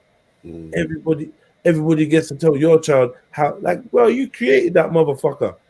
You get me? Sorry for the term. You created that motherfucker. Now you're gonna get Miss Anne or Mr. fucking Adetumbi, to sit in class and give you his bias, and then the curriculum's bias of how humans should reproduce and what's healthy and what's not and what's right and what's wrong. Blanket, culturally blanket, don't care. You're Muslim, Jew, Christian, Hausa, Ndele, whatever you are. You get me? Zulu, don't give a fuck. You're gonna do it all the same. Nah, man, fuck the curriculum, man. Swear down. I don't like, no.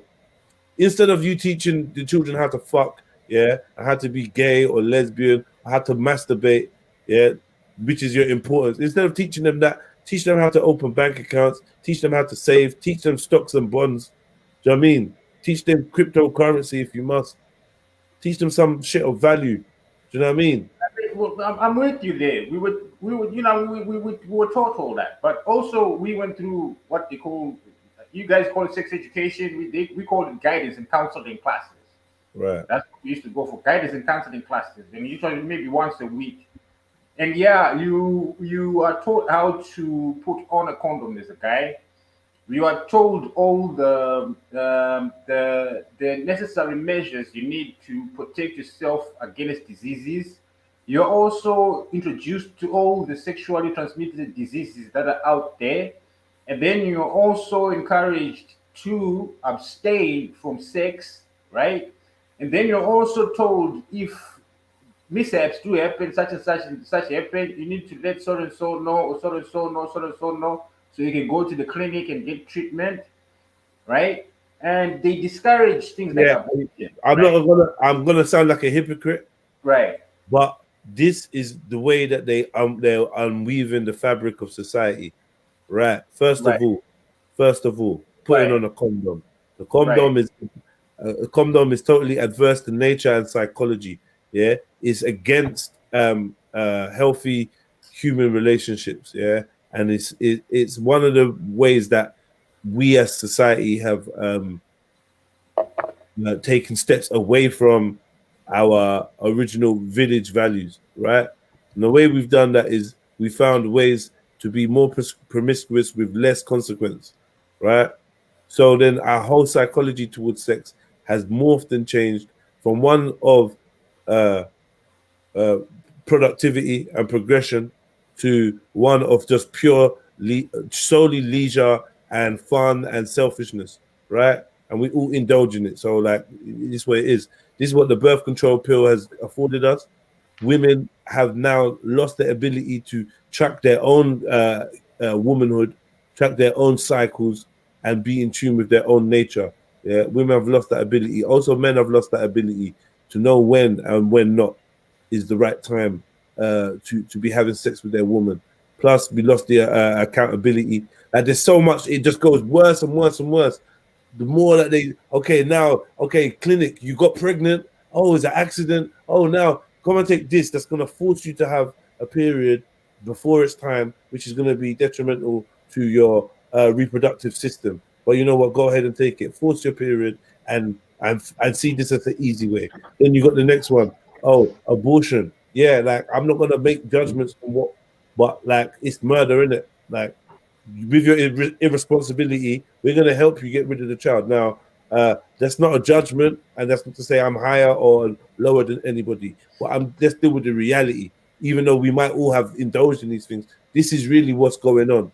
We find it easier and easier to be more and more reckless and less human, less and less in tune with nature. So I think, yeah, into 2020, teach them about all the diseases. As soon as you said that, in my head, I was like, make sure that these kids have this seed implanted in their subconscious that can be unleashed at any time with just a few keywords. Oh, you're negative, you're positive. Oh, this exists, this is real. Now it's in your reality. Yeah, this furthers it into social consciousness. This fear. So not only is it like that they created this with AIDS and HIV, this fear of reproducing, of being natural now, this fear of, oh, wear a condom and and this, let's be clinical, is now, we're in the extension of it with COVID. Everyone's wearing gloves, they're wearing masks to drive on their own in a car. It's like, but that's going to make us sicker and sicker and sicker. The more we try to run away from facts and run away from nature and the way shit is, and try to find all these cheat codes.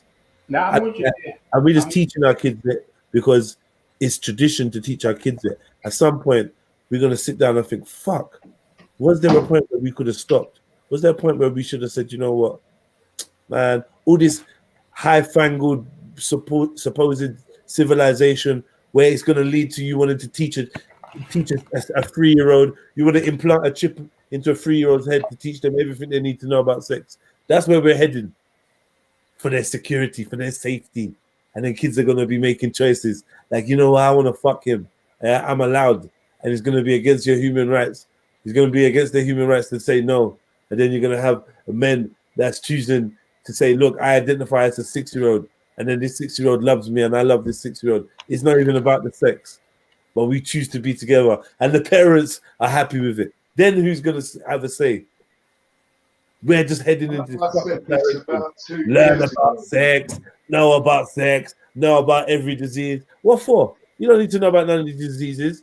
Keep your fucking self to yourself. You get me? Get me? Yeah. And tell the governments to stop creating these fuckeries. Yeah. These non-natural creations. Like what do they say? Herpes. They try to say, oh, they discovered it in a swampland or in a waters in Zimbabwe somewhere, some shit. Oh, fuck out of there, man. Get out of here. No virus, no disease is jumping from man to animal, from animal to man without some form of assistance. Yeah, they've been doing warfare from before with their smallpox blankets till now. It's all warfare on mankind to get you to fear reproduction, to get you to look at reproduction as some kind of perverted, fucked up thing. Yeah, and I'm not saying don't have fun, don't rare, but man, all of this shit is fake. And watch now, they're gonna give man them the pill. Yeah, man, it's gonna be peak. You know what I mean? Like, I see something where the man puts this sheet of rubber on the pussy before he licks it. Could some kind of like. Do you know when it is any other time? Well, Jedi, repeat that again, fam. The man, there's like something that a man puts on the pussy, it's like a sheet of plastic over the pussy. Yeah, the cunning linger sort of go down on the woman. Then he licks the plastic instead of licking the pussy. I was thinking. Are you serious? Why is it like a lollipop? You get different flavors as well. Nah, I don't know if they're flavors.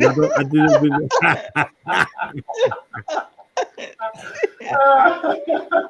I was thinking to make some in some African flag colors. You get me? Some Jamaican flag colors and that. I know them. See, look, boys, look, we're good now. We've got no excuses now, boys. What flavor do you want? What's your favorite flavor? Jerk chicken. Yay. Yeah. No, I'm with you there, bro. You get me? I'm totally with you. You get me? Well, there is I suppose a line you do draw. You get what I'm trying to say? Yeah. But yeah, as you mature, right?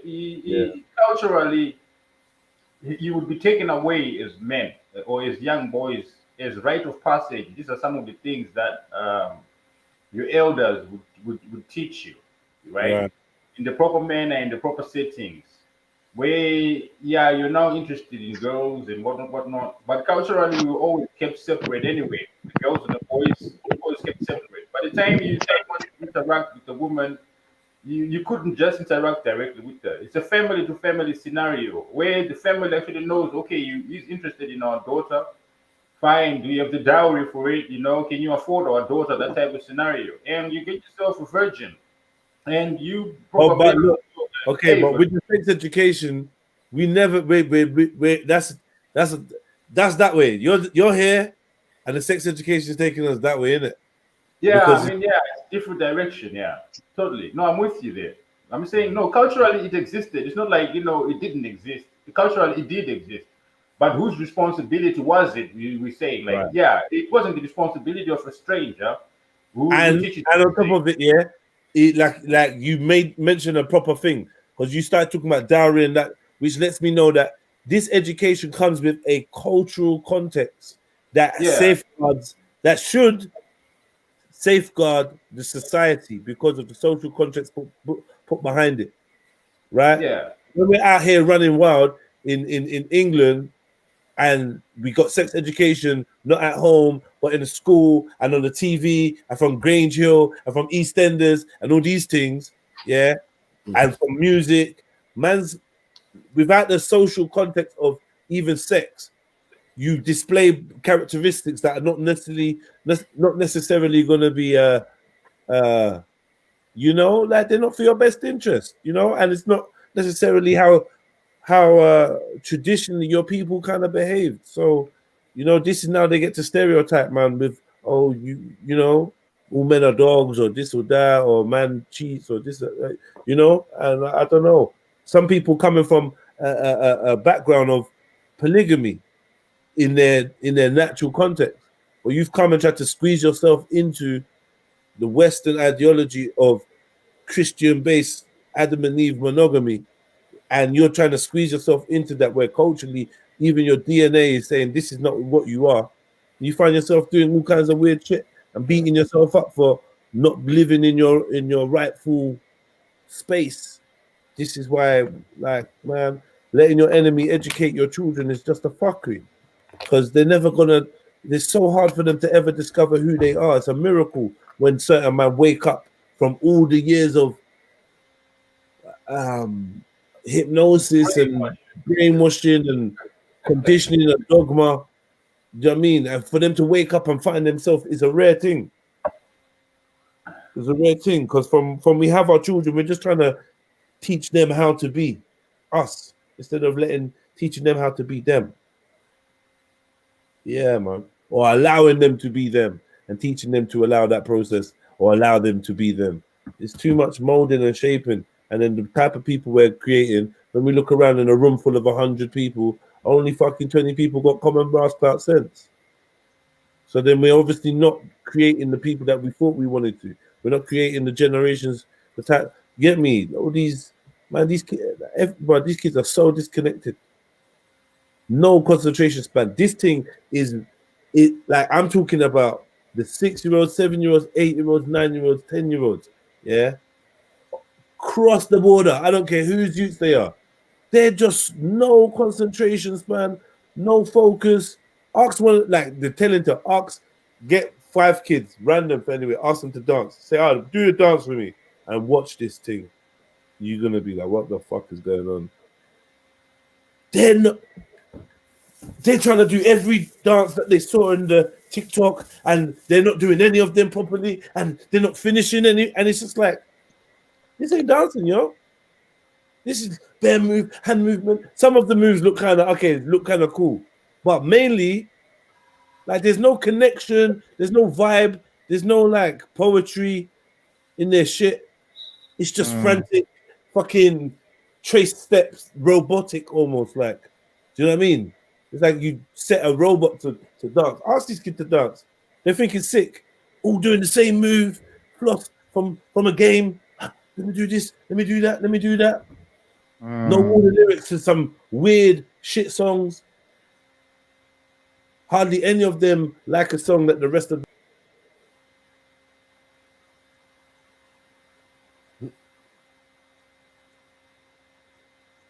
Yo, what happened? Yo, sound went dead, you know? He jumped off. He kicked himself out, I bet you. Yeah, I was there he comes. You're there, yeah? That fucking wanker Jedi, fucking hell, like, don't know fucking oh shit, there he is.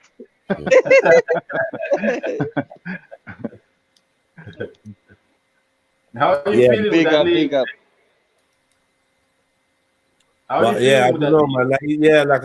Like, just list, just sporadically, they just break out into fucking flossing random. Yeah. They're like, oh, I'm like, dance. They're like this. Oh. Dance. I'm like, this is what I'm like, dance. They're doing this. I'm like, okay. Next tune. Play the next tune. The same dance come out.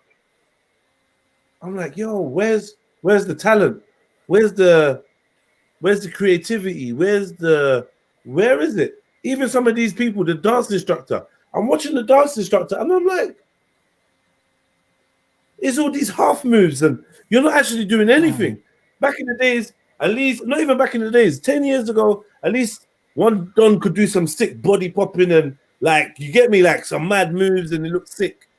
What happened to all them people that won Britain won Got Talent and that? There used to be proper dancers out there. They used to do all that shit, group dancing and that.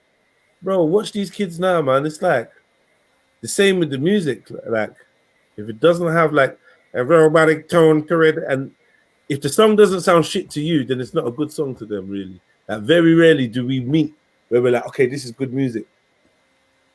You know me? And when you find it, not as many people of the younger age group like it as you think they do. But, oh yeah, this tune's okay, yeah. And let me play some next shit. Some was it Dance Queen? Dance Queen. Some, like, listen to this tune called Dance Queen.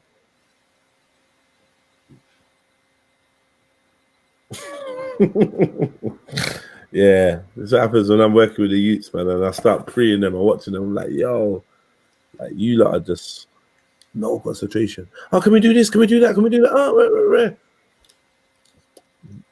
Oh, problem solving skills. Can't solve their own problems. Can't solve their own issues. Loyalty. Not loyal to each other. Snitching on each other. Like just telling. Like it's just a different set of youths, man. Try give your youths, if you got kids, man. Like I know you want to be soft and you don't want it to be as harsh as how it was when you was growing up. Try give them some of that old school shit, man. There's got to be some old school youths out there that with that old school vibe. They make them cool. Just like now, when you meet certain people at your age and they got this old school vibe to them, you're like, yo, man, you're from a different stock. Try and make your kids be one of those kids, man. Or like any kids around you. Try like give them some of that special sauce because they need it, man. Trust me. Don't get too emotional and be too soft on these youngsters, man, because they really need your strength. That's why even what Tremendous was saying about going out there in the world and rare, like it made perfect sense. I'm just saying that some kids, because of how it is now, they don't even have that tool. You might be just throwing them overboard. Get me? Just let him stay in the house and be a houseboy, Tremendous. That's what I'm saying. If you know if you ain't been abusive to your moms, dude, that's fine. Yeah, facts. Yeah, I forgot about that bit. Yeah, that's fine. I forgot about But that. if you're causing your mom stress, bruv, you get me? That's not cool. She died before her time. You get me? That's not cool. You know? Yeah, man. This is facts again. That was a good run. I think I'm all questioned out. There's a couple more, but I don't know, man. I think I'm done. I just want to chat and then Yeah, let we us go. spent too much time on that gay thing. Sorry, mate. You know what I'm saying? Okay, listen, I got one more. I forgot this one. I had this lined up. Okay. Dear Extremely Balanced Advice Show, I'm afraid to move in with my girlfriend due to her herpes. She's... Well, is this for real though, or is this a joke? I'm assuming this is for real, so let me read it. Okay, go on. We should be laughing. Okay. We should be laughing, mate. Dear Extremely Balanced Advice Show, I'm afraid to move in with my girlfriend due to her herpes. She's gotten cold sores her entire life. I just recently got my first one with her. Lately, talks of moving in together have been coming up. The biggest thing holding me back is the fear that she may touch something in the shower, like my face soap, and I might end up with herpes in my eye. Something like that happening from sleeping together in the same bed and other similar scenarios. I'm just looking for some input from people with experience in similar situations. Yeah. Well, I'm not in that situation, so I can't. Yeah, don't do that. Go for it, Mackie, because we ain't heard you for a while. Go for it. You That's need to go and speak to a professional. I ain't moving in, I'm moving away. Trust me.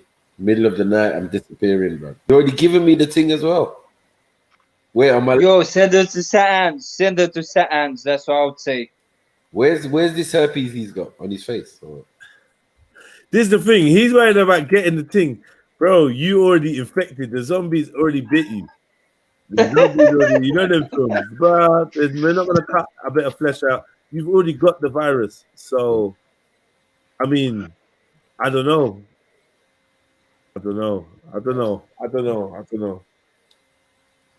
It's stress.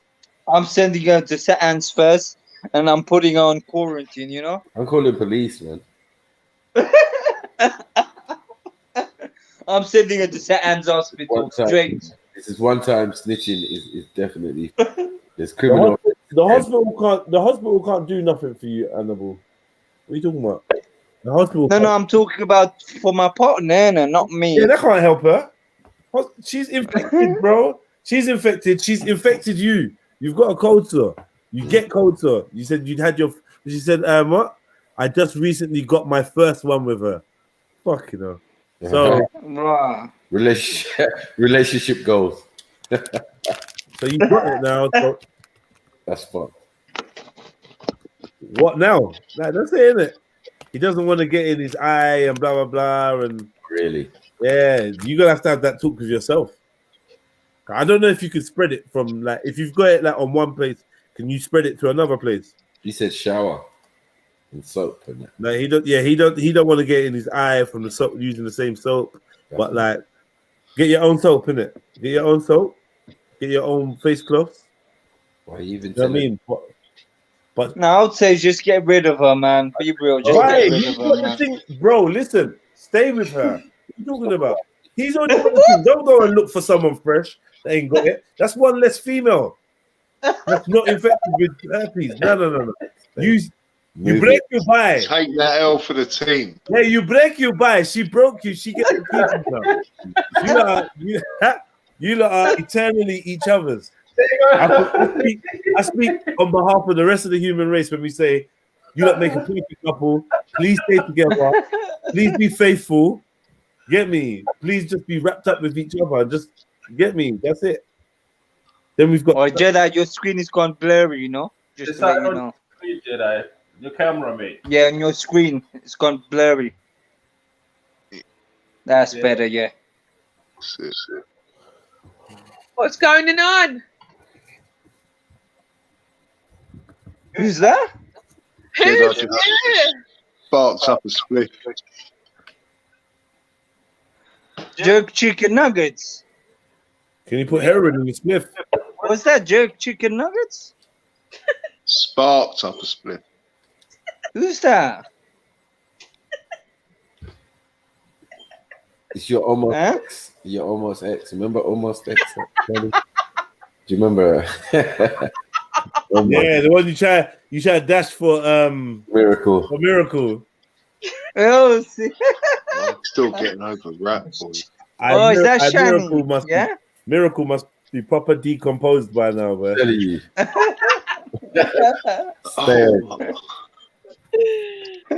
It's a miracle. Big up Shani every time. Big up yourself. Yes, he would say that. You know, he knows what happens if you don't agree with Hannibal. Did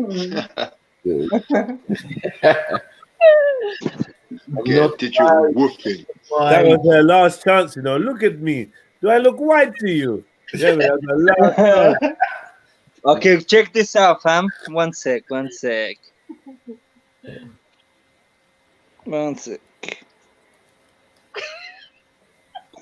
Careful, Hannibal. Don't get me a strike, bro. No. What the fuck? What's that? Embalming fluid? What? What's going on? Look at me. Do I look white to you? Hey, what's up, family? Hannibal, what you saying? Nothing. I'm just kicking back, you know. Man, like Hannibal, you know. He's a funny guy, man. No. Don't lie on the bed. Don't lie on the bed. Sit forward. Don't lie on the bed. Don't lie on the bed, Hannibal.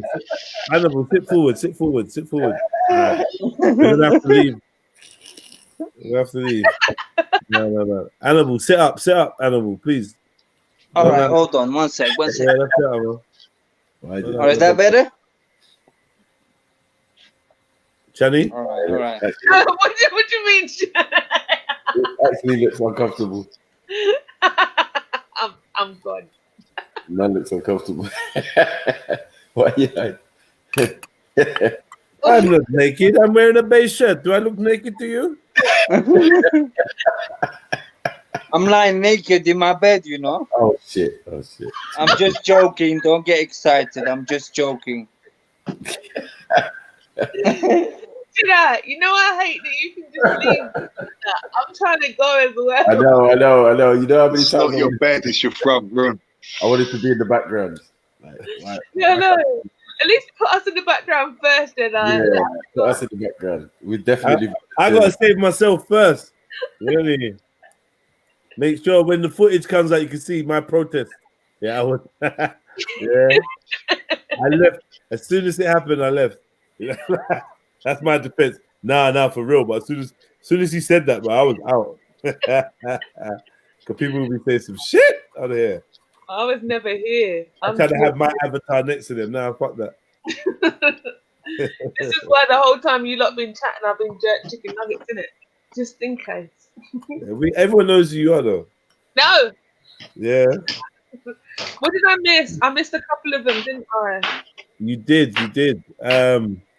All right, let me see if I can run this Last one back for you. Dear Extremely Balanced Advice Show, I'm afraid to move in with my girlfriend due to her herpes. She's No, all right, never mind. wait. Now listen. She's gotten cold sores her entire life. I just recently got my first one with her. Lately, talks of moving in together have been coming up.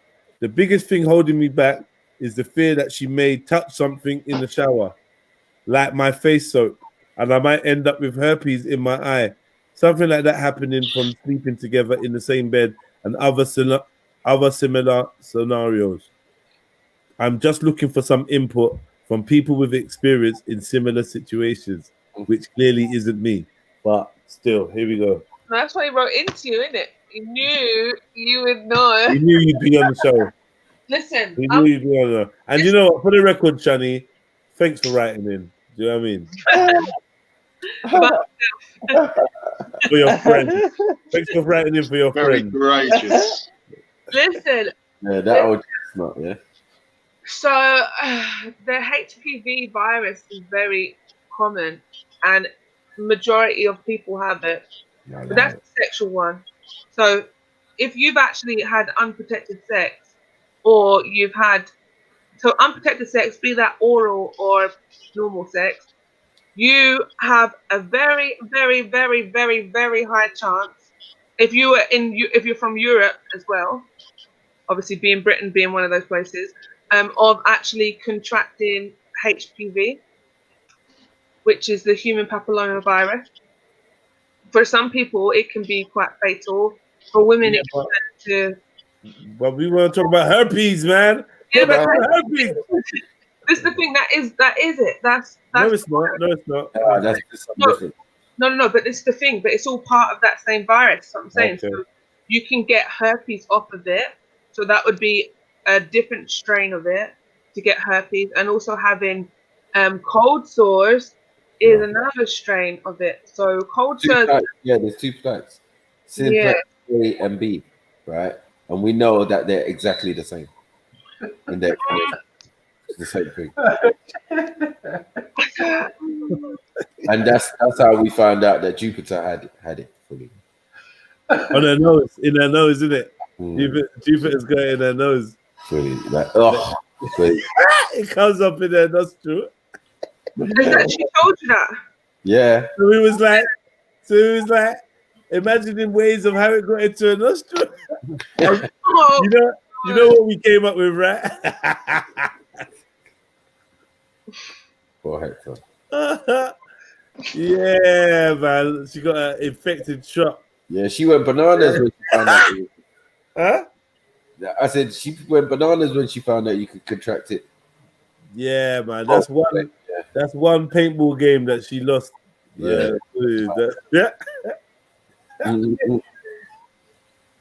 It's not the same thing. Yeah, it is.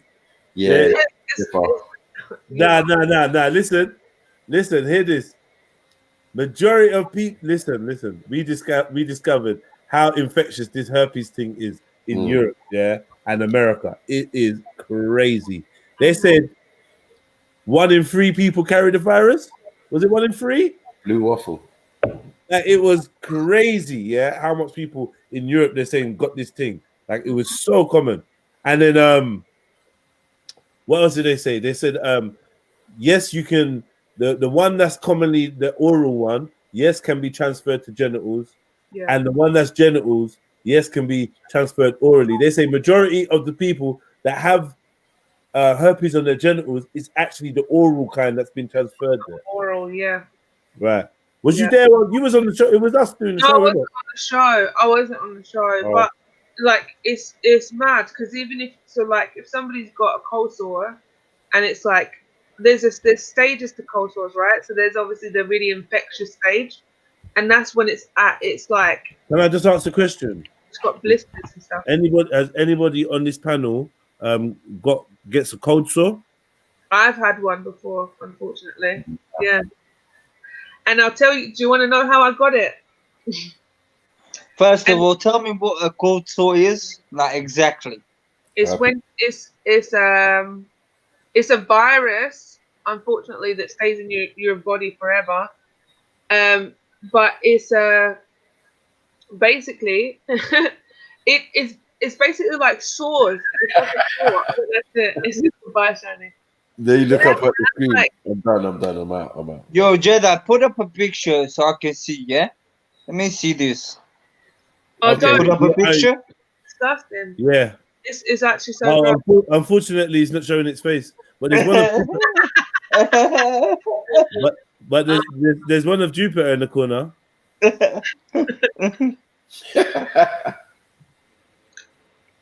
Yeah, it's mad. Yo. But you know what? So you know how I actually had it one time, and I never had it on my, like, literally not on my lips, not on my nose, not on. It was literally like near enough like chin, like on my face, and it was because I'd cut my face, right, and I used to work in a photo. When I first started doing photography, I used to work in a photo studio, and I ended up moving jobs to this smaller photo studio, and the girl there, she used to have them all the time, and her whole mouth, everything was just encrusted. It was disgusting. So she wasn't allowed to come to work when she had that, because she worked there, because there was babies that worked there, right? But she would also pick her face. She would pick it and touch everything. So we'd share cameras, share the workspaces, the computer spaces, all that kind of stuff, and ended up Whoa, my goodness, that looks sick, man. Rotted. Drop me out, mate. Drop me out. Gross. Man, that looks wicked, man. Lord of mercy. Yeah, that's that looks really nasty, man. What was that? No. Oh, wow. That looks nasty, but I've never had that shit. Never. Listen, but yeah, anyway, so I never caught it through sexual contact, and the girl literally got Look on the end of the nose. Look on the end of the nose. You see that one there? Developing. Yo, what's good?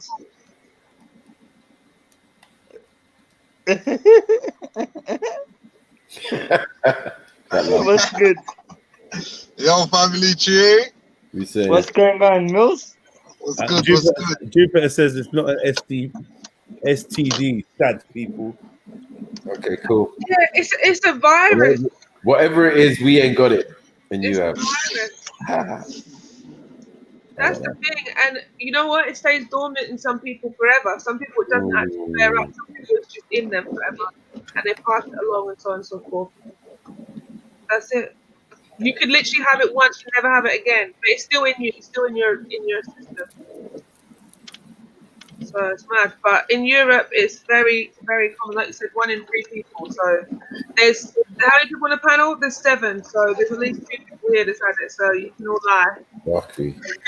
You can all lie. It's fine, lie. Thank God for leather lips, boy. The leather weed smoking lips is like. Oh wait, sorry, I kind of zoned out at the story of Shani catching herpes from a camera. Yeah. From a camera. Get me? Yeah, you're funny. But yeah. You know what you did last summer? Don't shut up. No, she got it from a workmate through picking a nose in it.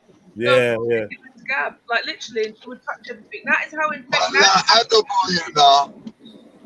Yo, Mills. Listen, that is how infectious it is.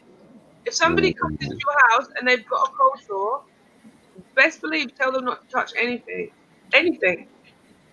because you can catch it. It's highly contagious. See. Highly contagious, especially when it's in like blister form. Yeah.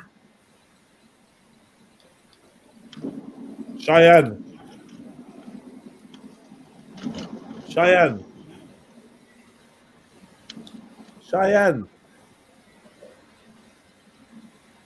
Yeah. That's not me. I'm like, why do you keep calling? It's not me.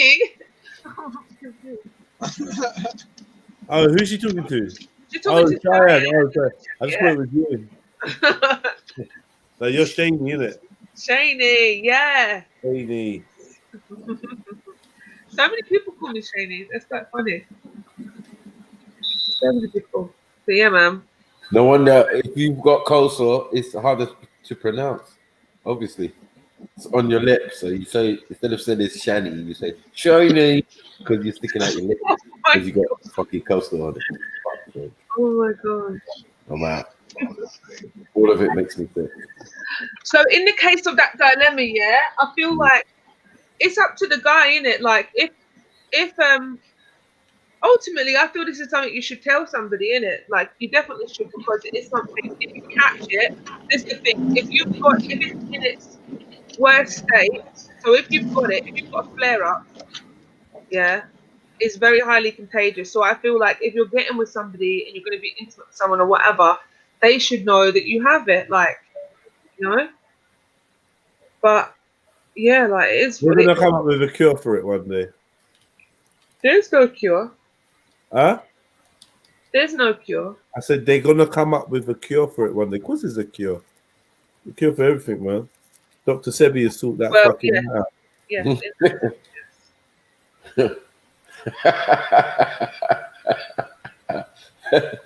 Said Dr. Sebi. Yeah, I don't know if Jupiter's going to be dealing with Dr. Sebi still. I don't know. What's it got to do with Jupiter? What's it got to do with Jupiter? No, I'm just saying, like, you know, like people got the thing in it. Like, if they were trying to get rid of it, I don't think like Dr. Sebi would be, top of her list. But why is she saying she done had one incident with? Are you saying that was after? After what? How do you guys know that Jupiter had a cold sore in her nose? Oh, she told us. Yeah, she told us about it. But why? Because we were talking about herpes one time, and she's telling us that she gets herpes too. You're so stupid. Yeah. What? No, that's serious.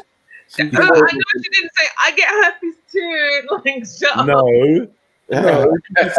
She gets cold sores. So, like, get me. So, what we was letting her know, because I don't think she knew that cold sore was actually the herpes virus, right?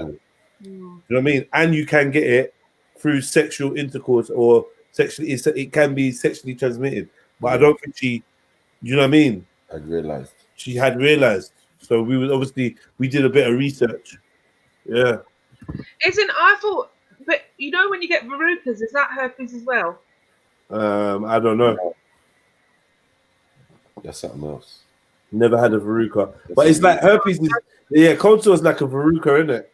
It is like I've not had I've not had a verruca. My friend's little sister used to get verrucas a lot, like from swimming and that. Like I used to always be scared to get them from the swimming, innit? Yeah, I think we all were still. Like, yeah. They're a real thing, man. They're a real thing. People get them. I was raised up in the sea, so I never got none of that crap. You get me? That's a city thing. You get me?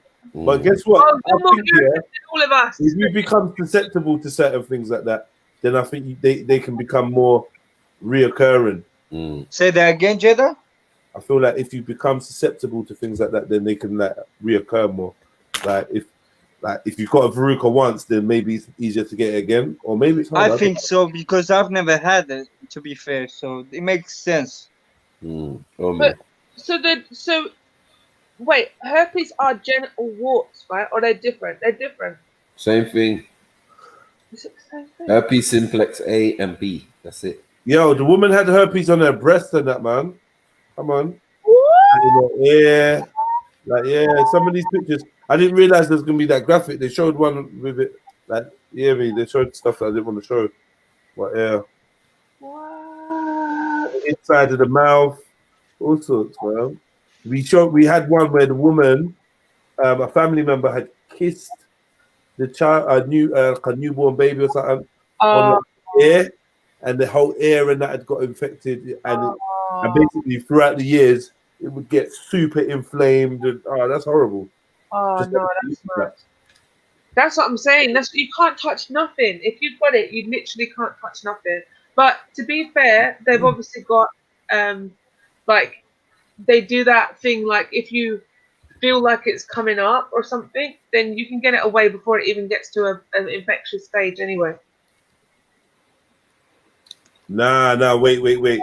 we learned that even if you cannot see it and cannot feel it and not being irritated by it, it can still be infectious. We learned that. Well, So what you does might it look like on black people, bro? Because you only showed us white folks there. What does it look like on black people? You know what I mean? I don't know. It says they have no existing pictures of cold sores of black people. So what you're trying to say that it's the quarter of the white in me that was why I got it? Is that what it is? Right, boy. Boy, I'm staying out of it. Staying out of it. I'm not involved. It's gonna FDK it. Put me in the back. Put me in the back, dude. Put me in the back. Colors. Put me in the back. Don't worry about yourself. Oh God. Don't try to get involved in that one. Yo, who's donated to? I've done like 8 hours. Something now, way more than that today. Actually, there's been a lot of streaming today. Feel free if you want to support this thing and help the channel to grow, so I can get new equipment and take it from strength to strength. Donate to support a hardworking, independent content creator. And I think say that the channel deserves a little boost. So if you want to show some love, please do so, man. You know what I mean? It's been a good show today, man. My eyes come on. Support the thing. Like, subscribe if you haven't no, I already. mean, I made this show amazing, you know? Yeah. I've made it 10 times better, so you know how it goes. You have. It's better when you giggle. That's what it's better. Oh, thank you. See? That's what Miracle should have said. She'd be alive today. She'd be alive today, you know. She'd be still here today with us. Jigs Tutwood. I'm not white. You're whiter than the whitest. What? The motherfucker, the blood. I don't even know. Just remember, fam, I'm not white. As simple as that. You know what, right? See, it's a bit. This is the thing. I always try and ask you this in the chat whenever you say this. I just want to understand your point of view on this, yeah? So you're not white because... Yeah, let me just explain it to you very simply. Hold on 1 second. Look, it's quite simple. Look, you see that? That is white. Look, can you see that? That's white. That is white. It is That's so white. No, don't talk. Look, that's white. See that? That's white. Look at my skin.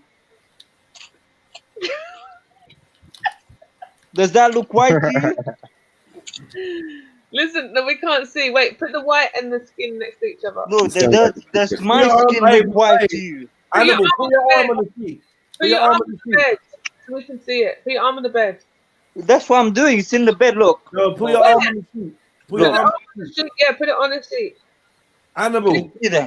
Animal. Yeah. I put your arm on the sheet so we can compare it with the white of the sheet. Yeah. That's what I was trying to do. I can see. I can see. No, That's the sheet there. Okay. Okay, we can see the sheet of paper. Put your arm down, the animal. Does that look white to you? What, the sheet of paper? No, my arm. Put your arm down. You put your arm in the shot. I just see the sheet and the sheet of paper. What else is there? Look, can you see does my skin look white to you?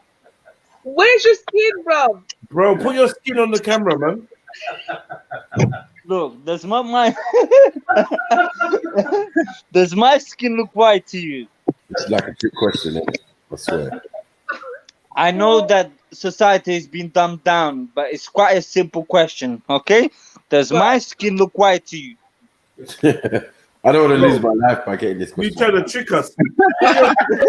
Bro, put your arm down first and then we answer the question. It's quite simple. Really my skin is not white. Simple as that. Look. Okay, if that's the case, why don't you want us to see your skin? Put your arm down. I don't know, but I feel Allah. That's it. That's what I'm saying. Anyways, I think I proved my point. Look. Right, yes. That's my skin. No one's going to argue It seems. With your point. So, No one. can I ask you a question then? Yeah, go on. Is Jedi black? That's an interesting question, but there is actually black people on this earth.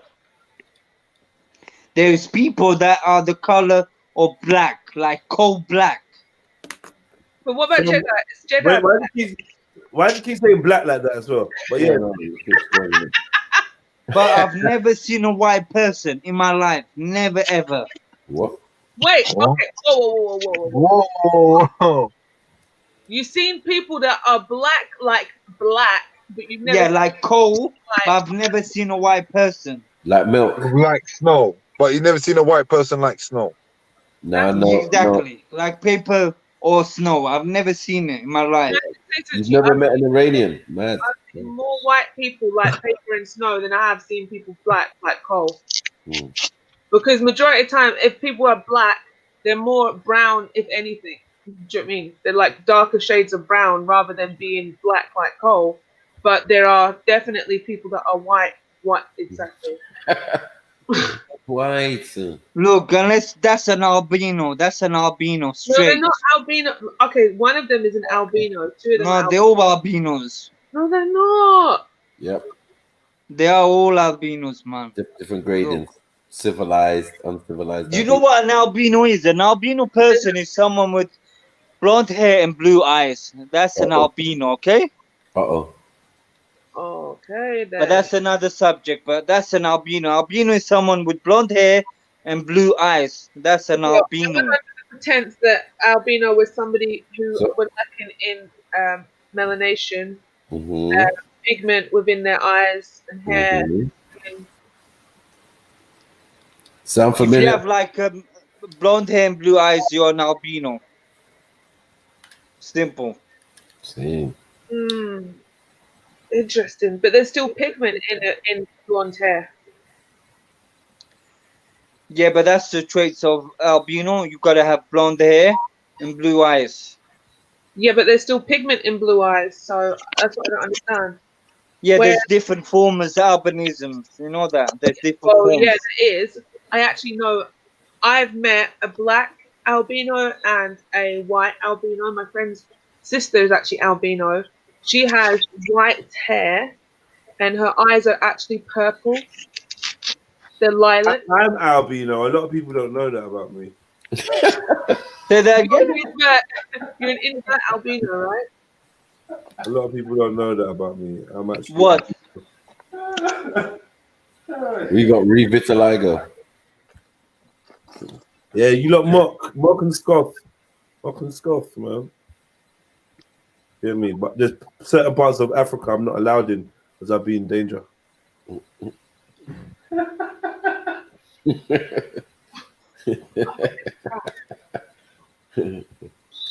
A lot of people think albinos are just pale skin and ginger hair and they're blind. Is not the truth. It's true. There's different forms of albinism. Yeah, there's many albinos different that be forms. living there amongst you. Okay. Living amongst you. You wouldn't even know. I'm interested. Who's out?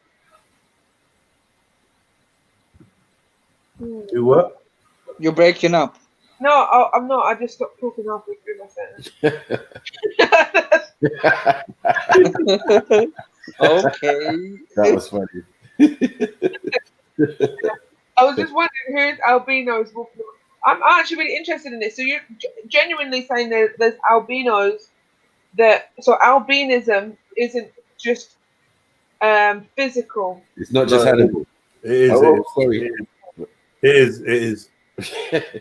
Oh, yeah. Yeah. So animal question then. So if you're not white, is Jedi black? Oh, good question. Say that again. If he's not white, is he albino? Nah. That's a better question.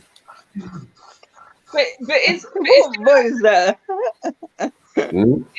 What was that? What was what? Oh, just Mills. Mills is doing some funny things, man. What were you doing? grinding. Now go on, Channy, ask me again. Who's that tied up in the corner in your room? Who? No, nothing. Is Jedi black? Yeah, I would say so. Yeah. Wait. How? By what logic? Uh-oh. Look, family. Look. This is black. This is black. This is black. Now, look. As I put my face next to it, family. Look. Why does my face look black to you?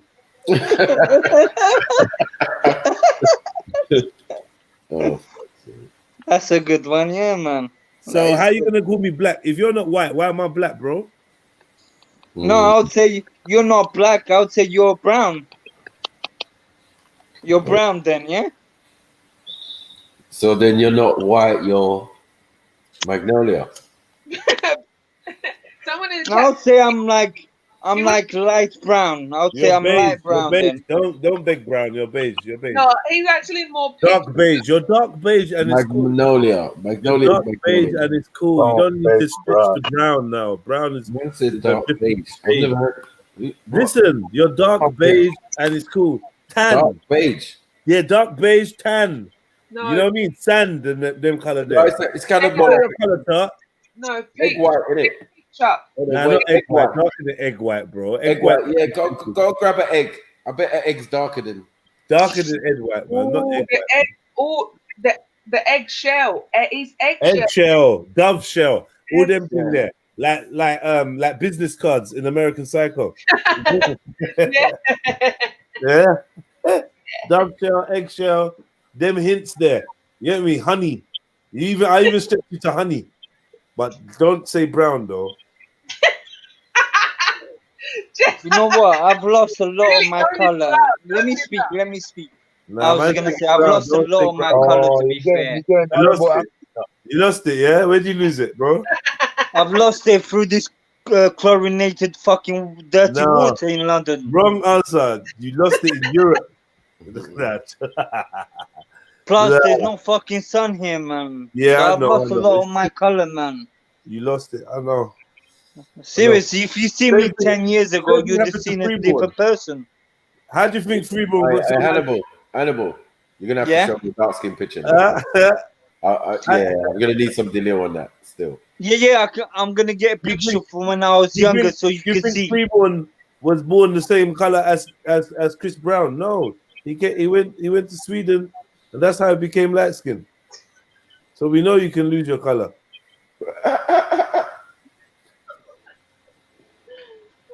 Huh? How do you think I got so red? No, I have. To be honest, I've lost a lot of my color since I've been living in this country. I hear you, man. Yeah, man. I have. So it's Miracle. She lost a lot of color the night she met you.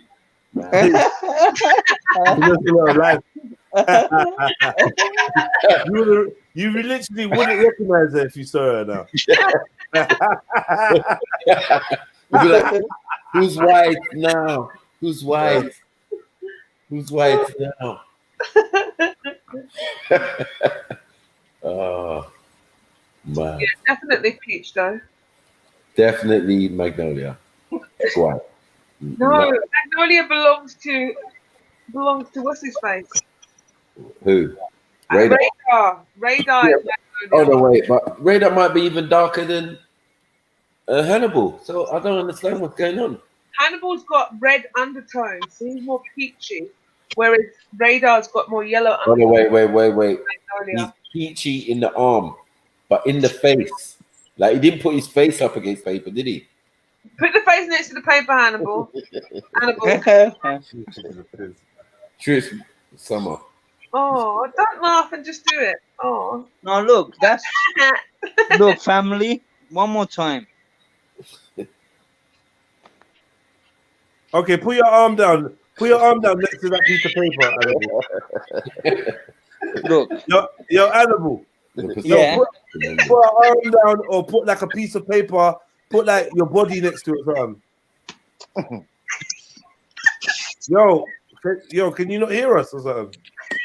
Say that again. I can't hear you properly, man. No, we're saying. See, you got a piece of paper on that white bed sheet. Yeah. Yeah. Put your hand on the piece of paper or the bed sheet or something, so we can But see. it doesn't make sense. It's all white, man. The sheets are white as yeah, well, but we man. want to see. Right. That's what we're saying. We want to see. Okay. Look, Okay. the sheets are white. Can't you see that? Yeah. Put your hand on the bed sheet. Okay. No. Put your face. Annabelle, put your face. Put your face. Put your hand on the bed sheet so we can see. So we can see, like, you can compare your hand to the bed sheet.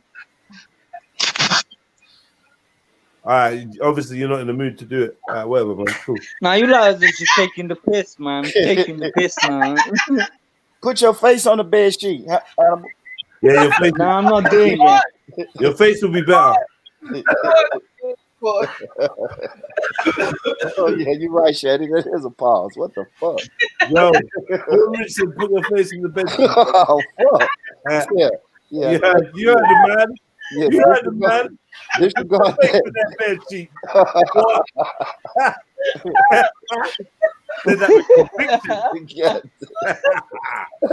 Yeah, I make this show hot. You get me? I make the show hot, man. All right, then. Just my hand makes the show. You get me? Look at my hand. Put your face next to the sheet, please. This guy's busting up, you know. Okay, enough. The lily's done. You get me? See that bed sheet? The lily's done. See that bed sheet? Hold it. Are you in bed, bro? I'm in bed, bro. Oh, fuck. Why your legs do it? Wait, Animal, go back to your legs. Go back to your legs, Animal. Say that again? Go back to your legs. Go back to your legs. All right. Go back to your Yeah. legs. Why are they like that? What's going on? Are they separated? Wait, why are your legs so wide apart like that? What's going on? Now, wait.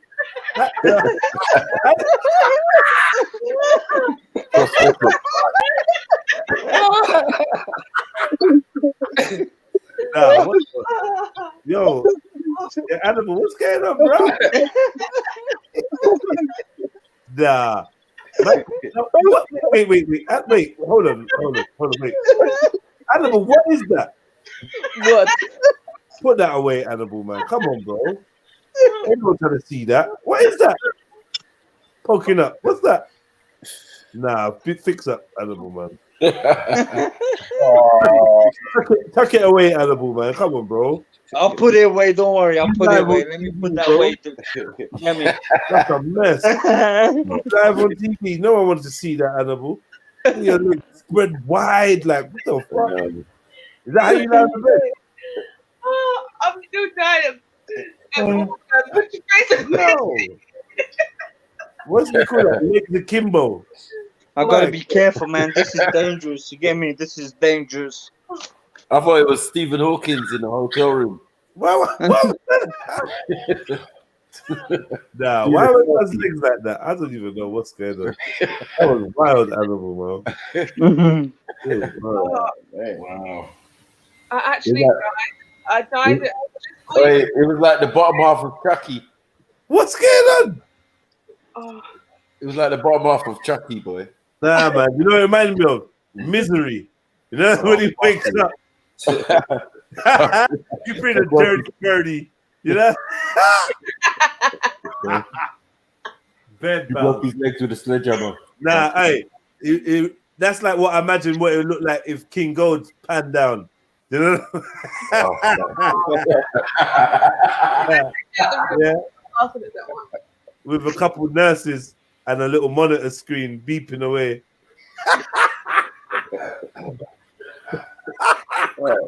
Oh my gosh. Literally took me out. Boy Rich going, put your face on the bed sheet. Put your face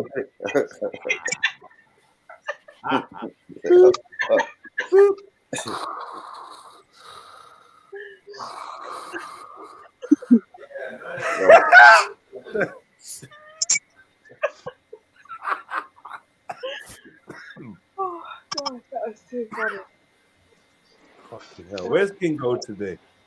Shit. Your family, you need to cop this. Let me show you quickly. Here we go. Let's cop that. Cop that. What is that? What you read while you're laying in bed? Yeah. Is this what is this on Portugal? What is this? I don't understand. It's called The Destruction of the Black Civilization. Has it got any pictures in there? Yeah, it has. Let me see the pictures. Okay, hold on. Oh.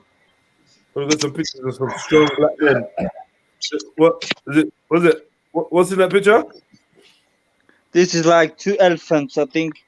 This is Queen Candace, Empress of Ethiopia, with the army. You get me? Okay. Yeah. This is the first cataract, the Black Worlds. The first what? What? What? Hold on. What? What? What? What just happened? Oh, Animal, you're muted. We can't hear you. Sorry. One sec. I'm just trying to get something good to see, but I can't see it. Hold on. Want to get a good picture. Yeah, at least we ain't seen the Deadpool legs no more. Cool.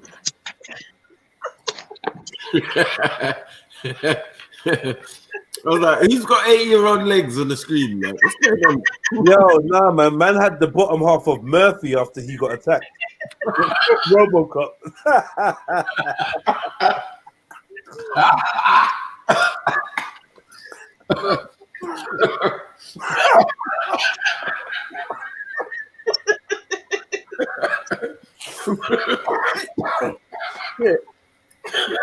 Nah.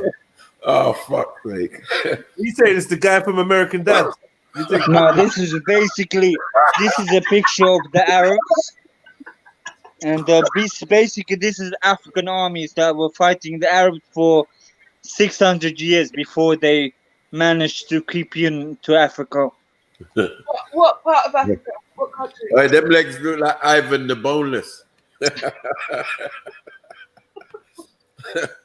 Man's been on Viking and Hey, listen. I broke up with my disabled girlfriend the other day. Well, she tried to break up with me, so I took her wheelchair. Guess who came crawling back?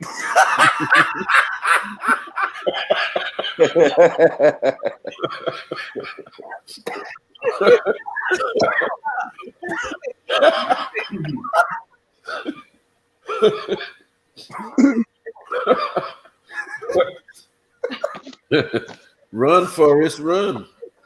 Come on in, Animal. What are we looking at here? This goes to the black youth of the 1960s, for beginning the second great emancipation, the liberation of our minds, and thus changing the course of history. All right?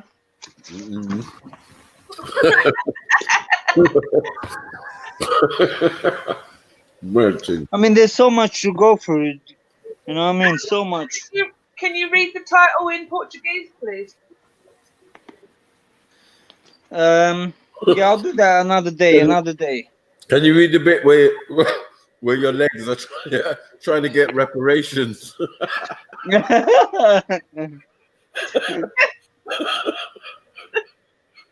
No, just the title and a ball. The black. Say that in Portuguese. Nah, enough. You guys are not taking this seriously. So I just want to hear you speak Portuguese. That was it. You can see my leg again. Get me. Check out my leg. Social distancing. What? No, I'm not gonna lie. Why do you look like you've been mummified and you're red? Like, what's going on? Nah, you stay. Check my leg. See? Your legs are social distancing from. Why are you sleeping in a body bag? The little tiny legs though. Like the little tiny legs in the bed. Nah, it's like Annabelle. Like what's? Man said Frodo legs. I've got big legs. You know. Look, Can you see that? Pause. Yeah. Oh. It's a big one. Look. I actually am thinking. I'm looking at Animal like, why the heck have I got a freaking 15 fog duvet on right now? Like it's cold. I don't understand. You need to be doing what you're doing. Sheets, bro. Now I've got my fan on. It's really hot in my room right now. Yeah, but that's what I'm saying. I'm here, 15 fog duvet, wondering why it's so hot in the evening, in the nighttime. Why am I waking up with buckets of water? And it's because I haven't thought of. I have to sleep with something on top of me, though, like a. Oh, okay. I have to sleep with a cover. Yo, wait. Well, Shani. Hold on. You have to have something on top of you, yeah? Uh-oh. Hold on. Yo, Nas TV. Walk on. Jump on real quick, please, bro. Just wanted to ask you something. Yeah, man. And it's all good for you to review that stream, but can I just chat to you for a second? If you could jump on real quick. I know you're probably getting ready to do your show. Anyone that sees that link and wants to jump on, feel free as well. But yeah, definitely Nas TV. If you could jump on, I tried to get your attention earlier in Benny's chat. Yo, can I just pick up Emperor Menelik II? Yeah, big him up, man. Oh. Well, is that what your legs represent? Sorry, you just left. I'm sorry. Yo, family, don't forget, please hit the like button. I don't know what likes we're up to, but it's 5 hours in. And please support the stream via the PayPal link. You're really lucky, family. You're getting to see my bed. You're getting to see my sheets. You know what I mean? You're getting to see my fucking life, fam. Come on. Pause. We say we've seen your life. Shani's you see my fucking life here, man. Don't tell no grown-ass man. Huh? Don't tell no grown-ass man he's lucky to see your legs. You must be to the female. He said you're lucky to see his life. That's your life. Day in, day out. It's my life. You gave me my bedroom. You're getting to see my fucking TV, my bed. What else you want? Need some pictures on the wall, though. Nah, I ain't got. It's all white. You get me? All white. I gotta promote the white. You get me? You point. You gotta promote it. Nah, I'm joking. But it's all white. So white out here. It's all white, mate. Yeah, it's all white. Can you zoom into Mills's camera? I want to see what's going on in Mills's picture. Where's Mills? I don't know. Oh, that's you on the telly, Jedi. Look. Mills is not here. But you're on the telly. Yo, you want to see yourself on TV? Oh, look. It's me on TV, look. We can't see yet. Wait, Animal. Wait. Oh. Look. Yeah. Can you see that? Wow, Inception. Bennett. Oh. Wow. You're behind though, Animal. Yeah, and try to sort out your paperwork. I know it's a bit messy, isn't it? It's a bit messy. Animal, what's the address on that piece of paper right there, Animal? It's a bit messy, but you know, a man's room. Get me? Must have tried to sort out your paperwork. You better fast. Yeah. Try social distance from them bills. What's going on? Assalamu alaikum. Blessings, people. Yeah. What's going Yo, on? what's going on, Nas TV? What's going on, brother? Yeah, Jedi. I was gonna just review your video in it from earlier. Yeah. Obviously, I'm hearing whispers here and there. I don't know what's been happening all day. Like, so I got in it. Well, that was some funny shit. Hey, what whispers you hearing, bro? Obviously, I was here first in it when that guy Sham come on first and was saying, "Is it an Asian thing, this snitching thing, whatever?" In it. But obviously, since then, Maku's been saying quite a lot of stuff and all this. So people are saying, I just want to hear it back. Obviously, I don't even have a clue what's going on. So unless you don't want to just enlighten the thing. But but I'd like to hear. We will do that. But I want to hear. What did you hear exactly? I was on the stream at the start when someone said, "Is it an Asian thing?" Innit? Yeah, no, I mean, what then, did you hear then it was like a joke thing, innit? Wait, bro. Let's cut to the chase, innit? Yeah. What did you hear about Maku? Well, I heard someone play back a stream about Maku talking to someone about Islam, slandering about Islam and sectarism and all of this stuff.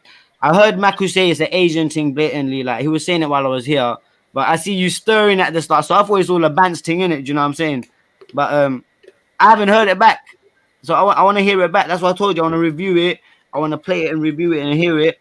But like, what's your stance on it? Like, because obviously you was I didn't honestly.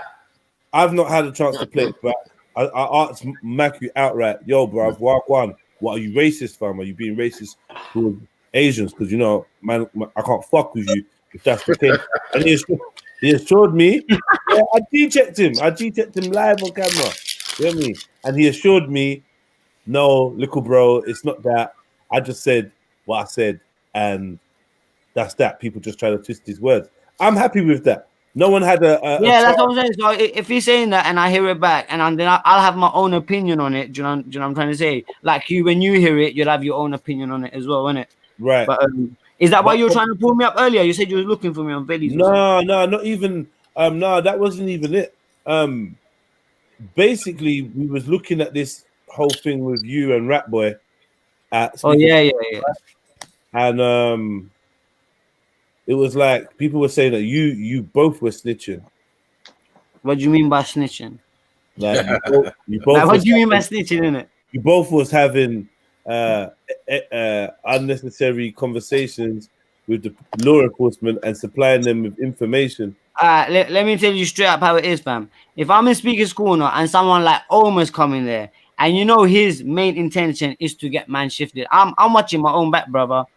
Do you know what I'm saying? I'm watching my own back. I'm telling them how it is, because what people didn't see is 2 weeks ago, because I've had conversations with Omar before, innit? And I've told him, you're acting all this big man thing on here. Let's go outside the park and talk, innit? Like, let's go. And what he does this, and he causes a scene, brings the police in. Man's going work, bro. I'm not going to Speaker's Corner to go chill.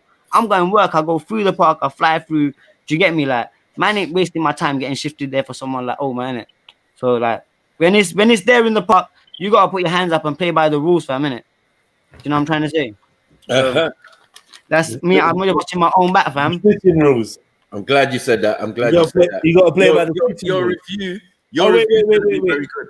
You gotta play. We gotta play by the snitching rules, right? Not the snitching rules, man. You gotta play by the rules. 30 seconds. No.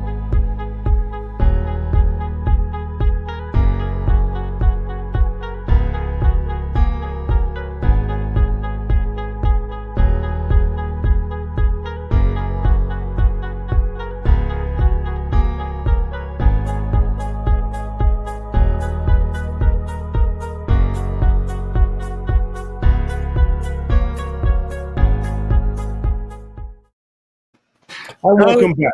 Yeah. Yeah. What was that? What was that? That was cool. It was 30 seconds to just think, innit? So Nas.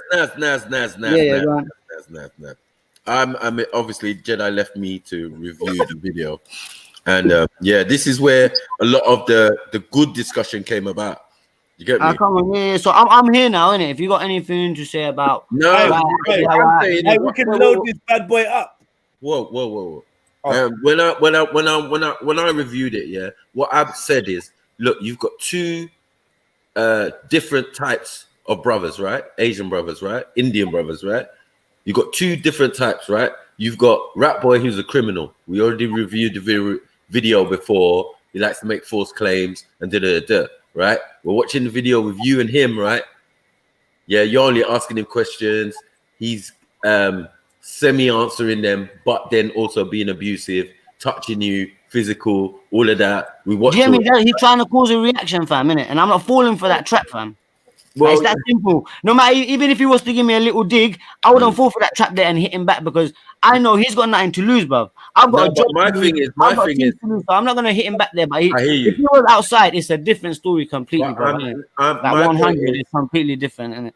Okay, my point is, that for me, you're a nice, upstanding guy, blah blah blah. come from a decent background, hardworking, about your faith, but about your culture and about being in an Indian household, yeah, for me, everybody, yeah, in there in a sense, right, from adult to child or blah, blah, blah, is influenced by Britain. So we want to fit into British culture. So are you trying to already stereotype what my family might be like or what my life might have been like? Because no, I'm just saying like, what your opinions of other Asians? No, because I know Asians, obviously, and I know in general they stick to themselves. They're very reserved people, right? I'll give you a better video. Hold on. Yeah. But if something goes on outside of the house, in the front of the house, yeah, if somebody there calls the police, is anybody going to be surprised? Or is that the normal thing to do? Right, it's the normal thing to do, right? The normal thing, as you know, from cultured people, fam, is our family will come to back us before any other Fed or any other friends even come. So, well, I'm saying we live in England. 1 second, we live in England. Yeah, majority of us are going to abide by the law, innit? 100%. Yeah.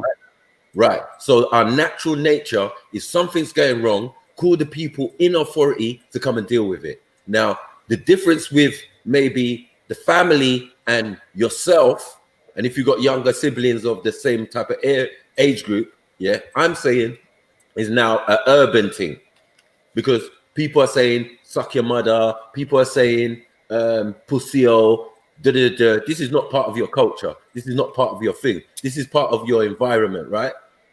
Because you're a younger generation, so we're not going to put those things on the elders and that. You get it? Yeah. And because man are trying to be something they're not, that thing that you're trying to be comes with rules. And that's where snitching comes in. So we're not expecting you from a home environment, yeah, to be when you snitch or when you call the police, we don't look at you as a snitch. Do you get it? But you as the young man who embracing your urban culture, you get it? So obviously a lot of you guys probably haven't watched me in Speaker's Corner before, innit? Or probably don't know about me in Speaker's Corner before. No, I watched the videos. Yeah, I've had a few runnings. I've had a few runnings already with the police there, innit? Like a man's on a tightrope there, and it's not even that. I'm on a tightrope with my own personal life with the feds anyway. So, and plus I'm trying to work in something where I can't be caught out with feds. So you gotta put all of that on the scale, bruv. You can't just say, oh, this guy is trying to just snitch, in it. Man's thinking about my job. Man's thinking about where I'm going. No, I hear you. Because I'm trying to say, in a sense, the people who's making the argument, how we were looking at it, is that you are a normal civilian. Ain't that what all snitches do? No, yeah. No, wait, no. Let's have a decent convo, yeah? Ain't that what snitches say? Oh, my kids, my family, my wife. Fuck that, bro. Listen, as I said, if wait. Let me finish. I speak this corner, brother. Wait. The reason why I spoke to the feds, the reason why is because I'm in Speaker's Corner. And that's it. It's because I'm in Speaker's Corner, brother. It's that simple, fam. Because if this was outside, I don't want to be incriminating myself or this guy here. It might have been different. It might have been a bit healthier. It might have been beneficial, the conversation. But if you watch this video, I was trying to speak to this guy about Islam and what he's saying, and it's going to take him to the hellfire. Man didn't speak to this guy to beef in the first place. I agree with you. It turned into that from what he was saying to me, and it took a lot to hold myself in from what he was saying to me. If you hear it back, the guy is disgusting and vile. My whole approach to do that is because this guy Omar goes around Speaker's Corner saying he's Muslim, and you can hear blatantly he's saying he doesn't. Nas, what was your point to go there? What was your point? Because why did you go there? I've been to the park before, and he's come up to me while I'm with Uncle Osman, giving dawah, and he's talking about Islam and all of this stuff. So he was by himself, and he was talking to me about fighting me. So I went up to him and I said, yo, let's have a chat. Come outside, innit? Now watch it. You guys ain't even watching this from the start. The start is from the phone in my hand.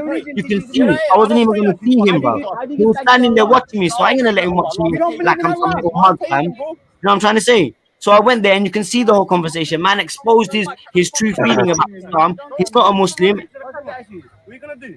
All right, let me hear you out. Let me hear you out. Yeah, man, your breath stinks, man. Okay, why are you behind me? You push your Who's behind you? Who's behind you? Bro, let me eat my thing and fuck up my face. Let's talk, innit? Let's talk about what I don't talk to a fuck. How do you pray? How do you pray, bro? Fuck your mum, innit? How do you pray? Fuck your mum, innit? That's how you pray. That's how your religion teaches you to pray. Yeah, I don't pray like you fucking. How do you give thanks to Allah? I don't believe in Allah. You don't believe in Allah? Nah, pagan, bro. Allah's a pagan. Hold on. Like you. Hold on, say that again. I said Allah is a moon god, lunar deity, pagan like you. So you're not Muslim? I'm not Muslim. Quran only. You understand what that is? I reject hadith, you dumb fuck. Okay, so Quran only. Who do they glorify in the Quran? Why are you so obsessed with me? Who do they glorify in the Quran? Why are you so obsessed? You say you read the Quran. You say you read the Quran. Hold on. You say you read the Quran. Why'd you come up here? You said you read. Why'd you come on my face? Do you want something?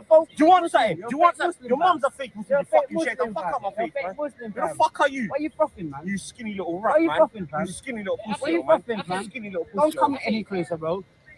Don't come any closer. Hold on. Well done. Push, yo. What do you get out of that? What do you get out of that? What do you get? Why you come up to me then? You say you read the Quran and then you say you don't believe in Allah subhanahu wa ta'ala. That's my business. Allah is in the Quran, you crackhead. That's my business. Are you on crack? Suck your mum in it. Are you reading the right Quran? You're calling a crackhead, bro. What are you going to do? The speaker's corner, fam. Hey, listen, don't. We're going to do that. Sort your boy out, fam. Don't come on me like that. We're going to do something. Come outside the park and we talk. Lift your arm, I'll fucking break your arm, you pussy. I told you come outside the park. You snitch. Who went to the feds? You. I wasn't even here, you fool. I wasn't here, bro. I wasn't here last week. When you got I said to you, you want to talk about your You're doing it because you know your feds are behind you, Chichi. Shut the fuck up, blood. You fake Muslim. I wasn't even here last week, blood. I wasn't even here last week. You're a pussy. You're telling me you're Muslim and you don't believe Allah subhanahu wa ta'ala. Why are you watching me? Did you hear what he said? Why are you watching me? Are you Muslim, bro? And? Did you hear what he said? And you're calling him Aki, fam. That's my business. He's saying you don't believe in Allah subhanaano wa ta'ala. Who gives a fuck? That's what he said. Your Muslim brother said that, yeah? Ask him, talk to him about it. Give him advice, bro. Bro, you're gonna go hellfire. That's good for me, good for me. Why you care? Why'd you care? Why'd you care? Because we're meant to care for Muslims, man. I want you to follow. I don't want you to follow. Don't worry about that. I don't follow him. Listen, I do my own shit, bro. I don't follow. You say you don't believe in Allah subhanahu wa ta'ala, bro. If you look up and do your research where the name Allah came from. Okay, in the Quran. But that's being added. Okay, in the. So why was the name Allah? Why was the name Allah used before in the pre-Islamic era? Quran. No, before Islam even came along, the word Allah was being used by Jews, by Christians, everyone. Allah subhanahu wa ta'ala set all the religions, bro. You should know this. Why are you killing yourself, Omar? I'm not killing myself, G. You are, but did you hear what you just said? You said Allah subhanahu wa ta'ala is not real. Astaghfirullah. That's me, bro. Oh my God. Come on, bro. That's me. And you call yourself Muslim? Yeah, and I'm Muslim, man. So who's your creator? I don't know what I'd call him. I'd call him my creator, innit? Who is your creator? Is it Bob the Builder? Nah, yeah. What's your creator? Yes, Bob the Builder. Come on, man. Who's your creator, bro? Let's talk real. Who's your creator? Is it God? Is it Allah? Who's your creator? God, bro. The Almighty. Who's your creator? Are you deaf or are you? You're not giving me a creator. I just said God, my creator. I don't give him names. I don't give him names. I don't say Allah God, but the one who created us. Allah subhanahu wa ta'ala, yeah? I don't say Allah, bro. So what does it say in the Quran that you believe in? I don't care what it says in there. You're a fake Muslim, bro. You're a fake Muslim. You're not even a real Muslim, fam. You don't even want to do your research. People don't argue with him about Islam. He's not a Muslim, fam. Man says Allah. Mad thing. Boy, deep conversation so far. Let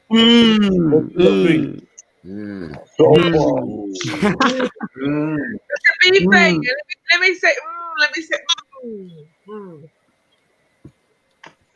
Yeah, I was gonna say on the video, it does look like Rap Boy kind of started on you first, you know? What? Yeah, I said on the video, it looks like Rap Boy started first, really. Oh, I'm a buzzing. Just pull that back, bro. Right. What part? The whole thing. Remember what you're on at the moment, yeah? But just pull it back. No, because this. How did you get that from this? And then go back to that first 10 seconds, please. Because I just saw these in the face. Yeah. And if you want me to tell you the first 10 seconds, watch, he pulled forward.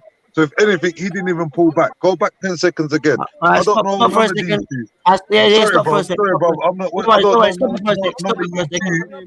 but my friend Annabelle Fabeli just said to me that he saw Rap Boy antagonize him. All right, they're face to face right now. Yeah, it might be in your face. Yeah, but let me say something, brother. Before you carry on, bro. According to footage right now, you look antagonistic. All right, let me show. All right, I'll take that. I'll take that. Let me respond now. Let me respond now. All right, let me respond now. If you can see where I'm on the bike, when we first started talking, Omar was at the front of the Santander bike. Sorry, what's the name? Was it Nas? Nas, listen, I'm not arguing with you. This ain't Speaker's Corner, my brother. 100%. I'm telling you what the first 10 seconds of this clip looks like. No, but you haven't seen the first 20 seconds, bro. This is my first time. This is my reaction to what I'm watching. You haven't seen. No one has seen the first 20 seconds. I've got the footage on this other channel. I'm well away from him, and he comes into my face, and I've only gone back into him because he's come into my face. I ain't gonna have that in it. Like, I'm reacting to what he's done to me, innit? But anyway, I can see why you're saying that. But if you watch the rest of the video, you can see who's being antagonizing, innit? Can I just say, it's Speaker's Corner at the end of the day. So if you watch everything that we watched on Mills, I would say that he wasn't being antagonizing. It's Speaker's Corner. You go there to debate about things.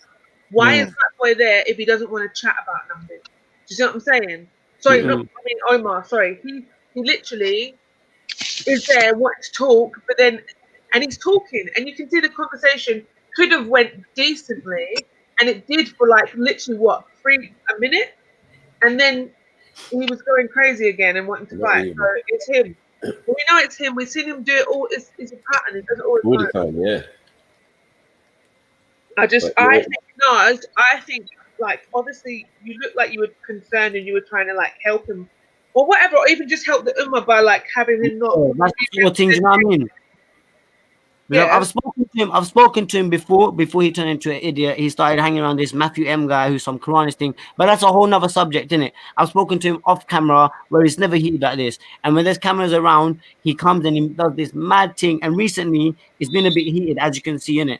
But as you can see, and I didn't even want to engage with him. I just wanted to get it clear cut on camera what he's saying about Allah subhanahu wa ta'ala, because that's something personal between me and him as a Muslim, innit? You get me? I got my footage, I done my thing. As you can see, I was like, cool, I'm going, bro. He started kicking my bike and all that. And the whole time, you can see where the police van is, innit? And they're watching this, bro. So look at the police van. There's 2 Fed van breads inside that car, right there, sitting there watching us. And the joke thing is, at the end of all of this, they told him, walk around the park and come back, because they need people at the end of the park. And they told me, go home, 24-hour ban, don't come back. Do you get me? And anyway, that's a whole nother subject. Okay, why are you behind me? Who's behind you? Who's behind you? Bro, let me eat my thing and fuck up my face. Talk about what I don't talk to fuck. How do you pray? How do you pray, bro? Fuck you, 1 minute. How do you pray? Fucking shit, don't fuck up my face, man. I'm a fucking break you up, you pussy. You went to the fence that I'm gonna snitch. Who went to the fence? You I wasn't even in here, bro. I wasn't here, bro. I wasn't here last week. Trying to eat my food, and he comes up to me like, I bite you, man. I was gonna say the reason why I think Rap Boy is antagonizing is because of his body language and the way he speaks as well. You're a Muslim, you don't believe Allah subhanahu wa ta'ala. Why you watching me? Why you watching me? I'm trying to eat my food. My business. He said you don't believe in Allah subhanahu wa ta'ala. Who gives a fuck? That's what he said. Your Muslim mother said that, yeah? Ask him, talk to him about it. Give him advice, bro. Or you're gonna go hellfire. That's good to me. Why do you care? Why do you care? I want you to follow. I don't want you to follow. Don't worry about that. I don't follow him. This is if I do my own shit, bro. I don't follow him. You don't believe in Allah subhanahu wa ta'ala. No more. If you look up and do your research where the name Allah came from. Okay, in the Quran. But that's been added. So why was the name Allah used before in the pre-Islamic era? No, before Islam even came, what Allah was being used was used by Christians. Everyone. Allah subhanahu wa ta'ala set all the religions, bro. You should know this. Why are you killing yourself, Omar? I'm not killing myself, Chief. You are, but did you hear what you said? You said Allah subhanahu wa ta'ala is not real. That's not for long. That's me, bro. Oh my God. Come on, bro. That's me. You call yourself Muslim? Yeah, and I'm Muslim, man. So who's your creator? I don't know what I'd call him. I'd call him my creator. Who is your creator? Is it Bob the Builder? Nah, yes, Bob the Builder. Come on, man. Who's your creator, bro? Let's talk real. Who's your creator? Is it God? Is it Allah? Who's your creator? God, bro. The Almighty. Who's your creator? Are you devil? You're not giving me a creator. I just said God, my creator. I don't give him names. I don't give him names. I don't say Allah God, but the one who created us. Allah. I don't say Allah, bro. So what does it say in the Quran that you believe in? I don't care what it says in there. You're a fake Muslim, bro. That's been added. You're not even a real Muslim, fam. You don't even want to do your research. People don't argue with him about Islam. He's not a Muslim, fam. Man says Allah isn't real. Yo, man, how can you say Allah subhanahu wa ta'ala ain't real, fam? Bro, I can. How can you be so Muslim? Wait, he prostrates to the one Allah, so he is Muslim. I don't prostrate to no one. You don't Well, prostrate to no one? he is Muslim. So which religion do you follow, bro? I don't understand what religion you follow. Quran only. So what does the Quran tell you to do To prostrate to the one Allah. That's what the Quran says. Exactly. I know that. Even a non-Muslim knows this. Even a non-Muslim knows this. You're making Muslims look bad. Look what happened to you last week. Look what happened to you last week. You decided to start a fight with these racist people. I started a fight. No, I didn't. Let me talk and we have a chat. Have a chat. I watched the video, bro. Yeah, I watched the video, bro. You need to see who started what I'm saying to you is, when they start arguing with you, don't bring Islam into it. When they call you Muslim, say, look, I'm not representing Islam because you're putting a bad name on us. When did I say Islam? Bro, are you listening to what I'm saying? When did I say Islam? When they're saying you're Muslim, you should say don't bring Islam into it, but you don't. You don't. You let them. The speaker's court, freedom of speech, they can say what they want. I don't care. Oh, crack it. What's this place about, you dickhead? Freedom of speech, you dickhead. Yo, says you, bro. When's the last time you had a fucking... Did you lose the argument there when was it echoing the whole time? Yeah, it was echoing. Yeah. But you heard it though anyway, innit? Yeah. Sorry, I'll mute up next time. But when you just decided to call him a crackhead, what happened there? You just got frustrated. I felt like the conversation was going nowhere. I've got my point across, and he's called me a motherfucker or all this dirty stuff. He said he'd F my mom, all this stuff. So I gave him something back, like one little crackhead. I called him a crackhead because he looks like a fucking crackhead, innit? That's not it. The man dissed me bare, bro. He said so much shit about my mama and effing this and effing. Like, you can see that's probably the first time I've said something back to him or called him a dickhead or something. Like, but anyway, yeah, I had enough of chatting to him. As you can see, watch the video. I had enough of chatting to him. I got my point. The funny thing is, Naz, you was winning at that point. You'd got him with the verse. Obviously, you get me. To prostrate. Wait. Does it say to prostrate? Yes. Yeah, of course. Surrender to Allah subhanahu wa ta'ala, innit? Prostrate. To surrender. We surrender, we prostrate. That's how we prostrate to Allah. Well, wait. What? You know what I mean? All right. I'll find it. Is it Yeah, surrender? prostration is there, definitely. To prostrate. It's the one. It's what. Remember I said earlier on. It's in the verse where it's talking about don't prostrate to the sun or the moon. Oh, the moon. Yeah, that's correct. Yeah. It's in that verse. Prostrate to me. Yeah. 1 second. I'll find it. If I can talk on my behalf, I wasn't even talking about a verse. I was talking about like we prostrate to Allah subhanahu wa ta'ala. Yeah, but wait. That's what I was saying to him. So I don't know what you guys are bringing up something else. This is the problem. If he's saying he's Quran only, maybe his stance is that the positions of prayer that you typically display in Islam as prostration are not in the Quran. 100%. Okay, I can agree with that. Whatever.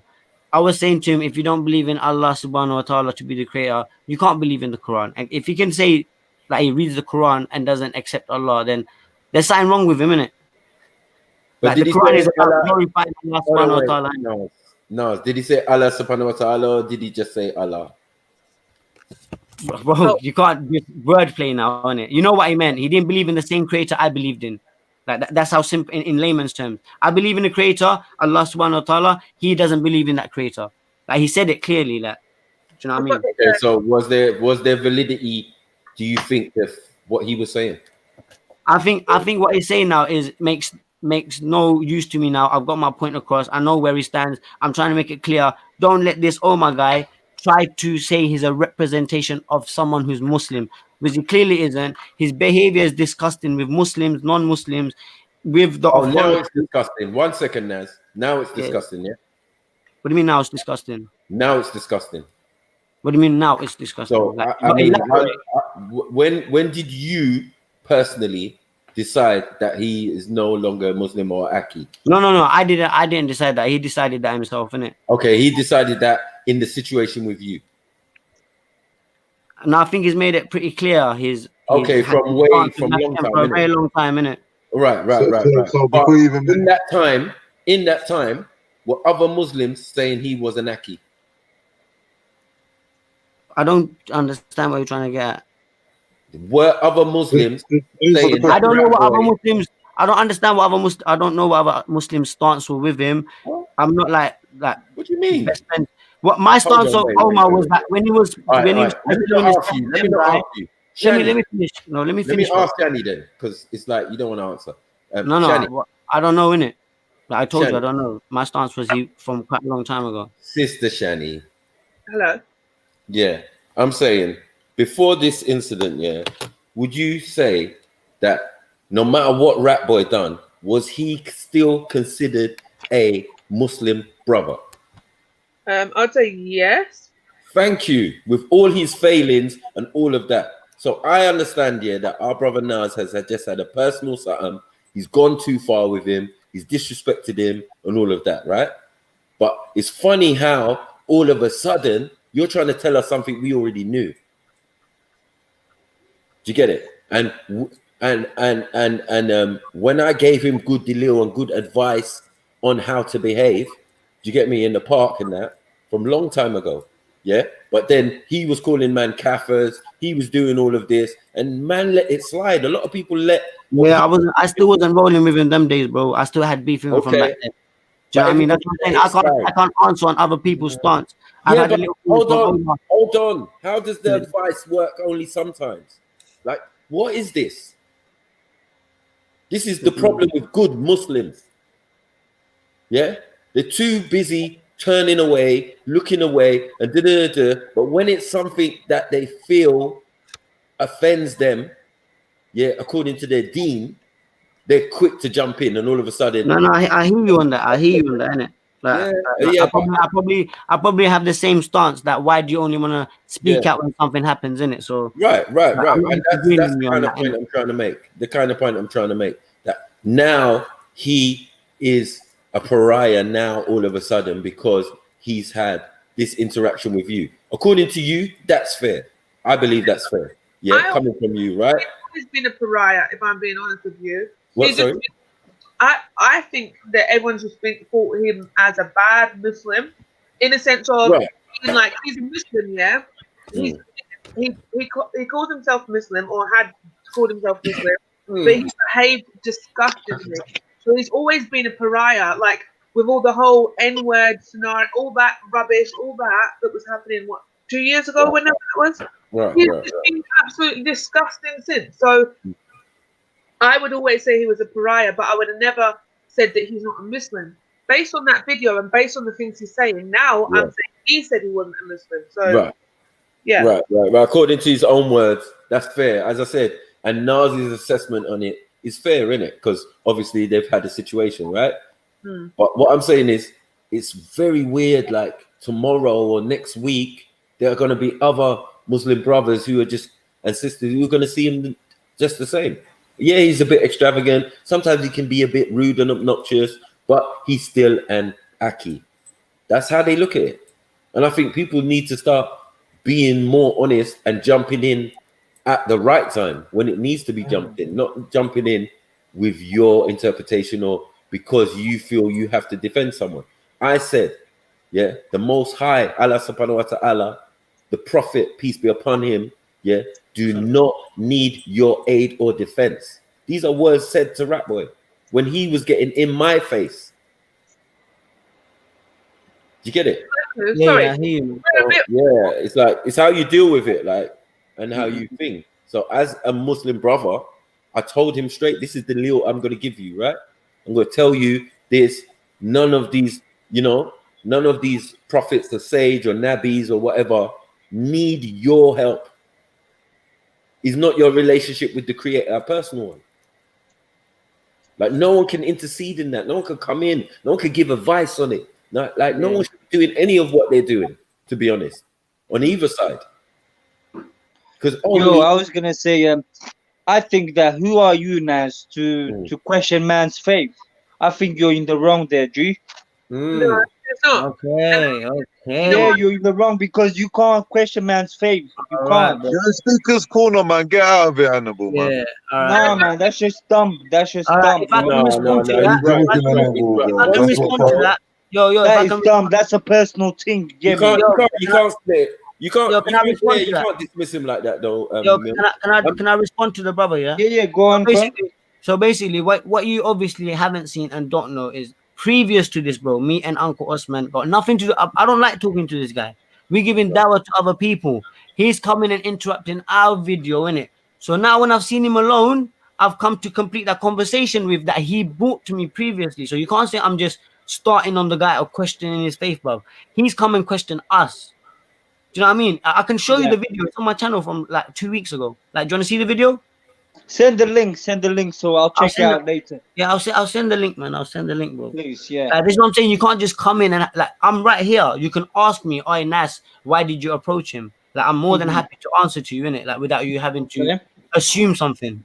No, I'm just going on what I see. You know what I'm saying? That's all. Yeah, yeah. And this is why Speaker's Corner being filmed is very dangerous or very beneficial, because it can come across like this, or it can come across completely different if you see the context to it. Like, do you understand? So, like, I'm more than happy to answer anything that people want to ask about this or whatever, innit? So, okay, that's fair. So this is what he's trying to say. I mean, no one can judge other than the creator. We all are gonna agree. Yeah, true. I agree.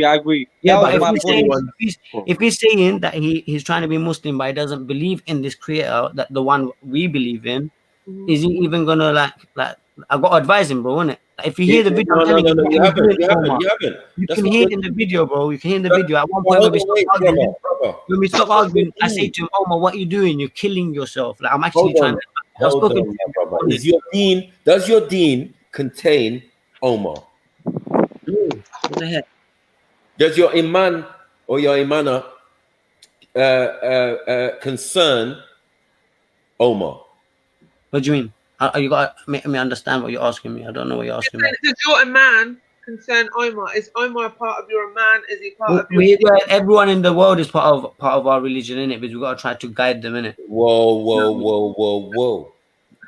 We're meant to guide whoever we can, but we're meant to listen. I'm trying to, innit? Be real, Naz. Yeah? The first person you guide. Who's the first person? Who's the first person that you guide, Naz?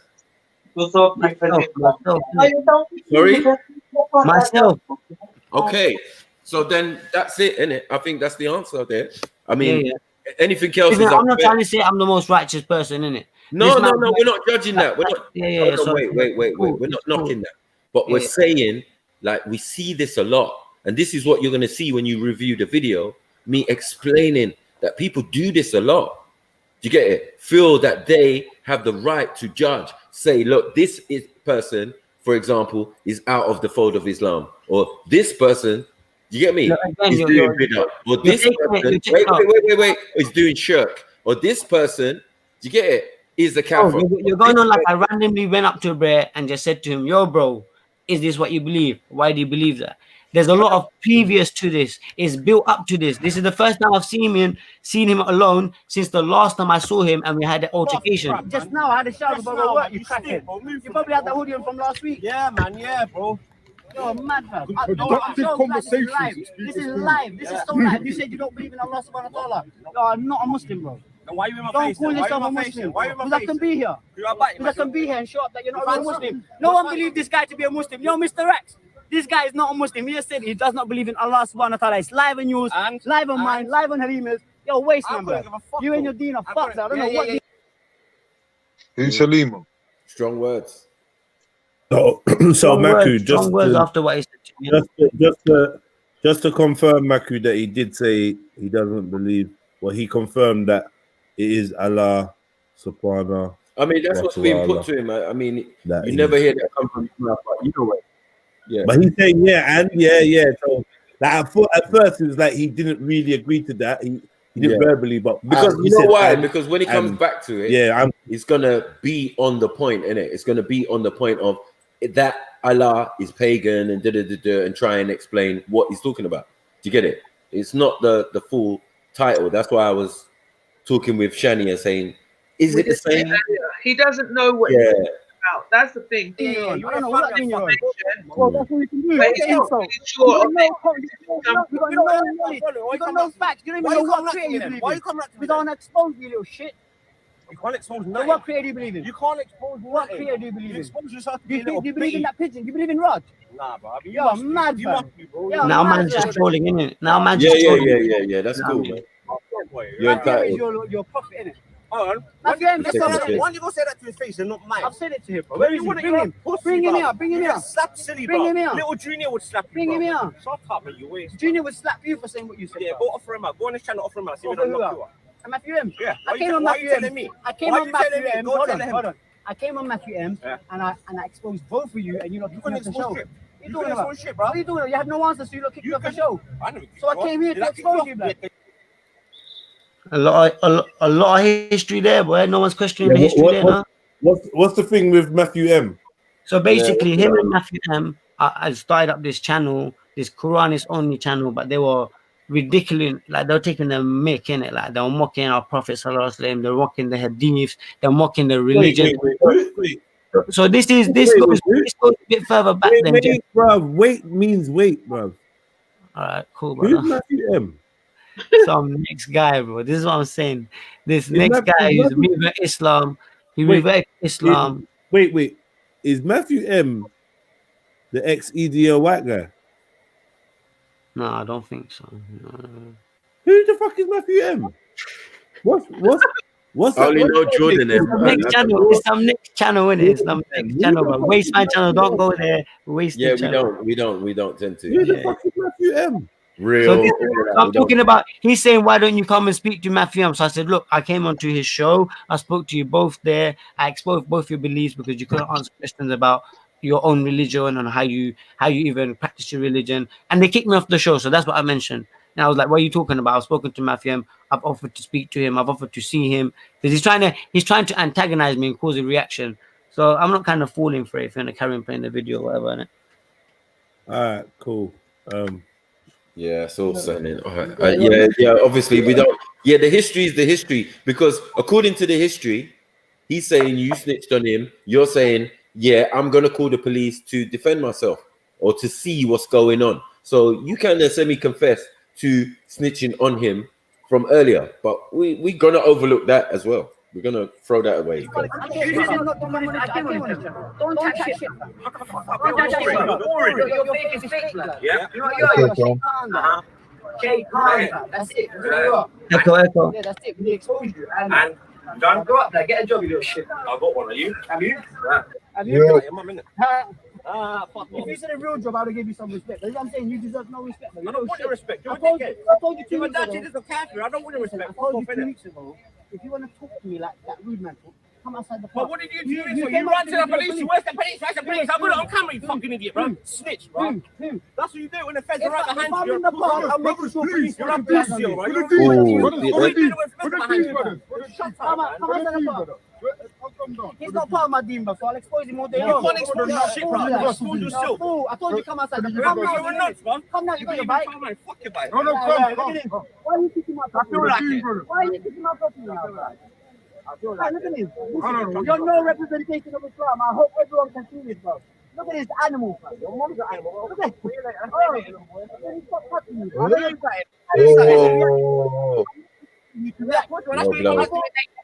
You're right, not Muslim. Yeah. You're so mature. You're so mature. You ugly motherfucker. You're an ugly motherfucker. Look at you, though. Look at your face. Look at your face. You're ugly, bro. You look like your face looks like the fucking moon, bro. He's jealous. He's definitely jealous of you, Naz, though. You fuck up, man. You wait, man. When he looks in the mirror, he wish. You. Officer. Let's start the park. No face. Come. Come. Get your back. Why are you touching me, bro? Oh, louder boy, man. One too much section. We'll see what going on, innit? Come back. Let me see that again. Jackson's bad, bro. Remember that, bro.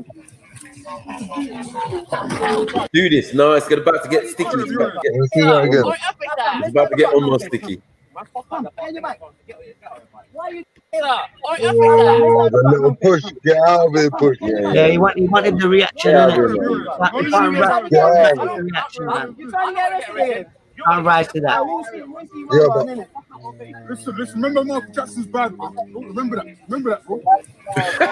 What's he talking about? Shut up, man. Remember Michael Jackson's bad? Is he alright? Here we go. Have you seen what I do? Have you seen me do anything? Who do you think I'm talking to there? Yo, pause it. Big man in the box, isn't it? Big man in the box. Come on, are you watching this? Are you watching this? Get shit.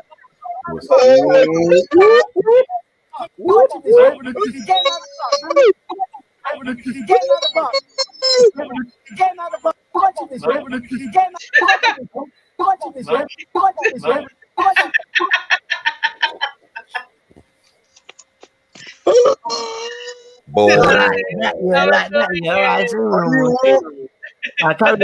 just killed this whole video. Any he questions? just killed that whole debate. Yeah, there's nothing else. I don't care about what you said to Rap Boy. I don't care who you are. I don't care about anything else no more, bro. Bring it back, Jen. Yo, Show Naz, me what you I could care have about handled now. this a lot better. Show me what all I care about now. Well, You no know what he questions. say? No questions. Did I hear right? Are you what? Are you what? He's even looking in the same direction. Have you got any questions? I can explain what if you want to Pointing, ask. not only looking in the same direction, pointing, saying, "Are you what?" Watching.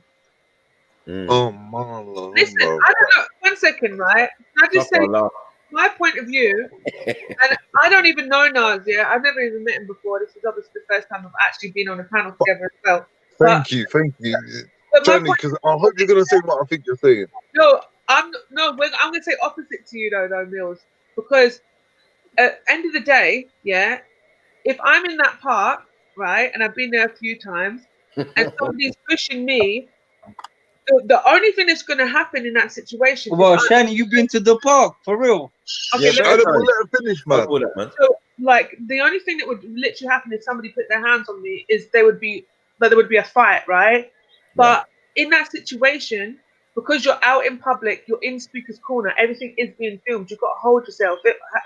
It really depends. Thank you, someone with common sense, fam. Finally. So how I would see it is, and I don't care if I look like a pussy or whatever to anybody. At the end of the day, if the police can see him doing what he's doing, that's cool, because it means that, like, out of both of it, if I do lose my temper, at least the police saw that he was pushing me first. Does that make sense? Because ultimately, when it comes to the law, you can defend yourself. You can't be the attacker, but you can defend yourself. So all you really want someone to do is hit you first, and then you can just go ham. So I don't think there's So any. he could have pleaded. He could have pleaded self-defense at any Exactly, moment. Naz. Exactly, Naz. Because you know when the brothers do it, you see what happens in it. You see what happens. Let me tell you something now as well, Snipes. Yeah, see what happens though. Yeah, you put your hand on the brothers though. See what this is what karma does, though. You know. Yeah, you miss it. I don't know why you're speaking to a guy like you're speaking to a guy like this in the first place. Yeah, you already know what sort of person he is from before. Yeah, you're talking about Muslims, so you're not there to help him. Yeah. So what are you trying to do? Are you trying to get? Do you know what I mean? That's why people will think you're trying to get clout off him, and now that's backfired. What do you mean clout? Why would I want to get clout off him? If I wanted to get clout off him, I would have plastered this video. Bro, man, try to pat you on your back. And I know your back, your arse. I don't know. He's trying to get a reaction, fam. Like, this guy's got no job. His job is to come to the park and antagonize people, whether it's Muslim or non-Muslim. I'm not falling for it, fam. Like, he's not a genuine person in the park talking about a topic. He's got no knowledge about nothing. He's not there to talk about nothing, innit? He's there to antagonize people. All right, listen to this. He's just done that too. Do you have any siblings? Do you have any brothers or sisters? Yeah. Or let's say he done that to your mum. What'd you do? Man would have You're in slapped the park him. right now. There's cameras everywhere. He just pushed your mum like he's done to you on the bike. What are you doing to him? Man is clapping him for a minute. I'll probably smash my bike on his head. Okay, then. So what's the difference?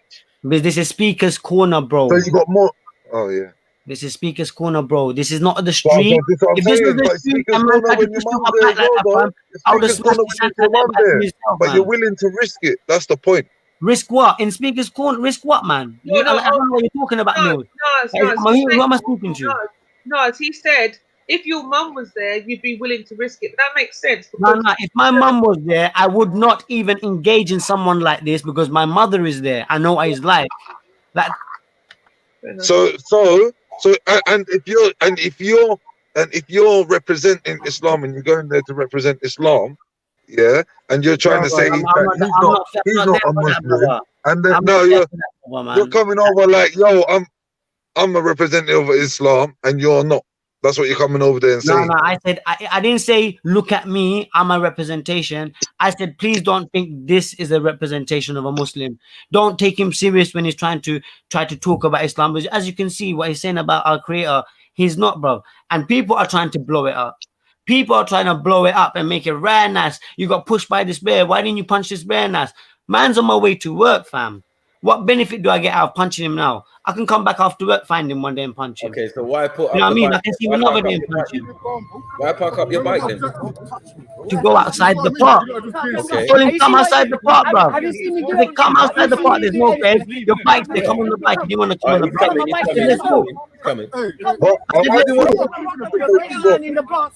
Big man in the park, come outside. I don't know what you guys think. Come outside the park. Get him out of the park. Get him out of the park. The feds are already coming. All right, so let's stop it now. Stop it now. Stop it. Pause it, please. Pause it, please. Innit? Get him out of the park. Right, you're gonna pause it, Jim. Get him out of the park. Get him out of the park. Man's acting toned down.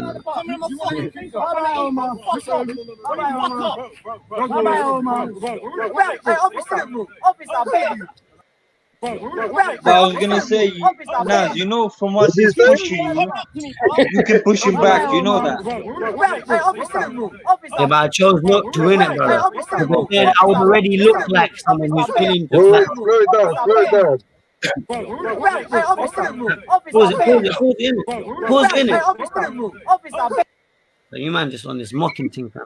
Anyway, you are seriously on this mocking thing, innit? Because basically, yeah. Last week I got I got cuffs on me, not last a couple of weeks ago, because of arguing with him by these feds. So I'm already thinking, look, man's gotta go work. These officers are coming out, they're gonna try shift me again. Nah, blood, make sure you're watching what he's doing. I'm not doing nothing. Watch what he's doing, fam. He needs to be shifted, not me, blood. Straight up, blood. Why am I getting shifted? Why am I getting shifted? For what? That shit. For coming to speaker's corner, having freedom of speech. Ban that shit, fam. I think everyone needs to remember as well and recognize that whenever we're watching these videos of Speaker's Corner, everyone has something to say about he should have, or this should have, or whatever should have. Definitely. It's always whatever happened. Do you know what I mean?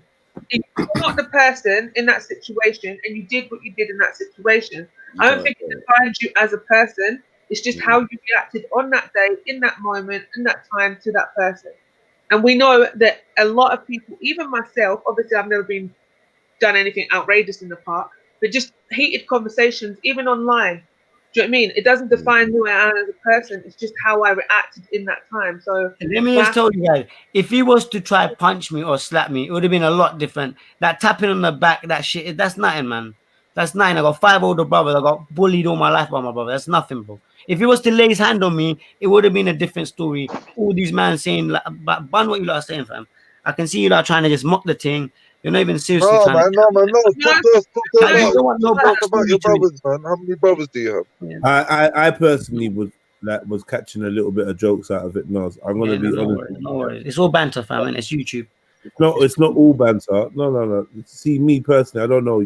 You're probably not used to me, but like in a serious moment, this is just me, my personality. So you're gonna have to bear with me. So like, obviously, sometimes if you watch my content, sometimes it's serious matters, in it. But like, I find a way to inject some humor. That's just like who I am, in it. So no disrespect to you, my G.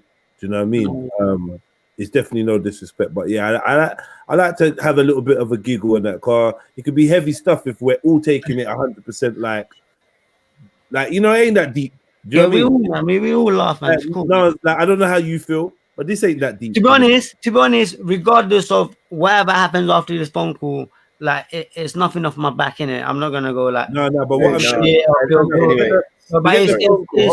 You know what I mean? Forget the phone call. What I'm saying is this scenario. Hold on.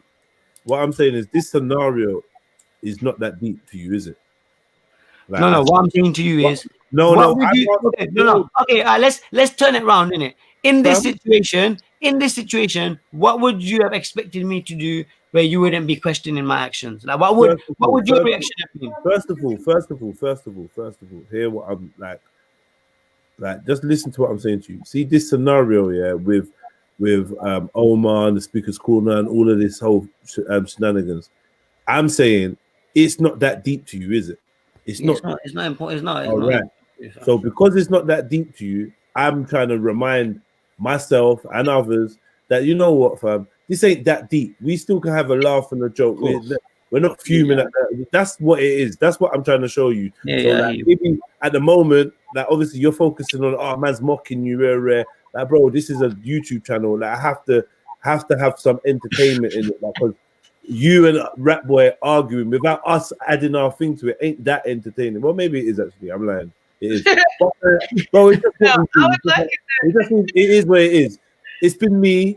You get me? It's been Maku. And really and truly, bro, this guy was dissing you yesterday, and I was cussing him for that too. No problem. You know what I'm saying? So I'm not taking sides. Hold on, family. I'm not taking sides. It's not nothing like that or rare. Like, next man might be saying that they think Rap Boy's in the right. Next man might be thinking they think you're in the wrong. That's up to them. It's a panel of individuals. Hold on. It's a panel of individuals, but it is my show, and I'm non-biased to this, even though I don't feel Rap Boy and I don't have any issues with you. So, but it's non-biased. We're just chatting, innit? Like, so, like, yeah. Can I say something? Can I say something too? The only thing I'm gaining from this is viewers on my channel for entertainment purposes. Listen, I'm always up for advice in it. So if you think like man could have done something a bit better, me personally, I heard you saying that you're going to work and whatever, and then I heard you talking about the history. As soon as you start talking about the history and the handcuffs, I thought to myself, while you was talking about the handcuffs, I can see you 2 weeks later here in man's face again. So I don't think that was smart, innit? I feel like for somebody that wanted to go about their business, you kind of went looking for trouble, but you should not engage with him, or you should have just kept it moving. Then someone else made a good point. You said, all right, I'm not trying to fight with man, rare, it's long. Then in the video, you're like, all right, let's go outside the park.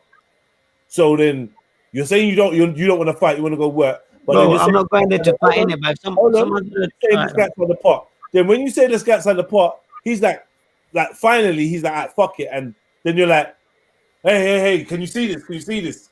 He's not coming out the park. What do you talk? This is what I'm saying. How are you guys seeing this? All right, well, let me show you the park. I'm making him come out the park, and he's turning back towards the gate. Let me show you the park. Let me show you. You can get it back. He's not trying to go out the gate. Let me show you the park. This is the park. Watch it. This is the park. Yeah, watch it. Bro, you can't tell me to watch it. I've pulled it here to play. Yeah, so I want you to watch it. Yeah, so listen.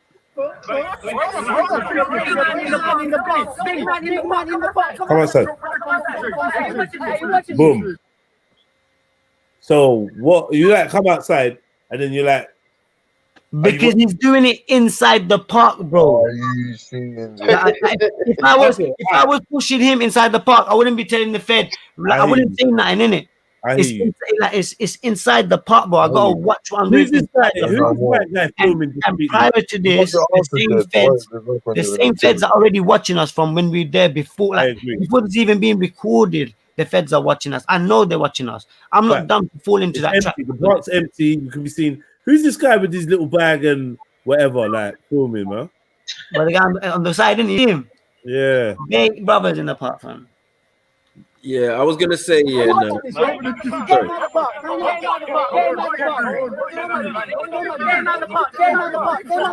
I'm saying get him out of the park, bro. But they're fighting people every week. Every week he's fighting people. He's safe in the park. Get him out of the park, bro. Straight up like as well.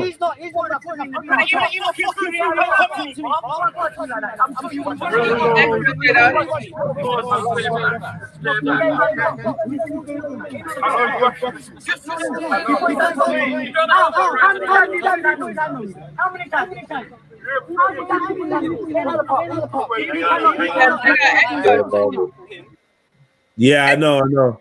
Get him out of the park, you get me, bro. That's I remember this one. This one was the rat race. I called it the rat race. Who's gonna snitch first? Yeah, you had one fed each. No, I was being real. And then the thing is, Who's gonna snitch what first, bruv? I'm gonna tell them, listen, I don't need to be escorted from the park, bruv. Escort him out. They're here to escort people at the park. Why am I going, fam? Okay, And so both of you are why is telling he your story. needed in the park to maybe go fight somebody else? I Like, do you get me? but both He's of not you. safe, bro. He's not safe, fam. Okay, but both of you are now telling your story, right? Individually. So Yeah. that was my whole point. It's like, look, you both ran to the feds and did it. We didn't run to the feds, but they separated us, fam. How you say we ran to the feds? 1 second. I'm bearing in mind, that from my Bear point in of mind, they view- spoke to us and separated. Wait. From my point of view, you haven't done nothing wrong for me, right? And I'm saying that you are a civilian. No disrespect, yeah? You're a working man. You're a man about your faith. You like to do a little filming, and I see you as an honest guy, the little I know of you. You get it? So my point was, I am not putting the type of pressure I would put on Rat Boy because Rat Boy thinks he's black, right? He's immersed in this culture. He's, suck your mother, da-da-da-da. Obviously, that's not where you're coming from. It's not in the Gujarati or, you know what I mean, language or whatever. You know what I mean?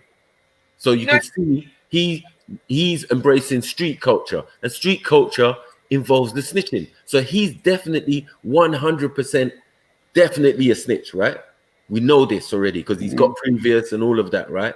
But with you, you're a civilian. So don't feel no way if you feel that when you're being pressured or whatever, you need to talk to feds. We do not hold you to the same standards, you get me, that we hold ourselves one and someone like Rat Boy, because we know what that is. Can I just quickly say something as well? Nas, right, look at the situation and change the word officer and whatever to like miss. Like, this whole situation is very primary school. Like, that's the comment that I made earlier on regarding this part of it.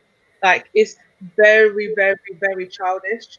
Like, and you put yourself in that situation. Now you look as stupid as he does. Because he looks stupid. He does this all the time. Do you see what I'm saying? Like, I hear.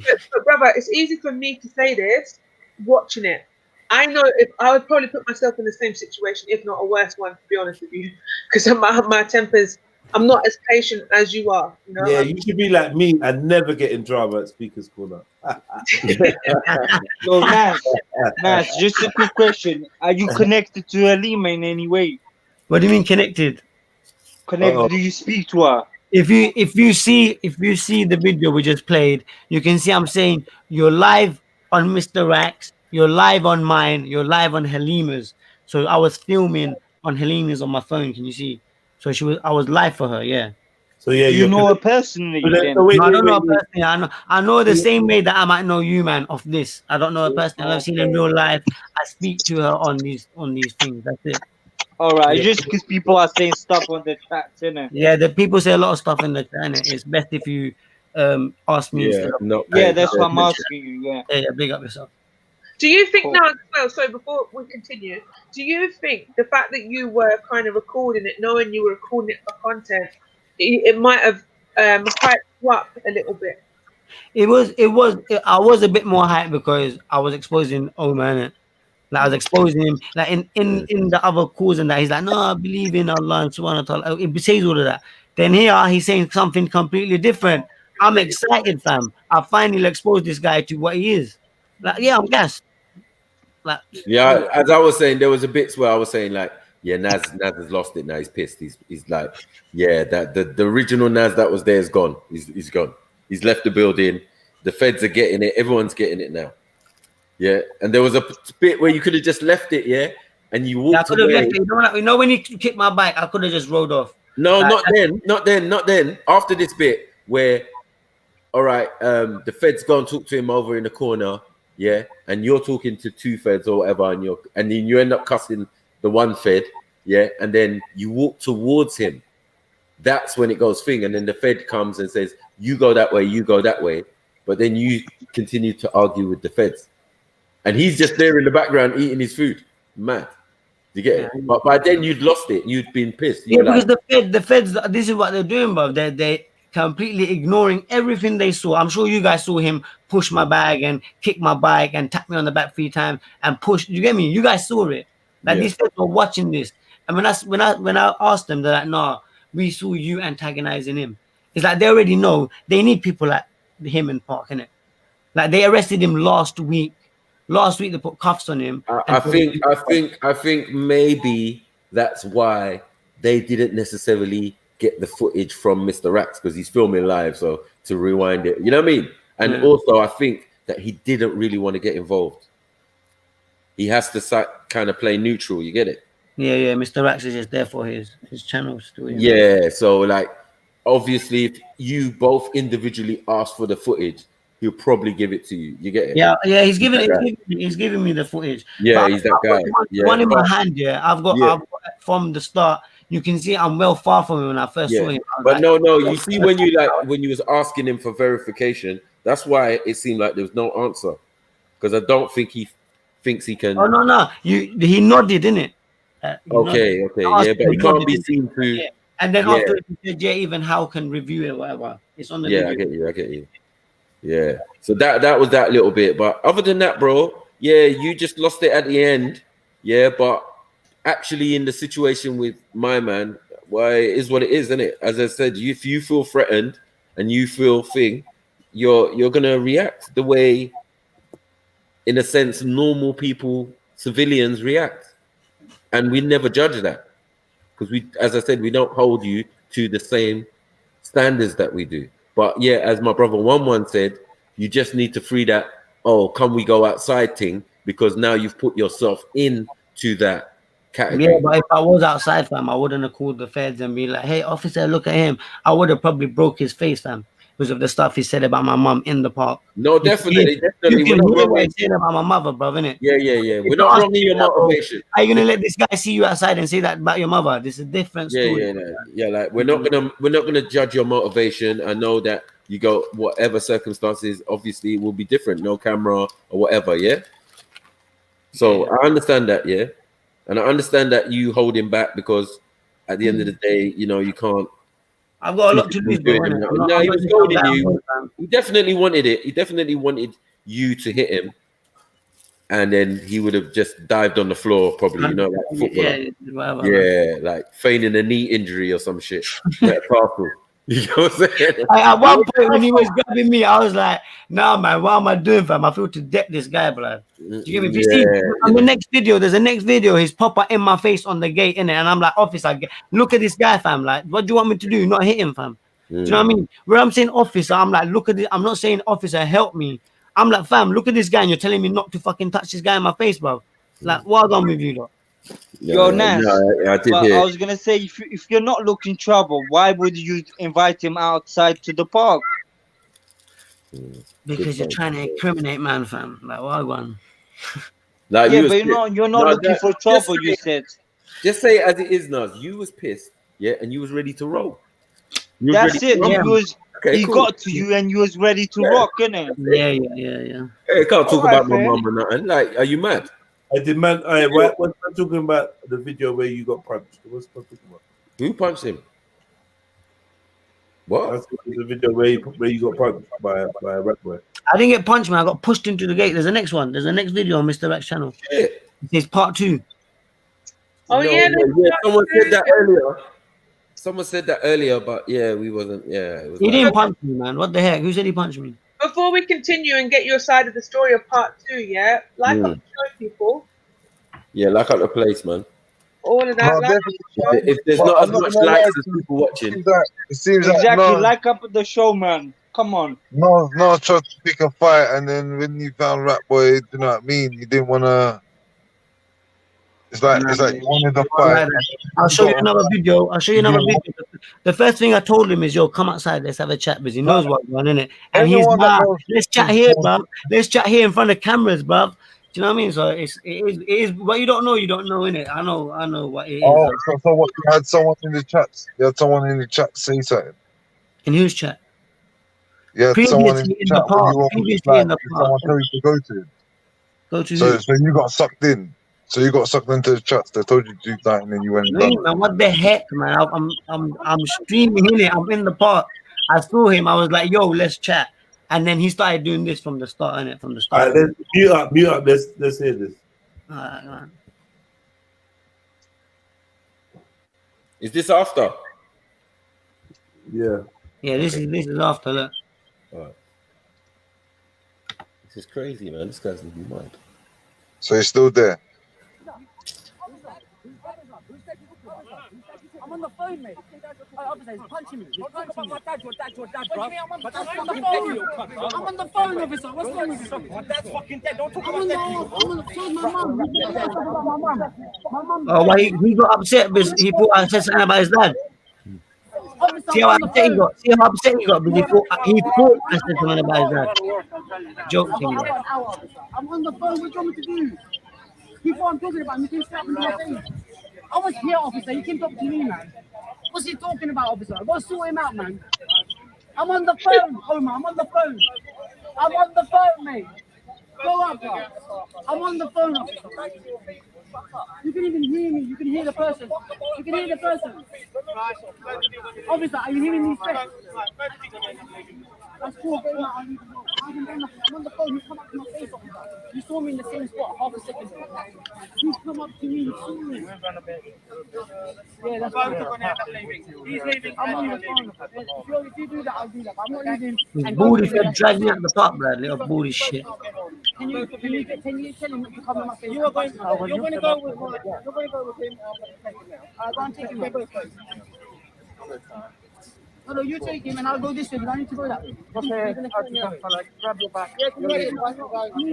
I'm happy to.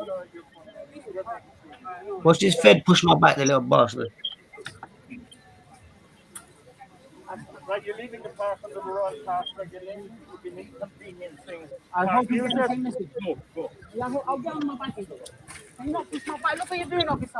I'm taking it. Yeah, but you don't need to push my bike, officer. See, you call them and they push you as well. That's what you get. That's what I'm saying. This is what we say. We're trying to complain about the police in the park, man. It's not fair. Like, it's not fair the way the police are policing the park. Nah, man said. Man said that's what you get. Nah, that's fine. He said you call it. That's what you get. I'm sorry, guys. I ain't got no more sympathy no more. Anyway, listen, you man got anything else to ask me? Because it's late, fam. As well. Yeah. Who's this Halima girl? Like, why is she dissing me now? What's going on? Because she heard you say something about Asians and that, innit? So it might be something in retaliation about that. I don't know, man. You like you can't retaliate history. You get it? Because that's all I talked about is the facts. I think it wasn't in a negative. It's more the fact that you're saying that Asians are snitches. Is it because like do people snitch because they're Asian? I think it's along them lines, isn't it? Because I was here, so I kind of saw the joke side. Wait. That's the question. That's the question for the show. That's nothing to do with me. Like I gave my explanation of what I'm talking about. Like maybe you do need to watch it before you start making a that's what I said. I want to watch the allowing people to just chat shit. I mean, I'm not going to respond to her because I don't know her.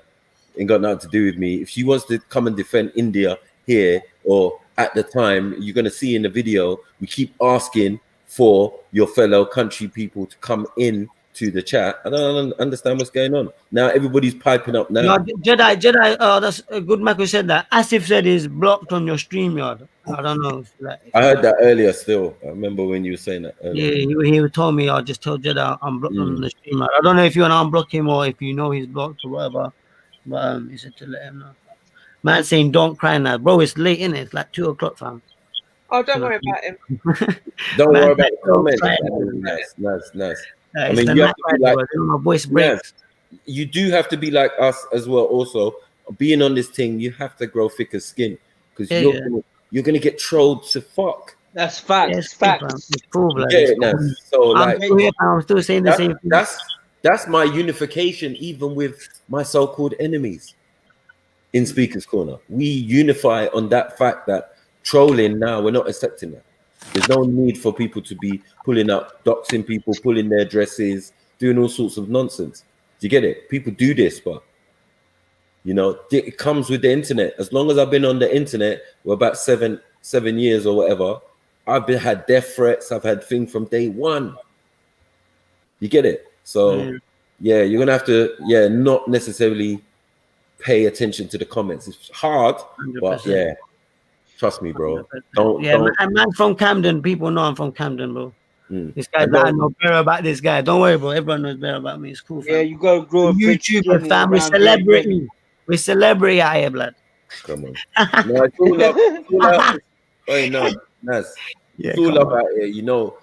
Anyway, like man don't judge and man don't think, but And yeah, the main source of that I don't know video. what's your stance. Are you racist? Are you racist, Matthew? Racist to who? I mean, what does I that don't know. mean? I mean, I can't be racist. Yeah, we see the review anyway. Bless up, guys, and I'm out, man. Yeah, man. Peace. Nah, One. cool. Assalamu alaikum. Yeah, man. All right, later. Yeah, these guys. See how soft they are, boy.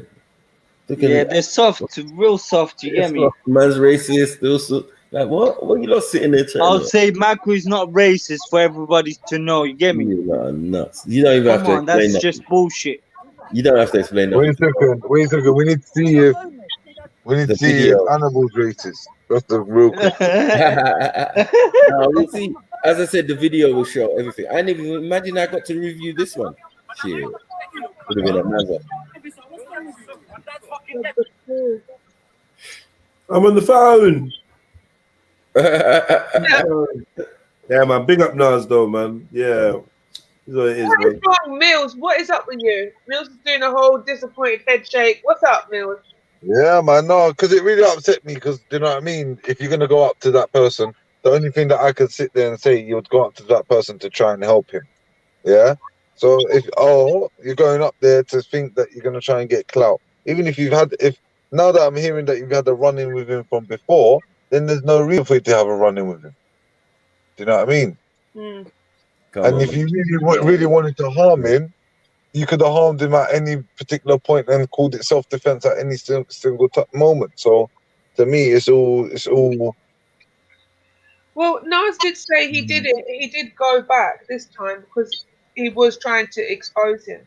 So he's Well, you know, like, that's all a bit contradictory, as we're trying to say. Like, you know, there was a point, many points where he could have just like left it. He was not in the wrong. That is one definite. Like, he was not in the wrong in the beginning. So I don't know why he won on the argument points. And I especially remember when I just brought up, like, whoa, you got him when you mentioned the prostration. You get it? Like, you got him at that point, and then, you know, straight after you hit him with the rudeness. You get it? So he kind of got him out of his tree. You get it? Like, but you didn't need to. You gave him a rope. You gave him a rope. Yeah, he was lixing him up on the rope. He was even calming down. I like the bit where he calmed him down just by speaking. He was like, let's talk, man. Cool. Whatever. Yeah, my mom, whatever. Let's talk. See, that's a Maku style. You get me? That's a Maku style. Like, yeah, I hear you. My mom, everyone. Yeah, cool. You're not going to gold me out. Let's stick to the point. Because I haven't got the Gary Google thing where I can put diversion on. You get me? If I had it, if I had my tablet back, I would be in the park using my little tablet. I had it all set, man, and I went on a G-Walk and lost it. Mad. I had bare Delil on there. Bare Delil for the park. Because I was going to do I was like the young Gary Google. That's how I was trying to rock it. You know, when I said bring the Delil, you just pull out the tablet. What? Sniper, you got a lot of fans because half of the people on the chats are hating on you, but they're still listening to you. I don't get it. No, it's not that. It's like a lot of them are Asian, so they want to be sure, but there's nothing to be worried about. It's just that you have to look into the history of what I said. True. I talk about famines. I talk about thing. I talk about all the situations that encompass India, and I talk about Indians in the diaspora. This is what we're talking about. We're not talking about Indians in India. Do you get it? Yeah. There's no slur or disrespect on them. Matthew, like we said earlier on, it's 100% your delivery of it. Like, yeah. If it sounds harsh and you don't like it, that's because there's a little bit of banter and jokes according to the subject matter. But other than that, nah, man, I stuck to what's true. You get me? Nas never got dissed. That's definite. You get it? Yeah. Even though I think, and I said that I don't put the pressure on Nas that I put on Rap Boy. You get it?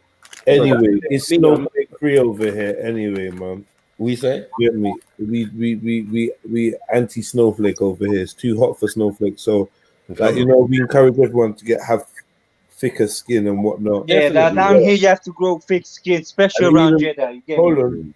Even with the thick skin, yeah, after man them mature in their online presence, they recognize a need for balance, man. You know what I mean? There's balance, there's sensitivity when there's need be. You know what I mean? But there's not no go areas or no go zones. Exactly. We just know when it feels right and when it's like wrong, innit? Yeah. You get me? If man needs to apologize or whatever, then man will. But apart from that, yeah, we gotta run some fucking jokes, man. Shut up, man. Go to another stiff back. You know Jedionline, man. You know what it is. Go to some next stiff back channel where man just can't take the piss out of themselves and each other and other things. But over here, just leave me alone, because you should know by now there's no what's it, bad intentions or ill will or you know what I mean, spite. It's just how we run jokes over here, man. You know what I mean? Yeah, that's definitely true. But also, it's not true for everybody that's on your panel. Do you know what I'm saying? They might be true for you. They might not true for everybody that's speaking. Oh yeah, that's definitely a disclaimer for me. But it's a general vibe of the channel. So even if you are hearing somebody that say, nah, like a lot of people like Maku's like a lot like me. He says a lot of shit, and sometimes it sounds half serious, innit? But it's not, innit? Like if you know, man, then you should just know, innit?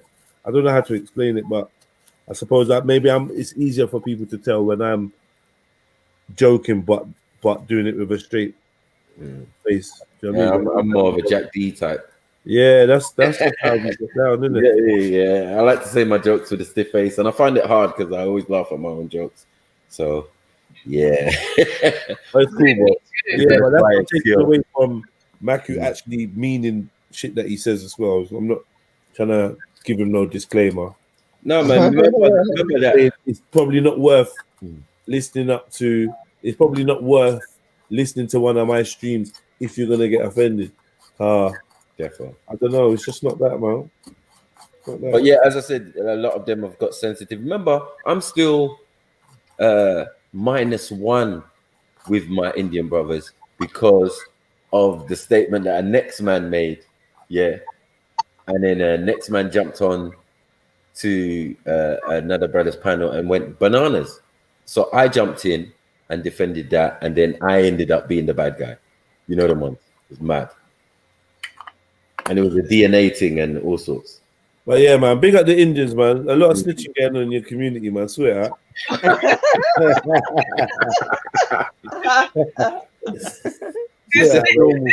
maddest thing is, it's just normal. About what Maku said as well. So yeah, they've snitched. They've already snitched. You've all snitched about what Maku You've all snitched on Maku already. Yeah, but the internet police. No, there's no history of snitching amongst them. You go to the internet police. You go to the internet Indian police, and you've snitched, and you said, and now Maku's on trial. You know what I mean? And you lot didn't even do a good job and say Jedi weren't involved. You've made Maku drag me down with him, and you lot ain't even backing me. See the fuck? I got dragged down by your title, man. Your title. You know, man's putting the title on me. Yeah, Maku, you said something about Asians. Yeah, no, you say that. What? Yeah. No. I turned into what do you call it? The artist TV. Yeah. So Maku, what the streets want to know now is exactly how racist is Maku to Asian.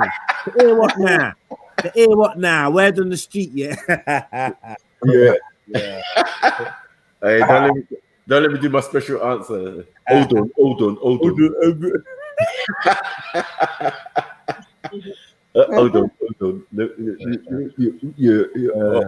Yeah, I don't really.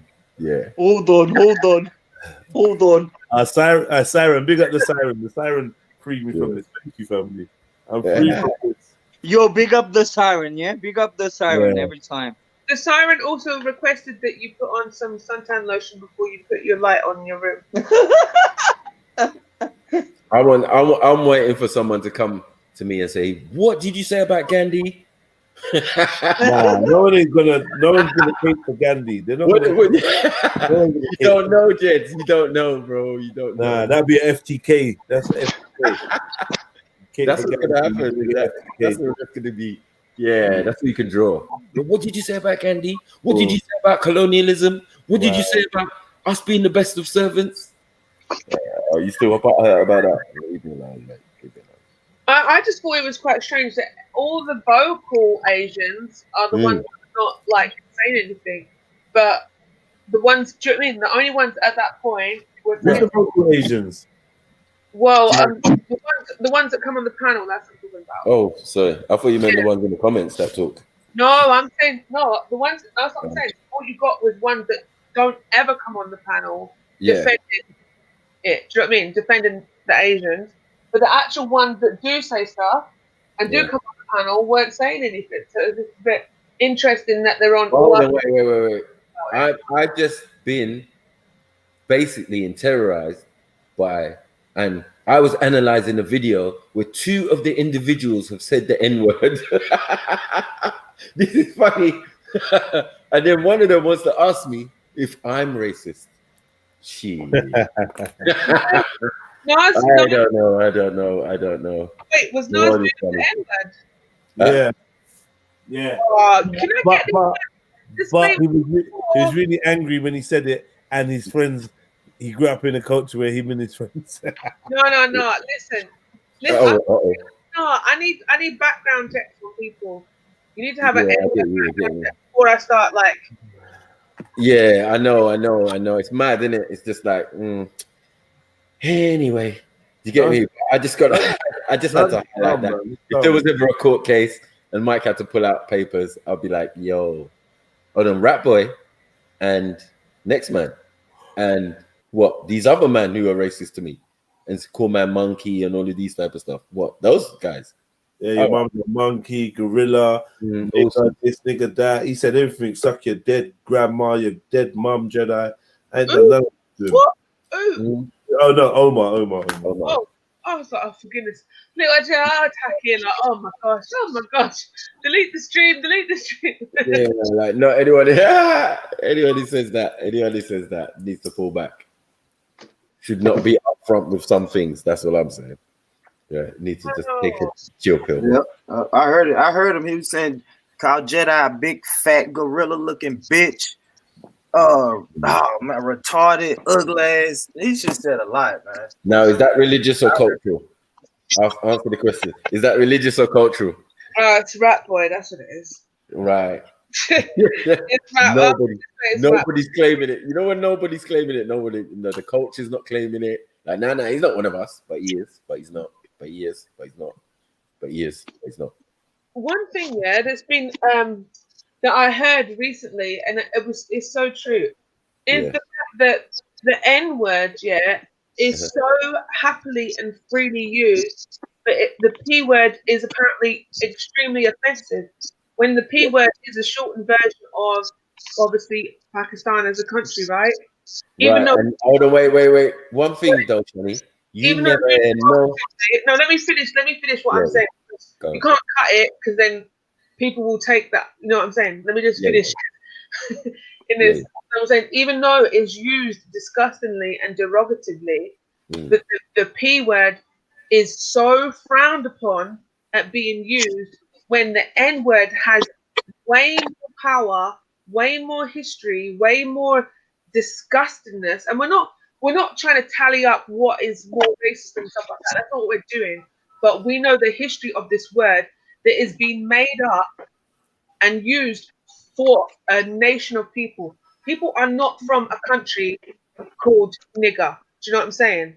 And if you're of any darker hue, darker than Annabelle, then you can call that word. Do you know what I mean? As a derogative word. But it's so freely used by everyone. No one's offended or disgusted by it. But the P word, oh, you couldn't say that. And even like saying the K word for a Jewish person, do you know what I'm saying? all this kind of stuff is like, no, we'll never ever say that. It's so bad to say that. And even black people, even today, I remember Jedi earlier on today was like, oh, I'm just saying it. He gave a whole big context as to why he's saying the P word before he even said it. Do you know what I'm saying? But yet people freely use the N word, and I'm talking about South Asians as well, freely use it without even saying N word or whatnot. It's as if like they don't see that as having any.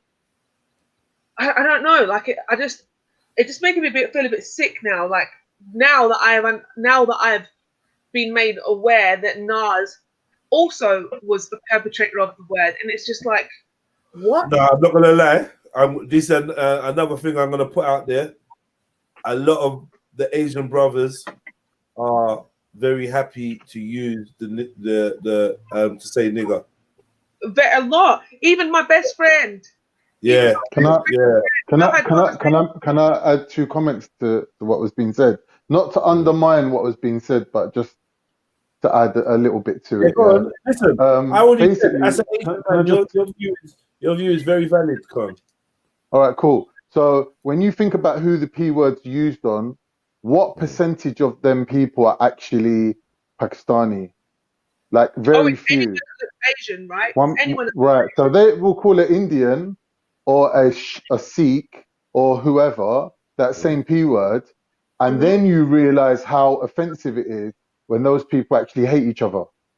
So when you're calling a Pakistani the P word and you're saying, oh, it's just an abbreviation and it's made into the letter P or whatever, or made shorter. Yeah, No, that's if you're calling it to a Pakistani. But if you're calling a Raj a P word to his face, that to him is like the ultimate diss that you could, because they hate each other.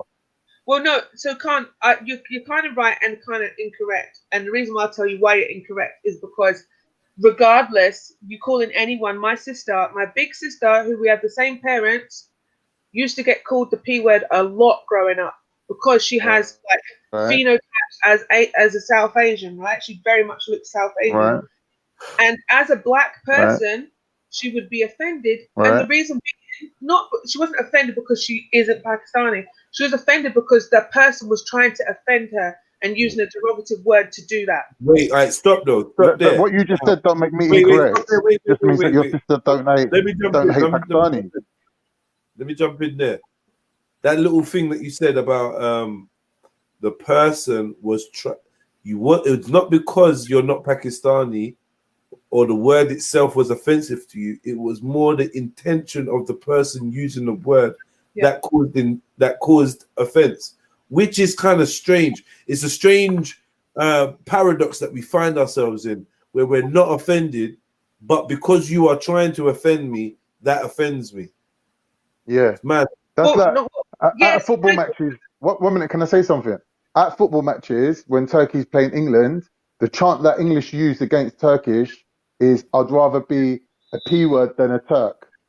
But the Turkish people are standing there confused because they're like, but you're English though. It don't make sense. Because P words, they're our cousins. They got our same history. They know who their dads are. You're just sons of bitches. What do you mean I'd rather be a P word than a Turk? That doesn't make sense. So even though they're trying to offend you, the absolute irony of it just overwhelms you. You can't even be offended to that. You're just like, what do you mean? A P word's 10 times better than the English. Yeah, what did you say? What was the sons of bitches bit? Whose sons of bitches? What, people who don't know who their fathers are, people who are in court trying to get custody of their of their children, people who the system here. All their mums are bitches. None of their dads can even say boo to their mums. Oh, the police will be straight round, boy. Trust me. You best be handing your wages over at the end of the week. Minus your drink money. You can have your drink money. Yeah, their mums are all bitches. Yeah, and then they're like, oh, you don't treat your women bad. You don't treat your women bad. No, bro, we don't. It's just that you just spoilt your women to the point now your country's upside down.